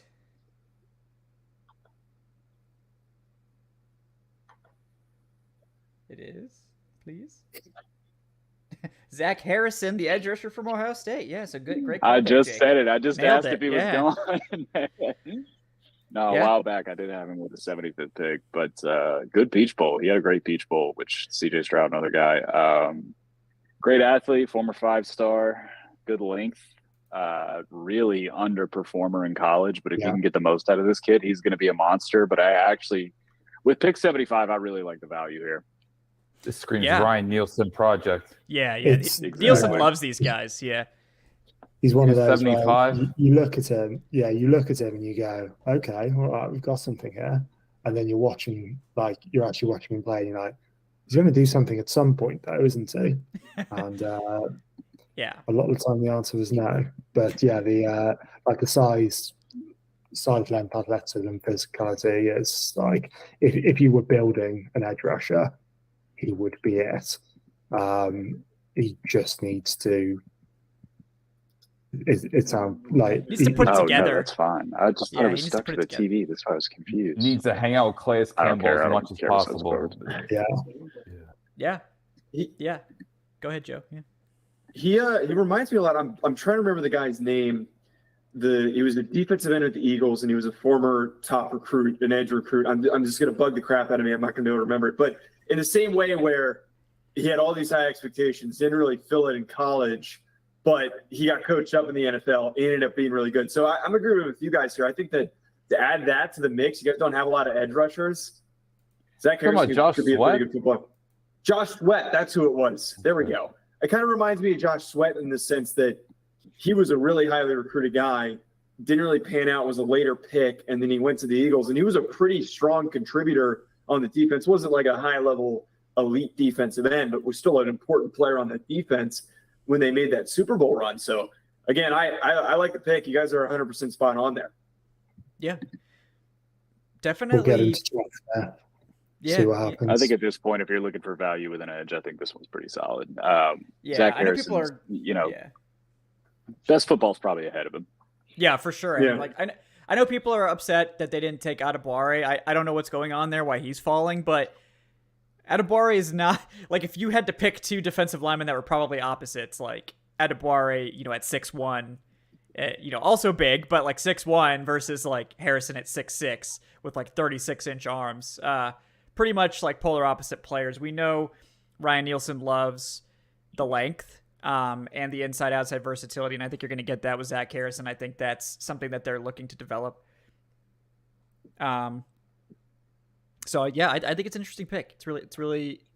If you wanted an edge rusher, guys, you were in here yelling at us saying that they weren't going to draft an edge rusher, and you were mad about Matthew Bergeron, and you were mad about Bijan. Draft an edge rusher, not that one. There you go. We got you an edge rusher, so that be happy. But he's definitely. I wonder if he could play base early on. Yeah, I think so. Yeah.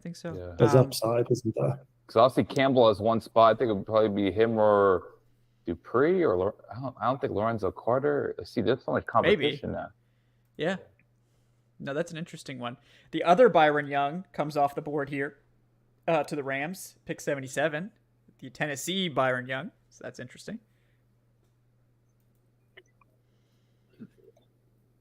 Damn, he has Hilarious how close they got drafted long together. arms. Who Byron Young does?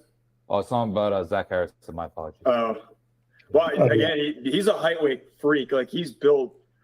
He didn't test the combine, right? I have his RAS here. It's 8.71. He didn't run, but he hit a 34.5-inch vert and a 10'3" broad, which is really good. And he ran a 7.33 3-cone, which at 6'5", 275 is pretty good. Yeah, I mean, I think he's former 5-star too, 10-inch hands. And that 36-inch arm, like I'm going to look this up on Mock Draftable. I got to figure out what percentile it is. That's got to be like 99th percentile arms. You get me spotted. I do have to bow out, but thank you so much for having me tonight. It's always great to talk to y'all. I'm glad I picked at least, or kind of sort of picked at least one pick right. That's all we're aiming for at this point. But appreciate y'all having me as always. I'll talk to y'all soon. Yeah, thanks, Jake. Appreciate you. Be good, guys. Bye. I got a total geek out moment going on right now. So I am my favorite player in this class was Tucker Kraft, who just got picked by South Dakota State. Every radio spot that I did, I brought this guy up. I got a chance to talk to him. He's a really cool kid, and I got to see him play in person when I went to South Dakota State for South Dakota State and North Dakota State 2 years ago. He's so well-rounded. He is so underrated. I think this is going to be one of those guys that were like, why did he fall this far? And this is a perfect spot for him too, because they needed a weapon. And on top of it, they also got Luke Musgrave. They're going to have like a double-headed monster there with both those tight ends. It's those easy completions as well for Jordan Love, isn't there? Yeah. Yeah. No, he's a super intriguing guy for sure. You just look at the Packers' day 2 selections, man. Aaron Rodgers. Punishment. They're like, once we get that bum Aaron Rodgers out here, now we can start investing in the offense. Karma. Yeah. Man. Yeah, we got That's the funny Colts. they went back-to-back tight end, though. That's crazy that they did that. One of the things that I also compared Tucker Kraft to is I said that he reminds me of situationally Mark Andrews. And this is even more like that because they drafted Musgrave, who's the athletic guy, and he might not pan out. And then he's the later round guy that got selected a round later. So we'll see what ends up happening there. Josh Downs pick, though, for the Yeah, I love this one. Colts. Yeah, that's a great one. Packers do run a lot of power sets, though. Like they run a lot of 12, 13. Like, remember they had Tunyon and Mercedes Lewis. And we know Mercedes Lewis probably has maybe 1 year left in him. So I could see them why they picked 2 tight ends. Yeah. But the thing with Musgrave, though, is he can't block. So I'm sure that they're going to use him in space a ton. But you're 100% right. In theory, it totally makes a lot of sense. Yeah. Yeah, I mean, I feel like the last time, I feel like usually when we get multiple tight ends drafted in the same class, it doesn't work out, but I liked both of those tight ends, so it's hard to be too upset. Brian Murphy joining us as well. Brian, how you doing? Hey, good. How are you guys? Thanks for having me on. Absolutely. Always happy, especially late on day 2 now. Happy to get some, we've talked about the Falcons probably as much as we can, so nice to get some other perspectives in here. Yeah, absolutely. Absolutely. I'm catching up on everything. I was just out to dinner and all that, but man, draft's always entertaining. Oh yeah, for sure. This has been a fun class, and you are Commanders, right? Yeah. That's right. Mm-hmm. Ooh. Yeah. So I was going to say, kind of in a similar position to Falcons, aren't they? Where everyone outside of the fan base is kind of looking at them and going, well, they're probably going to want to take a quarterback here. They're probably going to want to do something with here. And all of the noise from within seems to be, no, actually, they're pretty happy to give the young guy a chance and see what he's got this year. yeah, absolutely. Kevin and I were emailing about that. I didn't even think about how similar they are. That they're like, no, we promise we like our young guy. We want to give him a shot. We're not just like messing around. So yeah, I didn't even think about how similar they are. So yeah, it'll be interesting to see. Desmond Ridder and Sam Howell could go a long way to solving some issues for 2 teams that desperately need some quarterback play. We got a full house coming in here with Aaron Freeman making his appearance. Aaron, Man, I gotta go in 5 minutes. What's up, Aaron? How you doing? Oh, I can't hear you. Hey, turn the mute off. Come on. I did the same thing I did. Okay. It's supposed to be automatically on when I join the call, that stuff. So I see. Amateur hour. Convenient. Yeah. How are you doing, though, my friend? I'm doing good. Yeah. You happy, or are you I know you're happy about the Bijan pick. We got to, of course, touch on that now that you're here. But yeah, you happy with the day 2 so far? Yeah, I mean, I probably would have preferred Tommy Adebayo than over Zach Harrison at this last pick, but Zach Harrison is a Ryan Nielsen defensive end. He's a massive human being. Yeah. He's basically like, they could put 10 pounds on him and you could put him next to Calais Campbell and you'd be like, they're the same Spider-Man meme, that sort of thing. Yep. Not saying Zach Harrison's going to have that type of career, but just from a physical standpoint. I'm writing it down. Aaron Freeman. Zach Harrison is Calais Campbell. 100 sacks. Pro, six-time Pro Bowler. Yep. All right, let's see. We got. Making sure I haven't missed any picks here. Nope, we're still waiting on Carolina's pick. Yeah. What's been, so I'm kind of catching up. I noticed that Hendon Hooker just went. I mean, that's got to be a surprise. What's been the most surprising thing for you guys on day 2 so far, whether it be the Falcons or league wide? Man, I don't know. Juice Scruggs in the 2nd round getting traded up for. I'm so intrigued to watch Juice Scruggs play football now. The name is worth the 1st round pick, but we can't always go with our heart and do that. So the fact that he was projected to be a 7th round pick and he got picked in the 2nd by a franchise that has made their fair share of questionable decisions, it's gonna be true. I don't know Yeah. how you could possibly be a bad football player if your name is Juice Scruggs. I don't think that's possible. So No Yeah, doubt. why. facts. that's why they did it. Yeah. Yeah. Aaron, we're there's talking been a about lot of people who, Desmond Southward discussion tonight. It's Yeah, you missed unfortunate out. Yeah. Okay, how did that come up in conversation? Well, we were talking about, multiple times. bad third round picks when we were, doom saying about who the third round pick was going to be. I was like, it couldn't be worse than Desmond Southward. Poor Desmond Southward just catching strays. So. Just catching strays. He's doing a podcast nowadays, isn't he? Is he? Good for him.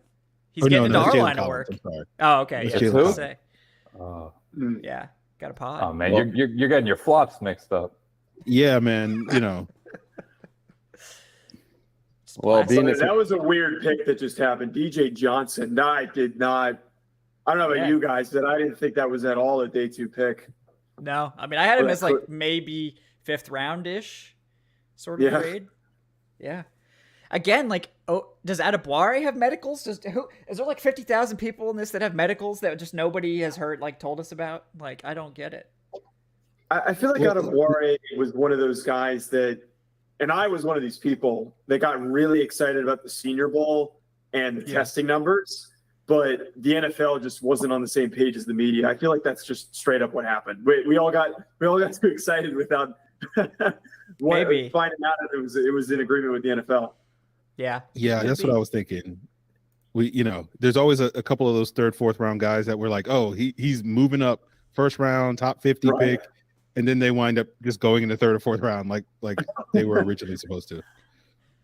you Perfectly guys might have balanced. already touched on it. I'm an Atlanta-based guy, so I'm looking at all these UGA guys. What happened to Darnell Washington? What's going on there? Medicals, apparently. Yeah? That's what we're hearing. Okay. So, Huh. yeah, I'm shocked. I'm shocked by it because the dream lives on for Atlanta in the 4th round for Darnell Washington, and that is a sentence that no one has ever said prior to this podcast. So, That's the narrative. That's your Bijan hill Yeah. that you've been pushing all offseason, Darnell Washington. yeah. I mean, let's make it happen. Swollen knees? What does swollen knees mean? I feel like I'm getting that right now after being sent Yeah. out to the show for 3 hours. I'm disqualified from the NFL draft, ladies and gentlemen. Yeah. So. For viewing purposes, Aaron, what is that? What's that quote behind you? Oh, what did I write? If you mention positional value to me, I'll see you in hell. Oh, I don't well, think people can see it on the show. very Remove the fitting. shot. There you go.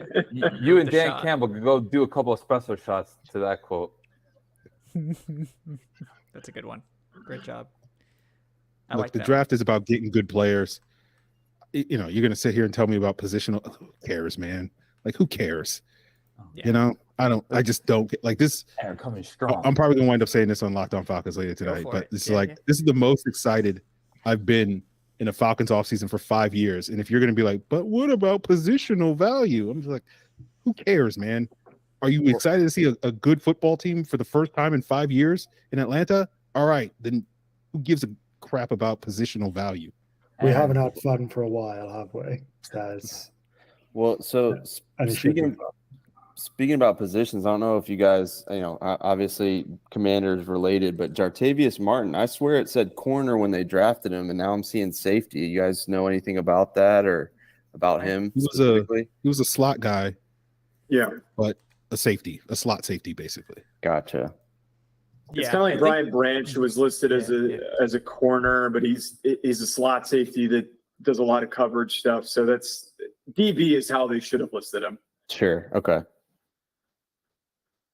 I think that would have been more accurate, but I don't know if like they just guess the position or if the teams actually write it on the card or if like how granular it actually gets. I know in years Right. past the teams That's a have good actually written question. it down, but I'm not really sure anymore how they do it. It's Yeah, like a lot no, of it's for sure. like I think they actually submit the picks digitally now, and not the card is just like a like a show thing. So Right. because they were trying to fix what happened to the Vikings all those years ago, where the NFL just didn't pick up the phone for their trade. So Yeah, skipping or whatever. Yeah. yeah. So I think they tried to fix that. So which is good, probably. So And what did Keely Ringo do? Like, what the heck Medicals. happened with Keely? apparently it's You think it's medicals. Was he really? shoulder Wow. apparently. And he's not that good. You know? Get him. I don't disagree. Get him, I don't Harris. disagree with that. I don't disagree with that. I didn't have very high grade on him, but I He's would an have thought that the athletic NFL would have gotten excited over a guy who's as fast as he is. Yeah, I would Yeah. think so too, honestly. I mean, you're not wrong. Kirby's putting them through too much. They're getting banged up in practice. Oh, I love this pick. Tyjae Spears, I Tyjae. love that too. That's great.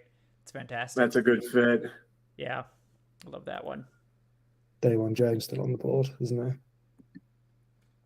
Yeah, DeJuan Jones too. I heard he did not interview well, and that's why he's Oh, really? falling. No. Yeah. Well, Kevin, you know why that happened, right? You know, he was out there he wasn't there at the Senior Bowl. He crushed, The interview. he crushed everyone's souls on day one and then just left like a coward. So, Yeah, and he was interviewing with some strippers, Oh. on day 2. Is that actually what That'll happened? do it. Or is this Apparently like majored true? in Or communications, so hasn't worked for him, turns out. wasn't communicating very effectively? Yeah. Yeah. So he's got to come to Atlanta then. If he has an affinity with the strippers. Magic City. It's the Wings, right? Yeah. Lemon pepper DeWan. He's not very inconspicuous though, is he? 6'8", 360 pounds, just Yeah, you strong. can't lie low at the strip club if you're No. if it's No, DeWan that Jones. doesn't work. Yeah. Maybe if you're one of the short king cornerbacks, you could get away with it. But Right. Yeah, put a hood on. Swollen knees means something else there, I think. yeah, no, That's, that might that's be my new favorite draft term. swollen knees. I like that. What the hell? That doesn't seem like a permanent thing, does it? That seems like I would think that would get if it was better. Yeah. permanently swollen, It's like yeah, you they fly need on to a put it plane, you take the red eye flight, and then you get swollen knees, and it clears up the next day. The Bucks going Yaya Diaby here, another one of my edge guys, but more of like someone I was thinking on day 3. And the Adeboire slide continues. Are they quietly having a good draft? I'm seeing a lot of praise for the Bucks. They It's got not some bad. juice as pass rushers. Yeah, it's not a bad draft. for them. Canty, Diaby. Who else Yeah. did they get? Cody Mock. Yeah, I like their draft. Okay, I'm a not fan sure of about that. Anthony. I know that they've got a huge, huge defensive line around him, so it will kind of take the pressure off him a bit in the running game. But it was quite an obvious weakness to what he was doing, wasn't it? Yeah. Let's see. And again, Yeah. having the surveyor there kind of eases that burden a little bit, and you can play to your strengths. But yeah, it'll be interesting to see if they do kind of hide him on running downs, or if they just get him out there as a kind of 3-down lineman right away, Yeah, Or- I'm curious. or if they go on the bench. All right. Well, I'm just finishing up getting this giveaway in the hands of Quinton XD here. But yeah, we are. They're going a lot faster tonight than last night. I feel like they dragged round 1 out so bad last night that we almost pushed it to midnight, which is pretty ridiculous. Yeah. Yeah, it was like the longest ever, wasn't it? It might have been. It Well, felt third- like it. Third round drops down to what, 5 minutes? So they probably are kind of booking it. Yeah. Yeah, it's starting to get quite a bit faster now. When are the Falcons coming back up? Forgive me for It'll- not knowing. It would not be 114, until is it? yeah. It's 110, I think, is the next Yeah. Falcons pick. 110. So No, I think it's 113. or 113, yeah, 110. because they traded it. You're right. Yeah. Yeah. Commanders are kind of around the corner. They got 97. I'm curious that's what right. they're doing. Yeah, because they didn't. What's Yeah. They get a comp. They had a comp pick. Yeah. Yes, Um, right. Yeah. Well, This made up for the Carson Wentz Yeah. Well, disaster. speaking of the Falcons, tell us about Taylor Heineke. I know you're a big fan of his. Yeah, I was a big fan please. of his too. I was calling for them to sign him this offseason. Yeah. So again, I live in Atlanta. I'm in Atlanta right now. I actually went to high school with Taylor Heineke at Collins Hill in Gwinnett, for those of you familiar. So he was a couple years younger than me. So I've followed his career, Old Dominion. Old Dominion played Georgia Southern where I went in FCS playoffs. So, I really have followed Taylor a long way. So I've always been a fan. And then all of a sudden he's on my favorite team starting against Tom Brady in a playoff game, he'll forever be, that will forever like live in maybe infamy. It'll be a famous play, him diving at the pylon. But yeah, he's a competitor, man. And I think that he rallies the locker room. I think that him getting benched for Carson Wentz late in the season in that Cleveland game kind of soured the relationship between him and Ron. I think they really would have taken him back or wanted him back, but I wonder how much he wanted to.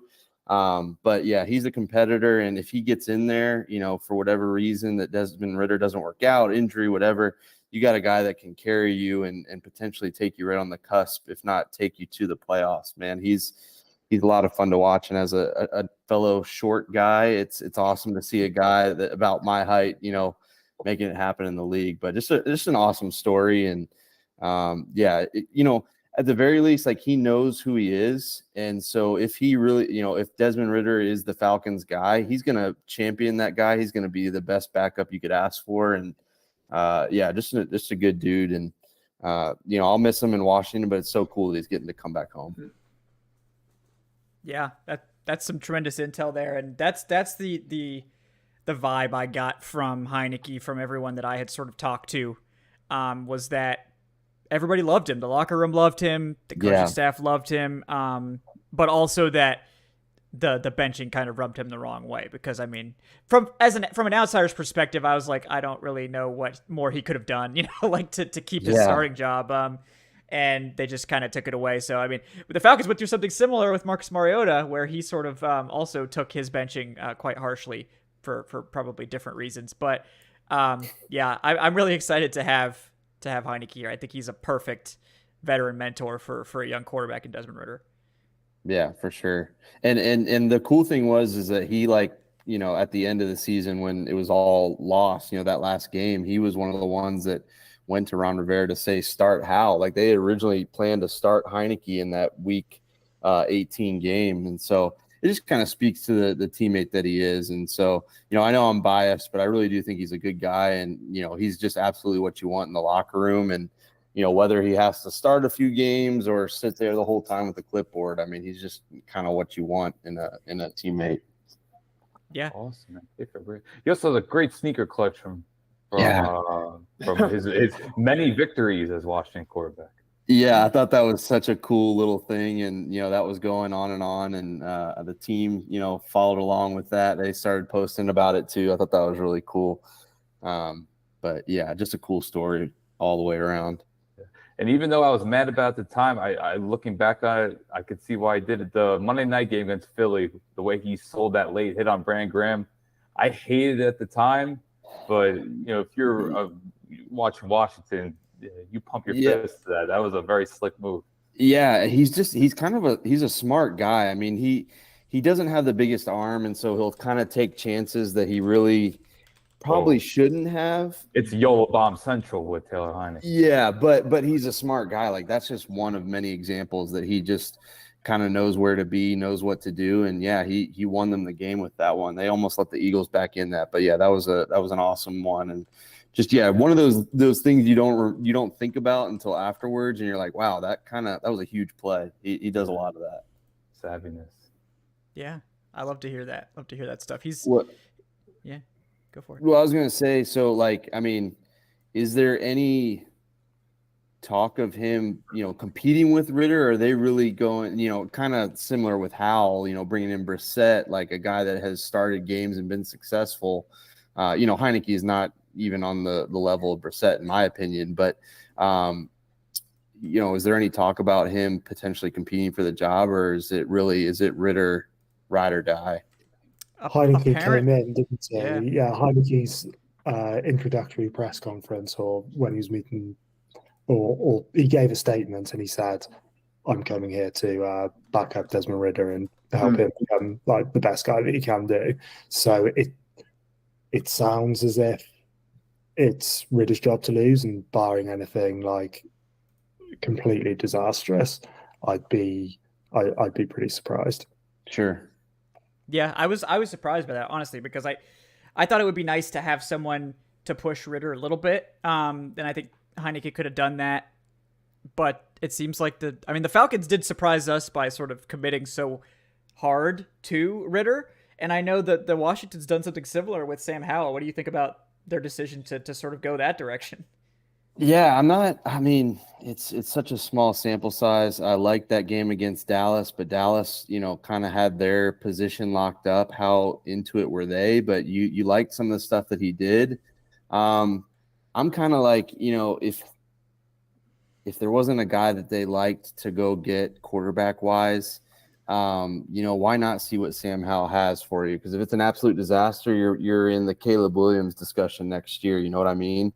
If it does work out, if he does have the success or what you kind of see or you think you see in him, then you've got yourself set up with a young quarterback and can hopefully put some more pieces around him. So I get it. I was skeptical at first too. I thought, surely that they were going to make a move to do something.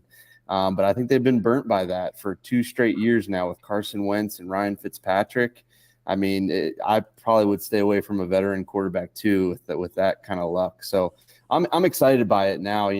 Maybe I'm kind of buying into it or drinking the Kool-Aid, but I'm excited to see what he can do. And with a guy like Eric Bieniemy, in his ear, it's got to be a pretty good spot to be in. So who knows? I feel like the more I think about it, the Falcons and the Commanders are in a pretty similar situation. So it'll be interesting to see if either of these young guys can really step up to the plate and make something happen. Yeah. Go ahead. Yeah. I was going to say, I'm really excited to see what Bieniemy does, actually. Yeah. It's been, 4 coaching cycles in a row or something, where it was interviewing for head coaching jobs, not getting it. And there's always rumblings about reasons behind it and all of that kind of thing. So for him, it's a ballsy move from him. It's a brave decision to step away from Andy Reid and Patrick Mahomes and say, you know what, I'm going to prove to people that I can call my own offense and do it for myself. And look, it'll be fun to see. Yeah, and look, I know my team has largely been a disaster. I'm 32 for most of my life, let's be honest. And so, yeah, for him to come to Washington, that's huge, and that is taking a chance, and it'll be exciting to see what he can do. I think that they do have some pieces. They got a pretty good receiver trio there. He doesn't have Travis Kelce and Patrick Mahomes, though. That's the obvious thing. So I'm interested to see kind of how he builds the offense without that kind of behemoth on the end of the line there. It'll be fun to see what he comes up with. But he's got to be the best offensive mind they've had. I mean, since Sean McVay. I mean, that's going on almost a decade now. So, yeah, I'm really pumped about it too. Yeah. Not to interrupt the discussion or anything, I gotta hop and get ready for a recording after this round ends. But I just want to say, guys, thanks so much for having me on. This was a blast, and enjoy the rest of the coverage throughout tomorrow. Yeah, Joe, thanks for hopping on, man. Appreciate your time, and we will definitely have you on here again, obviously going forward. So, nice to see you, Joe. Enjoy your night, guys. Yep, have a good night, man. So, similar to Joe, I gotta head out. I have not eaten dinner yet, and it's almost 10:30. I'm starving. I want to definitely come out with you guys. So, I think it's my time to actually cook something. So, okay. As always, thanks, Kevin. Pleasure meeting you, Brian. Andy, long overdue. And Aaron, I don't got anything to say. It's been a pleasure. Get him. Yeah. Yes. Hey, man. All I gotta say, Aaron, you've been on way too much emotional on these last 44 hours. So, I guess I'm happy to see you. I'm happy to see you happy. That's awesome. No, somebody's got to bring him down. He's too happy. We're gonna grill him here in a minute. They take A.T. Perry in round 4. That'll bring him down. Can they take a pit player anywhere? Israel Abanaconda, baby. Can never have too many. Sebastian Dennis, maybe. Yeah. Can't be less than the last pets running back. They take him A+. You can even that grade? Yeah. Okay. Yeah. Good to know. Okay. But, all right, guys. Have a good one. Thanks, Alan. Appreciate you. Well, I'd love to hang out with you guys till the Commanders pick. I think we got like 10 picks left. You'll have me. Yeah, absolutely, man. For sure. Well, I got a question for you guys. Like, I follow the Falcons being here in Atlanta with you guys. You probably have said this a million times tonight and last night, but is Bijan, is this Arthur Smith's, Atlanta version of Derrick Henry? Is that the goal here? Is that what he's trying to do? Or was this just strictly, I want to see what I can do with this fun new toy?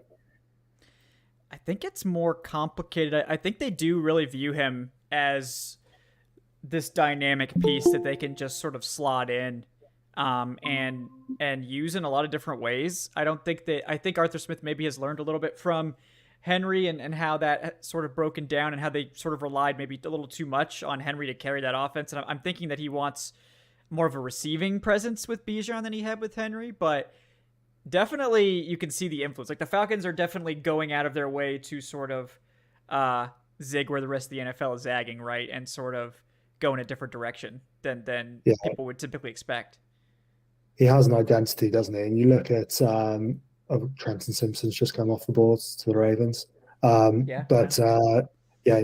look at like the coaching staffs that he was a part of, and he was out in Washington, wasn't he, with McVay? That's right. Yeah. And it's interesting to see the kind of two different approaches that they have taken, because Arthur Smith has very much kind of forged his identity as, we are going to run the football. We are going to we'll scheme up some slightly more exotic things at times, and we'll but first and foremost, he is, how am I going to create holes in the running, for the running game, and how am I going to lean on that, and how am I going to do that? So his identity is so far has been very much that.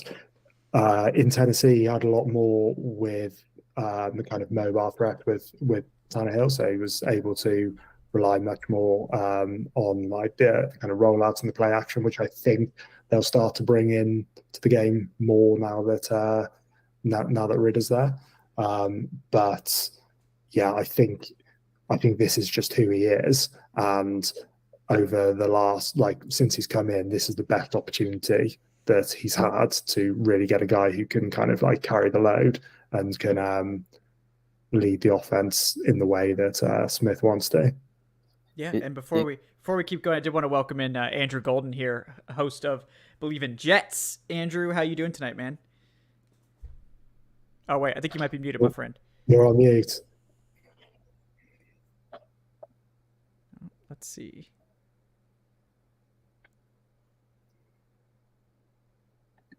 We're working it.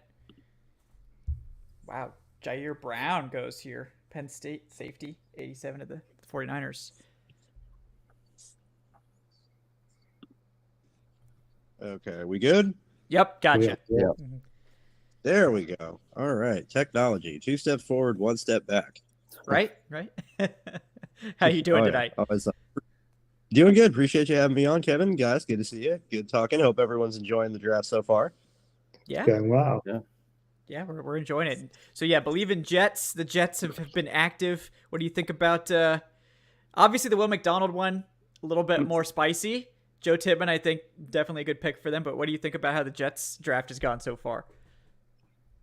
Yeah, I had to take a day just to process the Will McDonald pick because no one expected it at all. If you looked at any mock draft for the Jets from now, until the Senior Bowl before that, you didn't see Will McDonald once. But I'm coming around a lot. I think he fits our scheme really well. It's just a flamethrower off the edge to go and get sacks and finish games. Hopefully with Aaron Rodgers, you're playing with more of a lead, and you're going to have guys that need to get after the quarterback. So not upset with that. And I love Joe Tippmann. I love that pick so much. I think he's going to be their starting center from day one. I think he fits their offense really well, can get out on the move. He's got a lot of experience around him. He's going to have AVT on one side, Laken Tomlinson on the other, Aaron Rodgers behind him that he's going to be snapping the ball to. I think this guy's going to be really, really good. I like Will McDonald, but Tippmann's my favorite pick of their class so far. Yeah, I love Tippmann too, so I definitely can't argue with that. Such a good player, really unique center prospect. Do you think he is going to play center? Because did they re-sign McGovern or right before the draft? They did, but actually after the draft and after they had their press conference that he's going to compete with McGovern. They're going to have an open competition for their starting center. So It's very likely that he could be their starting center. I think he's going to beat McGovern out. McGovern was really not that good last year. Yeah, sort of just like a league average kind of guy at best. So yeah, that's an exciting one for sure. Yeah, Brian, I know I cut you off mid take too. I didn't want Andrew to be just sitting there in silence for like 5 minutes because we were in the middle of like a serious thing. But please continue on your take if you would like to. Oh, I was gonna say, kind of thinking about what the Falcons are doing. It kind of reminds me more with Matt Ryan, more in free agency and trade wise, that they just kind of surrounded a young quarterback with a bunch of weapons, and it kind of feels like that's a similar thing that they're doing here with Desmond Ridder, albeit with other young guys, but it kind of feels similar in that regard where, he's got a tight end, he has a wide receiver, and it's almost like, okay, well, let's get him a running back, a la Michael Turner back in the day for a young quarterback. So I thought that was kind of interesting, just kind of putting the parallels together in my head. It might be like a whole new generation of what the Falcons have done before. Yeah. No, I think you're absolutely right there. I think they want to give Desmond Ridder the easiest path to success. I think they really like him, obviously, since they've bucked everyone and basically thrown it in everyone's face. Like, oh, the Falcons should trade for Lamar. The Falcons should draft a quarterback. They were like, no, screw you guys. We don't care what you have to say. We've been trying to tell people that this is what they said. Nobody believed it. But we've been fighting the good Bijan fight, right, Aaron? Aaron was on the Bijan fight, quite early in the process. So, have you know what, Aaron? You should take your victory lap. Go ahead. I haven't let you take your. Bijan It's funny. It's funny because Andrew's here. I was watching Will McDonald, and it was the Iowa State Texas game, and I'm like focusing on Will McDonald and what he's trying to do, and then I'm like, but Bijan's doing crazy stuff on film, and this would be a fun player to put in the offense. So, yeah. I mean, yeah, exactly. Like, just, I don't blame you for wanting to chase Bijan. When did you first start hyping that up? Because my tagline has been from meme to dream to reality. That's been, that's what I'm putting on a t-shirt. So, we definitely were responsible for the betting line shift. I feel like collectively Falcons Twitter, I think was responsible for that, at least in part. Yeah, definitely. I started pushing that agenda back in December. That's right. So it was always like you did it with Kyle Pitts as well. You enjoy taking the path of most resistance. And like social experiment, I will win the Falcons fans over to this. And they were, even if I have to tell them every day that this is the right way to go about things. And did a sterling job with that. That is true. I do enjoy a challenge. Yes. Well, it is fun to see the journey that people go on over the course of the off season, from this is the worst pick I've ever heard of my life to I hope that they get this player and this is my dream pick, and dancing in the streets. So yeah. So you guys again probably have talked about it 100 times, but is like Cordero Patterson just like the odd man out here in that backfield? Is there a place for him? Do they go three-headed? Yeah. Go ahead, Andy. I was gonna say, I think there's definitely a place for him. The Falcons kind of saw after his incredible start to things, they kind of saw a bit last year and potentially in the tail end of his first year that when you ask him to carry the ball more than one of you guys will probably know the number better, but once he kind of gets into those double-digit carries, you do start seeing that he wears down a little bit. So I think in an ideal world, they'd be kind of happy with him touching the ball 5-8 times and kind of as that bit of change of pace. And we know the things that he does very well. He's very good at getting into the end zone. He's very good at like having, when he's fresh, just bulldozing through people because he's not built in the way that most running backs are built. But I think I just don't think he's a guy who can carry the load 20 times a game anymore. Yeah. What do you that's sort of my thought as well, that I think he needs to be sort of capped in terms of his snaps. I think they want him to be their returner. Special teams is super important to the Falcons. They're just so keen on making their special teams basically the best in the league if they can, that a lot of their roster is built around that. We've seen, Kadero Hodge re-sign, one of the best gunners in the league at wide receiver. They've just basically brought in guys at every level that are also good special teamers, and I think they're comfortable with Cordarrelle Patterson as their all-pro kick returner. And they're also happy to have him fresh at the end of games, fresh for the red zone touches, which is probably going to frustrate the hell out of fantasy owners. But Sure, I think that they're comfortable with Patterson as more of a complementary piece to this backfield, but also having him there if Bijan or Tyler Algier were to miss time, okay, well, Patterson, we need you to step up and take 10 carries. And we've seen that he can do that. It's just, you probably don't want to start him off with that because he's slowed down at the end of the last 2 seasons with that high workload. So the idea, I think, would be to keep him as more of that complementary piece. And then if he needs to step in and play more snaps, then they will do that. Yeah, I mean, it kind of reminds me of the Chiefs. It felt like towards the end there, it was like, is this the McKinnon game? Is this the Pacheco game? Is Ronald Jones going to get a few carries? It's not a bad idea to have a few guys that you can rely on, especially since running backs do wear down so easily. Yeah, and you need a lot of them. That's what I think fans don't understand, is that it's one of the most injury-prone positions in the NFL. You can't just have one. And I know someone in the chat's going to be crushed because they just said overshown in the fourth, I'm calling it. And literally moments after they said that, he goes to the Cowboys here at pick 90. Sorry about that. But I think you need a group. You do need a committee. Even if you have a bell cow type player like Bijan, I think the Falcons purposefully wanted to get someone to complement Tyler Algier because they want their guys to be fresh. They want to be able to rotate and bring in a lot of packages to have a lot of different options. They don't want Bijan taking 10 carries in the fourth quarter to salt the lead away.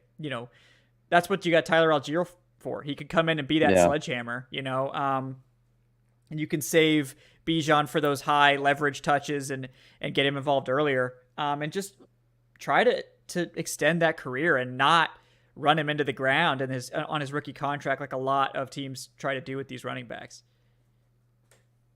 Sure thing. Yeah, I think go ahead. Yeah, we'll see. As you said, some frustrated fantasy owners, because there will probably be some games where Patterson gets 7 carries, Bijan gets 9 carries, and Algier gets 10 carries, and they'll all have 4.5 or 5 yards a carry. It'll just basically be just this just assembly line of just hey, you go in the game for 3 snaps, you go in the game for 3 snaps, you go in the game for 3 snaps, and they just keep it rolling.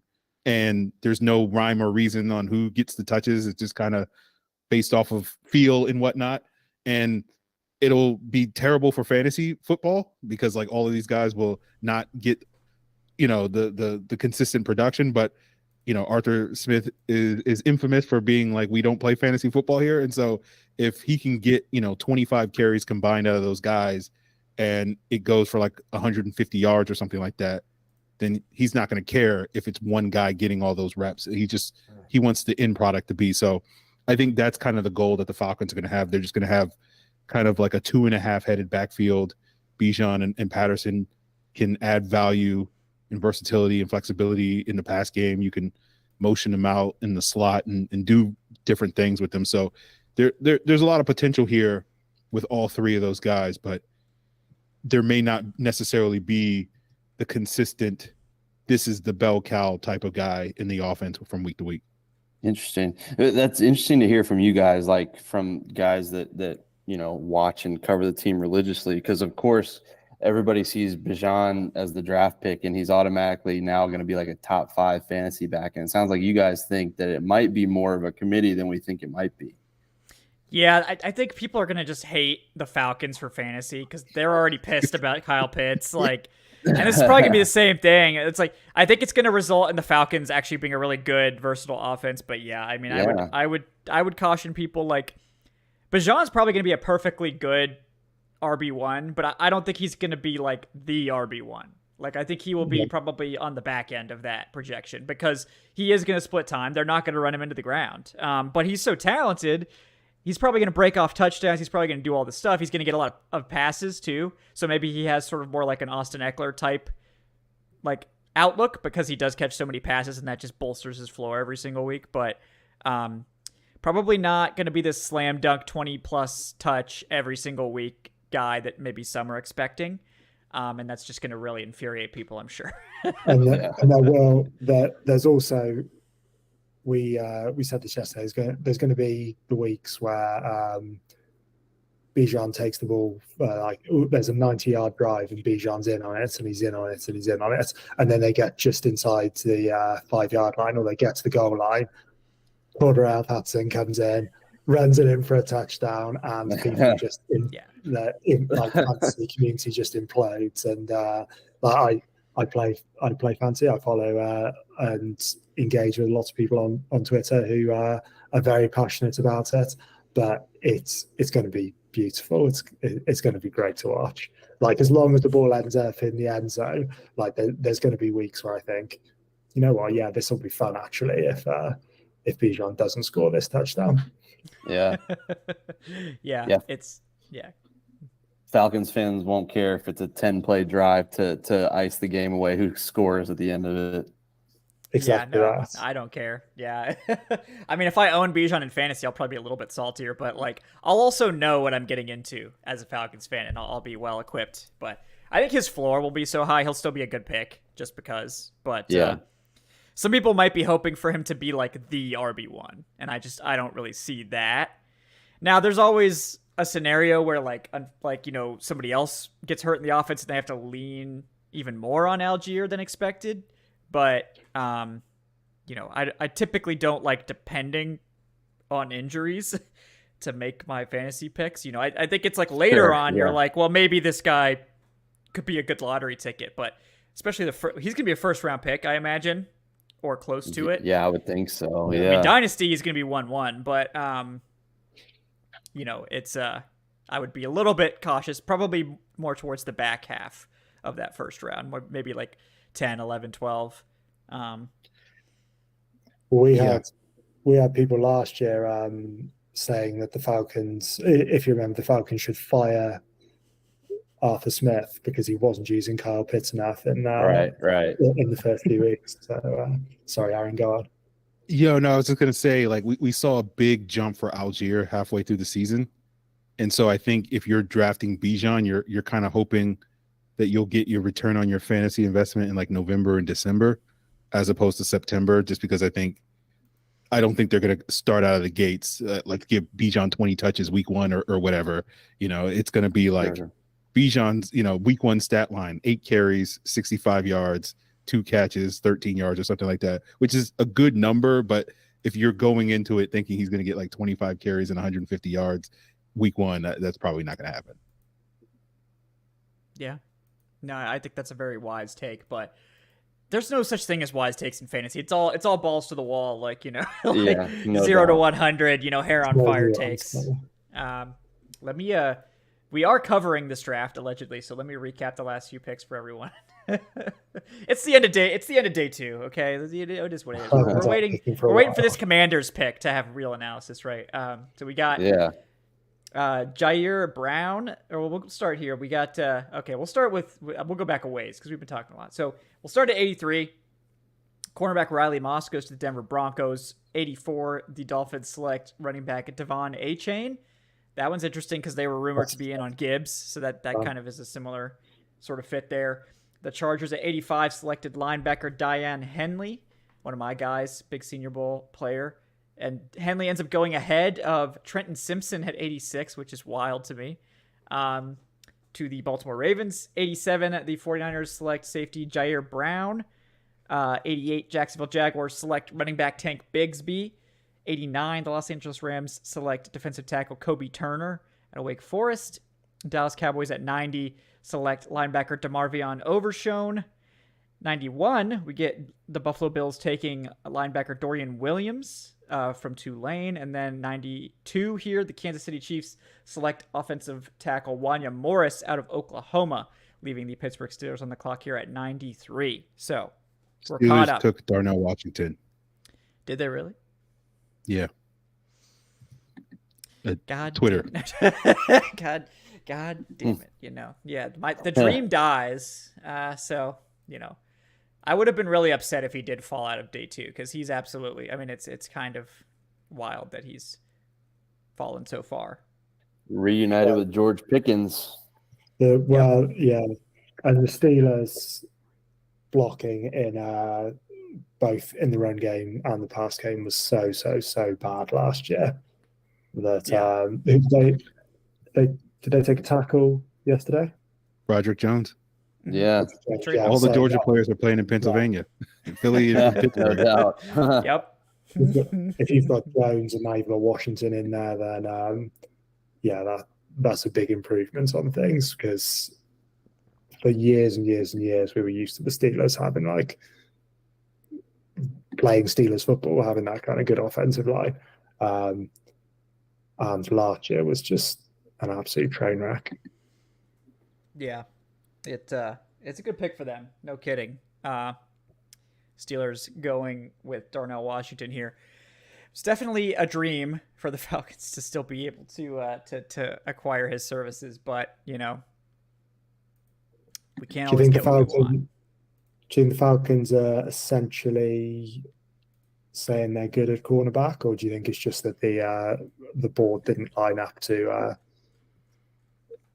in the way that they would have liked it to in order to take one? Because I know we had this conversation a couple of weeks ago on Twitter, Aaron, where I was saying I think the cornerback room is possibly one of the only areas where the Falcons have actually kind of got worse from a year ago, and you've got more faith in kind of the guys who are there than I do, I think. But I was kind of expecting that it might be an area they targeted on day 2. That was a possibility, but there's still a lot of good corners left that could still be there in round 4. A lot of guys like Caillou Blue Kelly, Terrell Smith, Travius Hodges, Tomlinson, Corey Trice. Kytrell Clark, it's their guy. They love Kytrell Clark. Darius Rush is still out there. Clark Phillips, Kytrell Clark. You're right. Guys, yeah. Well, they got to choose now because before they could have got a corner and a wide receiver. Now they only can pick one. So, I think those are the wide receiver. They just need to pick someone fast. They just need. It doesn't Tyler matter. Scott. Let's go. They're going to catch 20 passes. It's not going to be a high number. I don't think whoever comes in at receiver just get someone who can stretch the field. I did a Bleacher Report mock draft earlier this week, and I took Michael Wilson, the Stanford wide receiver, in round 3, and the chat absolutely annihilated me and be like, "This is the worst pick I've ever heard." Blah blah blah blah blah. He just went 94. So I feel a little bit better. That, he went 20 spots later than I took him. So he still went round 3. Yep. So we can't blame you for being too high on somebody when the NFL's even higher. So it works out like that's what we were saying earlier on the show. We did for the patron mock draft. The patrons voted to take Brian Branch when he fell at 44. Everyone, and then we got a bunch of comments like, "Oh, there's 1% chance or less. He's not going to fall there. That's impossible." And then tonight he fell to 45. So cheers, folks. That 1%. I hope you didn't make any bets. Yeah. Yeah, I remember that last year, Kevin, when we were doing the final mock, and it was like Travis Jones in round 3, and we were like, "There's no chance he's going to fall this far. We're not going to take him here because it's not realistic." And then he went in round 3. So every now and then, those mocks are pretty prophetic. Yeah, they are. Sometimes the computers, they just know. They know things that we don't. So welcome in Daniel as well. Yeah. Hi, Daniel. How's it going? How's it going tonight? It's going good. Going good. Are you? Andy, what time is it over there? It is now 3:50. My Andy's a trooper. brother. He's been in here So like it's not too bad. basically the entire draft for 2 straight days from like I was going to drop out after the Falcons pick, and then they've started to pick up the speed a little bit. So I think so you're feeling your second wind here. You're like, you think you can make it, just to add that there's notch to only, your what, belt. Yeah. 6 picks left or something like that. So yeah, I feel as if I'll be able to talk about it for years to come.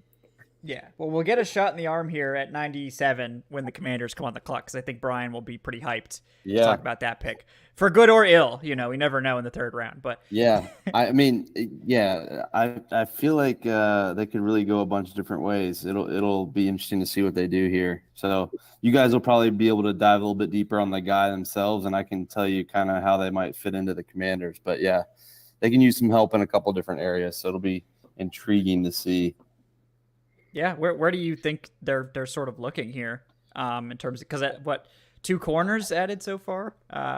Yeah, I thought they would go offensive line in the 2nd round, so I still think that they probably need to add an offensive lineman. I don't know who is left or available or would be best there. Wouldn't be shocked to see them add a tight end or running back too. So like I said, somewhere on offense I think would be the pick if I were in charge. Okay, we'll have to keep an eye on that. Yeah, like Luke Whippler, the center from Ohio State, is still there. At offensive tackle, DeJuan Jones, Jalen Duncan, still there. So what were you saying about DeJuan Jones? Was there a medical issue there too? I missed that. He interviewed poorly, apparently, was what the scuttlebutt was. Is that he rubbed teams the wrong way, I believe was the quote. Interesting. Which, of course, means absolutely nothing to me, but that's just what I heard. I mean, the NFL teams at this point don't care. Boy. Yeah. They don't care what we have to say. So it's not like we're hurting his stock by repeating this, but that was what we heard. But apparently it's legit, because I think on most boards he was like a top 50, top 60 player. So I'm getting close to pick 100 here. Yeah, the NFL has shown us that they don't love 360-pound offensive linemen as much as I think fans easily fall in love with 360-pound offensive linemen for obvious reasons, right? It's rare that you see a human being that large, and instantly you just like, I need that guy on my football team. And the NFL's like, yeah, we could probably get the same out of a 330-pound guy, not have to worry about him being out of shape and stuff like that. And I think with DeJuan Jones, he didn't have a great offseason, is basically the case. He did not necessarily do all the things that he needed to do in order to put himself in the best possible scenario. All in out day 1 of the Senior Bowl, then going MIA on day 2, then showing back up on day 3, just hanging out in shorts and t-shirts. And then I think something happened at the combine as well, if I'm not mistaken. So strippers, Magic City, Yeah. So I caught the tail end of that. I didn't realize you guys were serious there. I don't know if the Magic City thing I just made up, but yeah. Yeah, I don't know if he was at a strip club. I just assumed that he found other things to do. Yeah, he had other priorities on his mind when everybody else was busting their ass in practice. Yep. I mean, he did crush the Senior Bowl to such an extent that I just figured he just mic dropped and left, but it was very odd that he didn't even say he was leaving. That was odd. Yeah, he just didn't. He didn't wake up, in Mobile that day. Yeah, he was like, "I think you should leave. Pull the plug. I'll kill you." Just gone. Well, guys, I've enjoyed this. I'm gonna have to duck out here before Washington picks, so I can prep for the show that I'm going to do later tonight on Locked On Falcons. But I enjoyed chopping it up with you guys. Yeah, thanks for coming on, Aaron. Appreciate your time. That's Aaron. He's big time. Yeah, two big time. Well, I saw you popped in here, Daniel. So I was like, okay, they don't need me anymore. Oh yeah, okay, sure. Yeah. It's not a fair trade. All right, you guys have a good night. Have a good night, Aaron. Thanks, man. Yeah.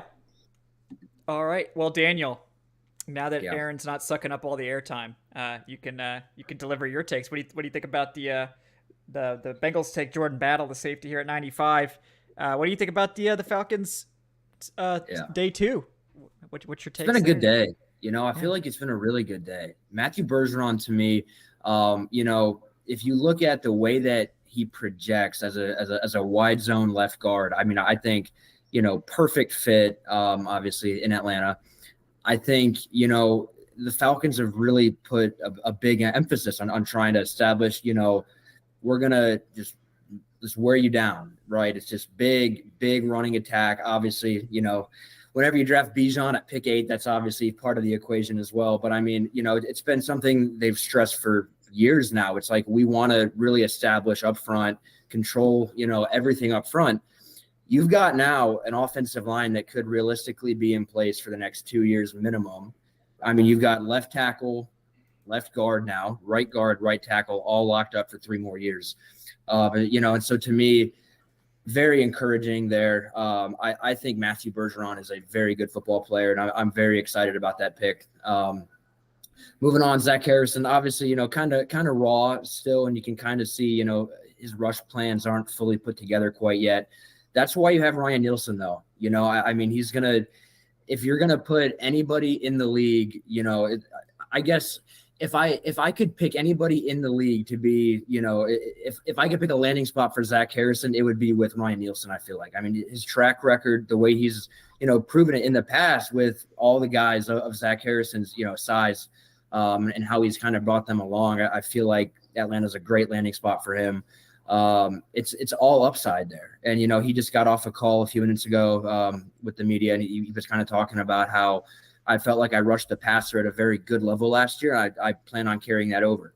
And I think he's in a great spot with great mentors and a great coach to where he can, I think, hit his upside. And I mean, he was a 5-star recruit out of high school, everything recruit, and college career kind of wasn't as planned, but the talent was always there. And I think he's in a great environment now to where he can maximize that talent. So, ultimately, I think you kind of walk away from today feeling like the Falcons improved quite a bit, not only now, but in the future as well. And I think, you enter the draft trying to see a real plan and a real vision. And I think what they've kind of put together through 2 days has shown a clear vision. So all positive, on my end. Yeah. Definitely agree there. I think it's a fun group. They got that edge rusher to quiet down everyone that was like, you don't care about the defense. You don't care about the pass rush. So we got that taken care of. So great job by them. Now Washington's on the clock here, Brian. So where are you hoping they go at this point? I really think they need to like I said, anywhere on the offense. But I think that offensive line could be a good spot to go. Somewhere along there to bolster that line. I think that they're getting really you couldn't go wrong there across the line there. But I could see them doing, adding another playmaker, whether it be running back or tight end. I was kind of intrigued by Darnell Washington if he kept falling, but obviously that didn't happen. So it'll be interesting to see. I assume they won't go for a 3rd straight corner. I'd be willing to bet that's not the case, but you never know. Go for the trifecta, yeah. Yeah. Just replace the whole secondary in one fell swoop. Yeah. The Detroit Lions took Broderick Martin. I legitimately have never heard of Broderick Martin. Broderick Martin in the 3rd round? Yeah. No. Oh my. No way. Yeah, I've legitimately not heard of Broderick Martin. So Broderick Martin was one of the nose tackles that Atlanta staff coached at the Shrine Bowl that was not particularly great at the Shrine Bowl, that I thought you were probably talking 5th round at best. He went top 100. Yeah. That's 96. Traded up for him. They traded up for him too. Detroit. Why would you? I don't understand. Like, I didn't even know who this man was. I probably watched like 100 players at least. Like, they're just like, man, it's like, why do you feel like you have to trade up? Like, I mean, are you that worried? Like, what are the Lions doing? It's just weird, man. Like a nose tackle. Yeah, I mean, yeah. Is Washington in on a nose tackle, Brian? No, they got a lot of money invested in their defensive tackles. I don't think they needed another one. And Fedarian Mathis coming back this year from injury. That's right. So yeah, no, I don't think so. So what is Detroit doing then? I don't know, man. That's a weird one. that blew my mind. Yeah, they haven't. Oh my. Okay. Yeah. You know, I was talking earlier about the Falcons having a real vision. I don't see the Lions' vision, but They did get Brian Branch to salvage their day 2. So that was a good pick. that was a great pick. Yeah, love Brian Branch. Clearly, the NFL not as high on Brian Branch as the media. So his combine was not good. So Yeah. Is I wouldn't he be like in surprised if the Lions? Sorry, I was going to say I wouldn't be surprised if the Lions were just basing things 100% on interviews. It strikes me as a Dan Campbell kind of thing, isn't it? That he can just look a man in the eye and just decide whether he's a Detroit Lion. yeah, he told Jack Campbell he just liked his name, right? Yeah, exactly. So it's just all right. We got the Commanders pick coming up here. It's center Ricky Stromberg from Arkansas. So it is offensive line, like you were saying, Brian. Yeah. I like. Yeah, I don't know much about Stromberg, but Chase Roulier could be a cap casualty for them and hasn't been able to stay healthy the last couple of years. They brought in Gates, Nick Gates from the Giants. He's kind of like a center guard combo. So I don't know. Ricky Stromberg could be a third rounder that could be playing pretty soon, the way things could go potentially. So yeah. What do you guys know about him? Yeah. A lot of fans. Go ahead. Yeah. Stromberg was a Shrine Bowl guy as well. He told me at the Shrine Bowl that he did a lot of wide zone stuff at Arkansas. Is Washington running a wide zone now or no? I don't know. Is that a Bieniemy thing? I mean, I'm not really sure. Yeah, you haven't actually seen, I guess, what the offense is going to look like with Bieniemy. I think they do run zone with Bieniemy, if I remember correctly. Yeah. So he was actually pretty good at the Shrine Bowl. He had a lot of fans inside the league. I know that. Very tough guy. And then when I was talking to one of the Mississippi State defensive tackles at the combine about I think I asked him who the hardest offensive lineman was he faced there. Or I think somebody else asked him that actually. He brought up Stromberg, which I very much so caught me off guard because you're kind of thinking about Alabama, pretty much anybody that's not Arkansas or Vanderbilt, right? But Stromberg drew a lot of praise, and so I think he's a guy kind of more highly thought of by peers and by the league than where he was put in the media. But I mean, I remember at Shrine, I was talking with one of the scouting guys there, and he's like, I think Stromberg will start for 10 years in the league. So there's some people very high on him. Yeah. He does have a lot of fans. I remember hearing that. Yeah. Yeah. Interesting guy for sure. And then yeah. Go ahead. And really, like I was saying, Nick Gates, I guess he likes playing center, but I know that he played guard. So, I mean, Stromberg could potentially compete for that starting position. I mean, I don't know how out of left field that would be, but if Chase Roulier really is like a cap casualty, which I've heard and kind of seen that written somewhere, there could be a spot for this guy sooner rather than later. Yeah, that would make a lot of sense then. I'm kind of sorry, I'm kind of like take as many SEC players as you can. Sometimes that's about as hard as it gets is playing in the SEC. So they see grown man football. So he'll have been going against Jalen Carter and Jordan Davis the year before and players like that. So I don't think it's going to be a huge adjustment to him going up against big guys. Yeah. We got a kicker in the top 100. The 49ers have selected kicker Jake Moody from Michigan. Did you call this? No, I love Jake Moody. Shout out Jake Moody. Talk about a good guy. I mean, really just have to appreciate a kicker flying off the board in the top 100. I mean, really just positional value there, flawless in my personal opinion. Shout out Jake Moody. Love the guy. Great guy. Pumped for him. Wow. Can't say I predicted that, but yeah, for sure happy for him. Yeah, you could make a lot of money on that one. That would probably be like a plus 5,000 type bet. So if anybody would let you, All right. Well, I got to dip out. It's not the kicker talk. It's just that I'm very tired. I saw my team pick, but thank you guys for letting me hang out. I know the Falcons and Commanders play each other, so I'd love to do something down the line. And obviously being in Atlanta, I'm a fan of the team and the city. Yeah, well, the Falcons do play the Commanders as well, so we'll at least have you on for that game week. Absolutely. But we'll definitely talk more. Appreciate you coming on, Brian. Thanks. Yeah. At Appreciate it. Nice to meet you guys. BMurph13. Believe in Commanders. That's right. Thanks, man. Yep. Yeah, thanks. See you guys. Yeah, see you. Thanks, man.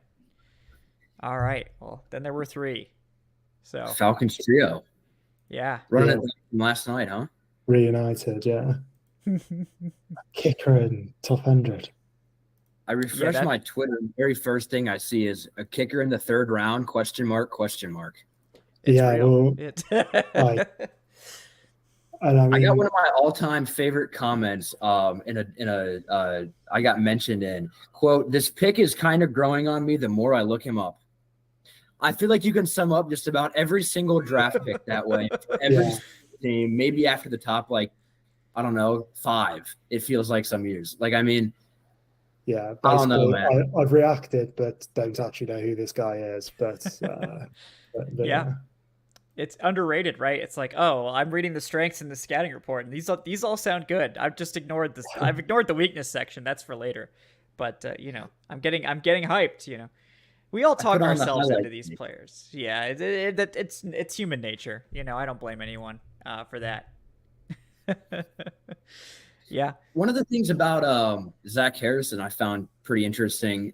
You pop on the tape in like 3 straight snaps, he could be snap 1 playing 3-point stance, snap 2 in a 4-point, snap 3 in a 2-point. I feel like the way that he's going to be used will be pretty interesting to watch. But he's kind of an, I guess, intriguing option for me. I feel like, you talk about upside. I think we said yesterday, you're kind of looking more 3rd, 4th round for those, kind of swinging for the fences picks. I feel like Zach Harrison has the talent to really outplay pick 75. Versatile, big, long, athletic. I think he ran 4.6 flat at 274 pounds. So I mean, freakish physical traits, right? I mean, if you're gonna swing, you might as well swing at a guy like that. Obviously, there's a few other guys on the board that people thought. Has Adi Tamiwa been drafted yet? No, I haven't seen him go. I wonder what the. Not. Yeah, I kind of thought Josh Downs might be the guy there. With the way that it fell, if they drafted a receiver, I think a certain faction of the fan base would have had some very strong takes at Mr. Terry Fontenot, but looks like he kind of fended those off for the time being. Well, the thing with Harrison, and we were discussing this earlier, if this has been 2 years ago, they'd have been bringing in Harrison and they'd have been expecting him to play right away, and he's not ready for that, really. As you said, he is raw. He could do some things, but I think if you put him out there for 50% of the snaps, like that would be asking too much of him, and that's that would potentially a couple of years ago be what they're asking from him. But now, even if they don't necessarily have those kind of like high end guys, the Falcons have some pretty good depth on the edge. They can bring him along at kind of like the speed that he should be brought along at, and they can allow him to develop. And as you said, with Ryan Nielsen, one of his strengths is apparently developing defensive linemen. So he can then do that in his own time with this kind of like ball of clay, because we all know that Harrison has like the physical tools to be able to do it. He just hasn't put it together yet. So yeah, like being united with Nielsen and allowing him to kind of do that and allowing him to learn from Calais Campbell and others, and be in the same room as Grady Jarrett and all of these guys who have kind of made those steps and taken those kind of different journeys to get there. I think it'll be a nice position for him to be in, and it's a bit of a luxury pick for the Falcons, which is kind of a strange way to view Edge after the last 10 years of Falcons fandom, but yeah, I think he's landed in a good spot. Yeah, Trey Tucker officially comes off the board before Tyler Scott. I think that was not something a lot of people saw coming, but it seemed that is the case. So I know of a certain representative who's probably very caught off guard by that as well. Wow. So Tyler Scott might, I think he's 14, 15 picks away now from Atlanta's pick, correct? Yeah. That could be interesting. That's definitely a good one. Yeah. him and Trey Palmer are still there, correct? Mm-hmm. Yep. So you have to think, obviously, Tyler Scott has the connection with Ritter. They'll be interested there. Trey Palmer, definitely someone as well. Yeah, I do wonder, like, where they go. If they do go wide receiver there or safety, right? Like, I think they really like Jamie Robinson. So he's still here. Antonio Johnson from Texas A&M. Other guys, like at corner, obviously. A lot of guys still there. Like, I mean, at this point, I'd probably go personally like Kayublu Kelly. I think he's a really good player. Kind of shocked that he's still here, but we'll see how much further these guys tumble. Darius Rush, too, is really interesting here. I think the Falcons could do with adding a fourth safety, couldn't they? Because realistically, I think they're going to be using 3 safety sets quite a lot. And obviously, at the moment, you're looking at it and you're saying, okay, so that's Bates, that's Grant, that's Hawkins. But behind that, I don't think there's anybody at the moment.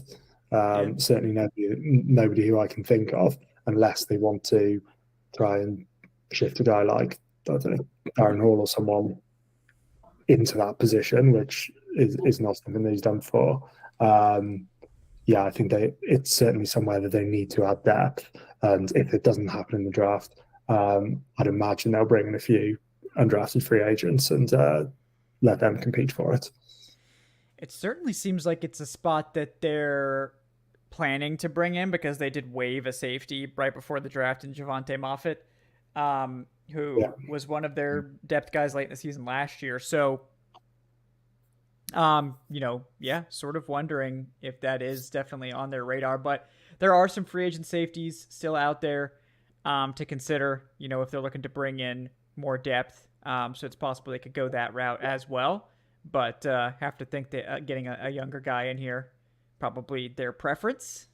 But but then if they go safety, then they don't get a wide receiver maybe until late day 3, and the same thing goes the other way. If they don't get a safety, then they're not going to get that guy until late on day 3 either at this point. So interesting turn of events. Vikings here with the last pick of day 2. We'll see who it is momentarily. I believe they traded up for this, maybe? I don't know. I thought these were both San Francisco's picks, but I could be wrong. Not sure. I don't know. Whatever. Either way, the Vikings are picking. So, however you want to spin it, the Vikings are picking here. So, maybe someday we'll hear the actual pick. And then I'm looking at my TV, so I was completely confused. Yeah. Yeah. And then the Falcons are 10th, are they, in round 4? Let's have a look. 3, 6. Yeah, 11th. 113 is when they're picking. Yeah. They did have one kind originally. I guess that's kind of the side effect of selecting Robinson at pick 8 is, you kind of reach the point where you're at now where it's like, is it receiver, is it corner, and then whichever, or, even safety, and whichever one it's not, or whichever 2 it's not, you're kind of looking at, how are we going to address that now? I like what you said, Andy, about, adding, a few free agents, probably post draft, maybe a few undrafted guys who could obviously, contend for a job. I feel like we've seen a few undrafted people last few years that have kind of fought their way on the roster. Shout out Timmy Horn from last year. He started a few games by season's end. So, players like that who you can find that can fill like a real niche for you. I think, especially with the Shrine Bowl and, Atlanta's opportunity to have kind of worked, up close and kind of seen how some of, some of the players operated off the field in particularly is kind of an important part of that process too. So that's for sure an advantage. So that's kind of something to monitor, I think. And I think if you're looking for wide receiver who basically is there to just stretch the field as well. Like we've seen the Falcons in the last few years with when Demir Bird was playing that role, and when Ozzy had a little bit more around him. He was an undrafted free agent, wasn't he? You can kind of find those guys who, as you say, fill those niche roles and those the kind of quite specific roles. And there will be guys who aren't drafted who can still run a 4-3-5 or whatever, and you can still add in there, and like the Falcons aren't going to be asking them to catch 50, 60 passes. Like it's not going to be that sort of offense, and the kind of primary receivers are already there. So just a guy who can kind of come in occasionally and you can just send him deep on go routes and things. Shouldn't be the most difficult thing to find. Yeah.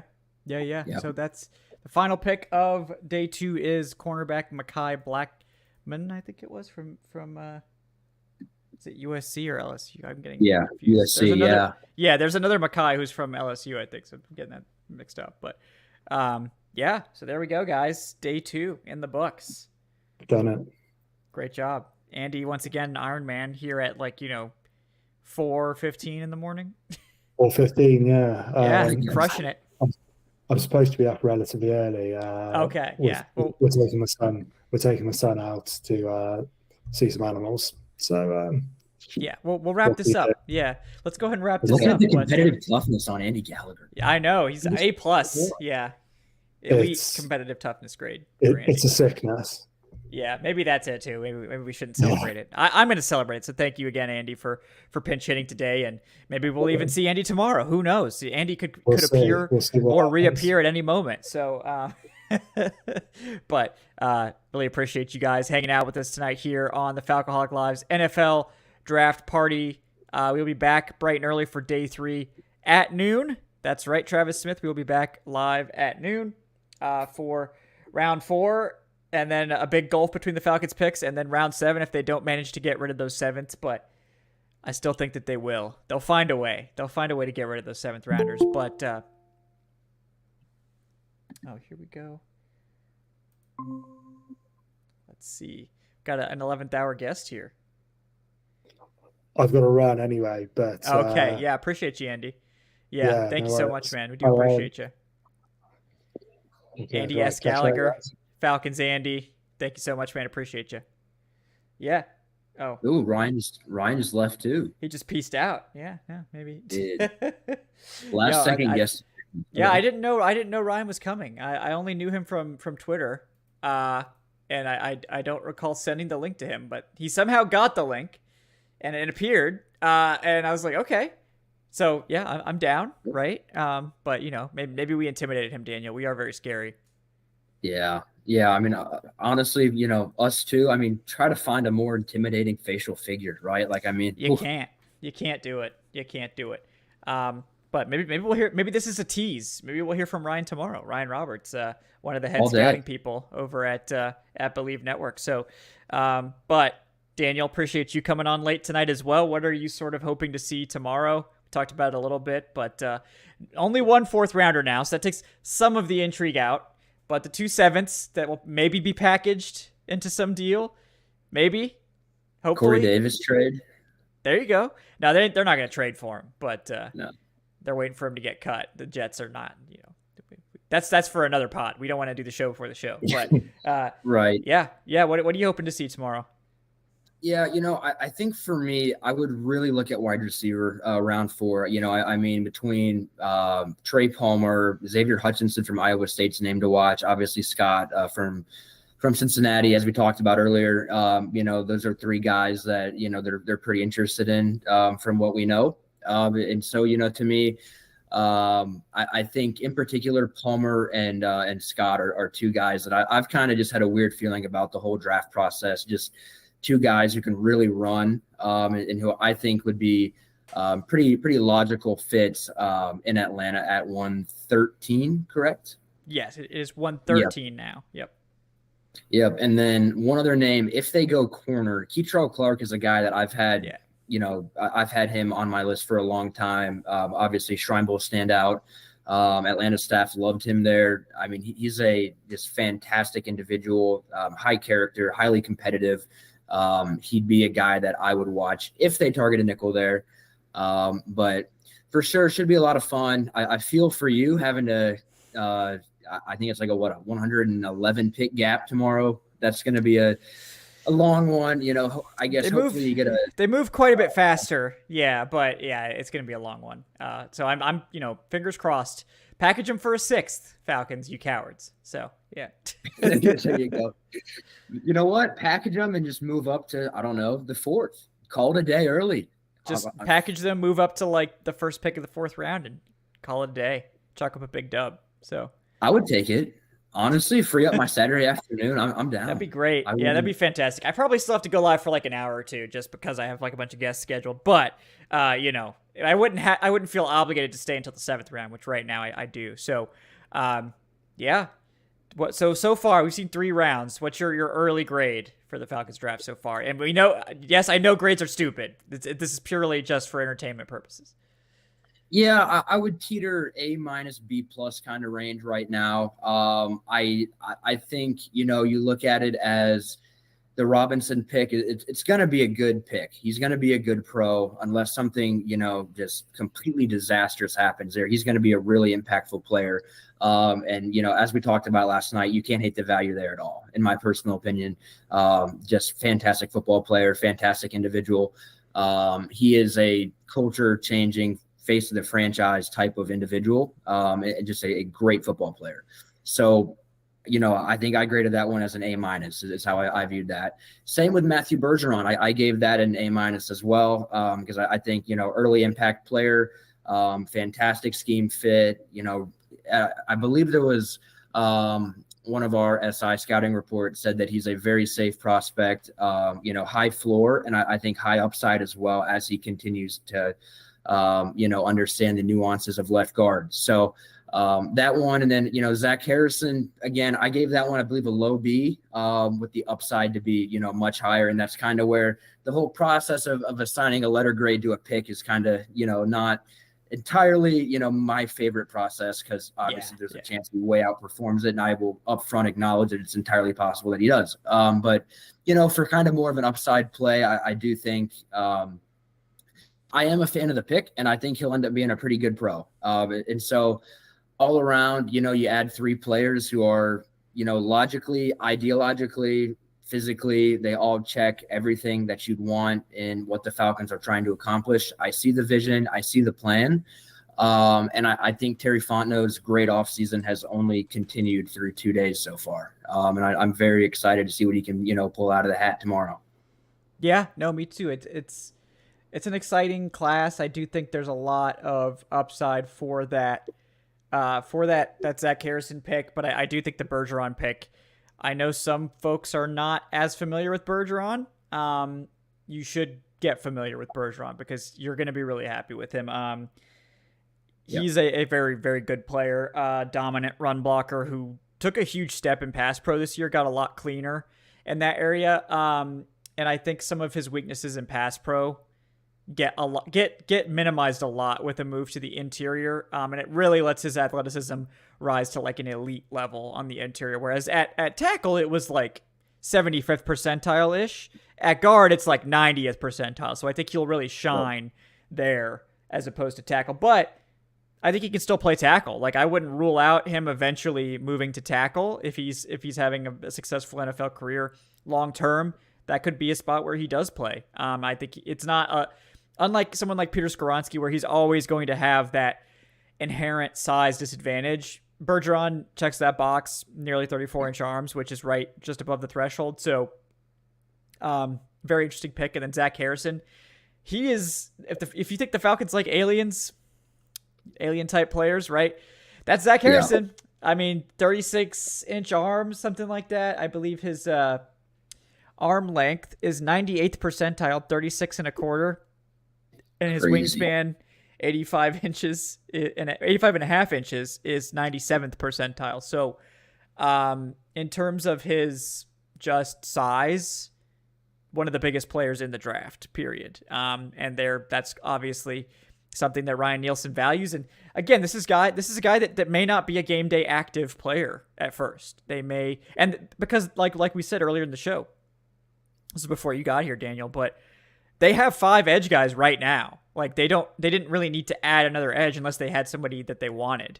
And I think a guy like Zach Harrison or like a Yaya Diaby, which we saw come off the board very soon after him, more of that developmental edge that's got that high ceiling, but that probably needs time. makes a lot of sense, and looking at right now at his athletic comps, his Zach Harrison's third best athletic comp, Peyton Turner. Ryan Nielsen. There you go. Yep. Also, his fifth best athletic comp, Tyree Wilson, and his sixth best athletic comp, Ade Ogundeji. So, sound familiar? And Chandler Jones also a couple spots down as well. So, yeah. Yeah. One other thing on Matthew Bergeron, ESPN had one of those little, I think it was like a Wednesday morning thing where it's like, last kind of rumor mill type of article thing. And there was a little blurb in there where they talked about asking 3 NFL executives, who it was kind of like a sleeper first round pick section. Matthew Bergeron earned a vote in there. I think he earned a couple of votes in there.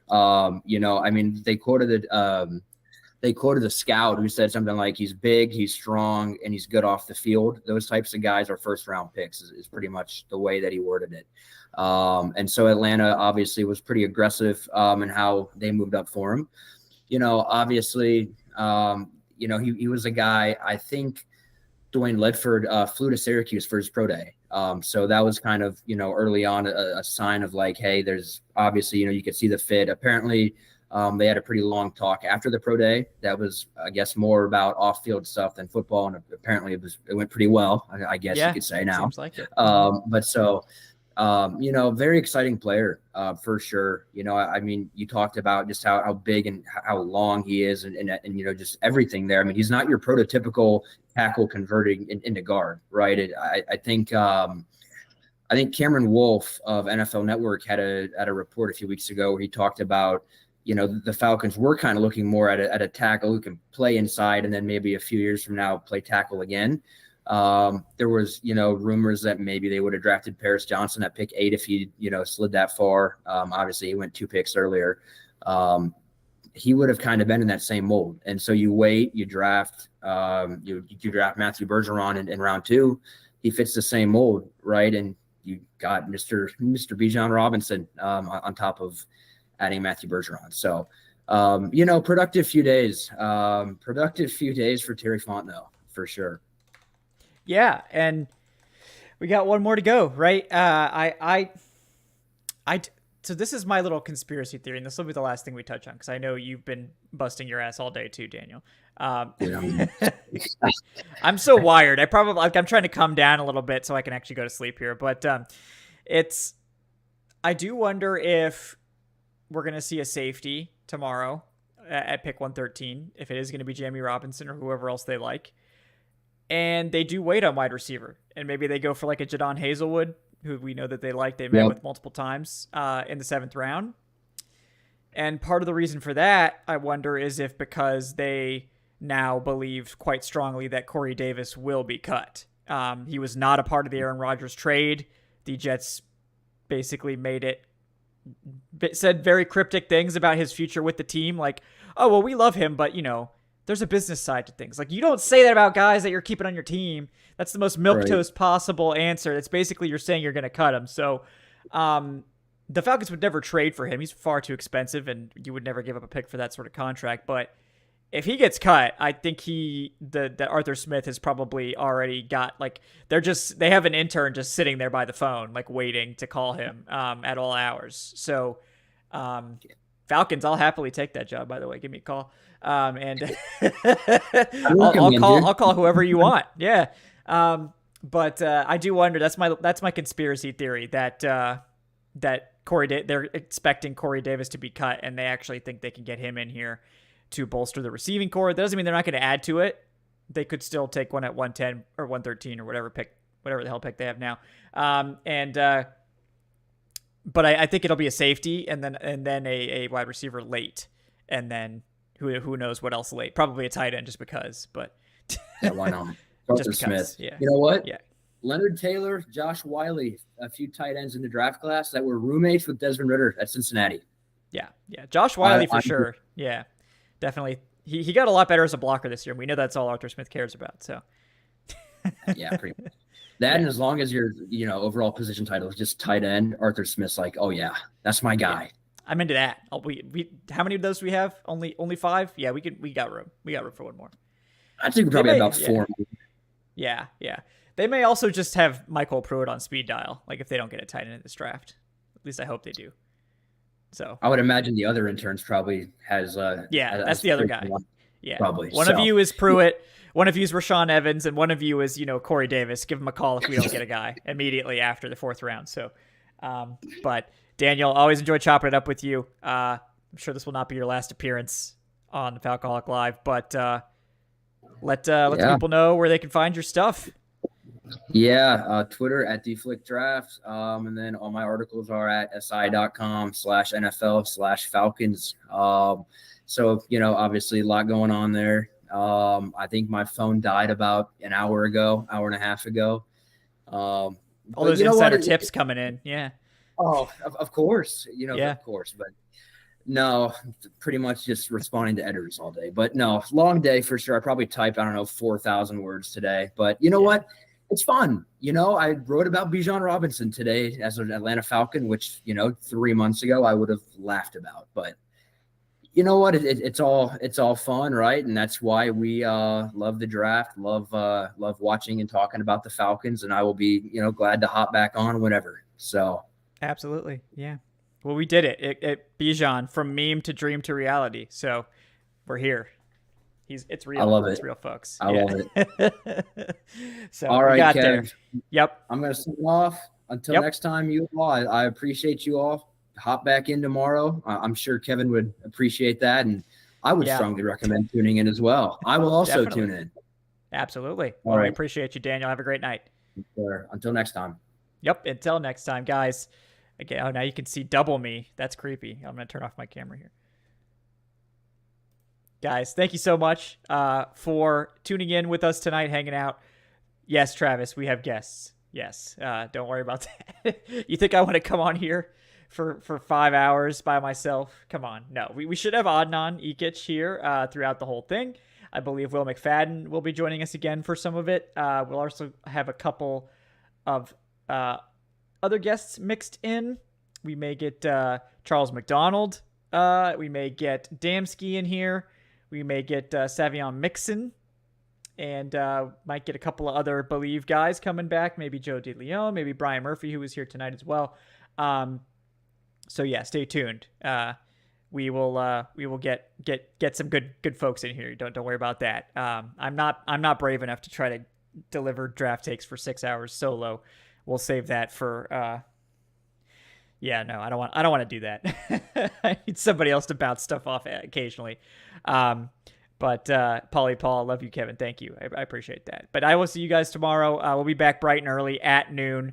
We'll be doing 2 giveaways tomorrow, right? We'll have another $50 card giveaway here, and we'll also be announcing our patron giveaway. So if you want to get involved in the patron giveaway, all you have to do is be an active patron when we give that away on day 3 tomorrow. So you still have time to sign up at patreon.com/Falcoholic Live. You get some exclusive perks there as well, of course, and you get to earn our eternal gratitude for your support. So appreciate you guys. I'm Kevin. I have Falcoholic Kevin. And I don't think I have anything else to share. Like and subscribe, obviously. If you're watching on YouTube, go give us a 5-star review on all your podcast platforms, Dirty Birds and Brews, Apple Podcasts, Spotify, wherever you get your podcasts. There will not be a recap show for day 2, simply because by the time it's published, it'll be 6 hours until the draft starts. So we'll do an overall recap after day 3, hoping to get some interesting guests for that. But either way, we will have an overall recap coming shortly after day 3. And then we'll be back to a regular podcast schedule next week. And we'll be on to roster evaluation, talking about lots of how the roster fits together and lots of other interesting topics like that. So, guys, again, thank you so much for hanging out. We will see you next time on the Falcoholic Live. We'll be back bright and early for day 3 tomorrow at noon. Until next time, guys,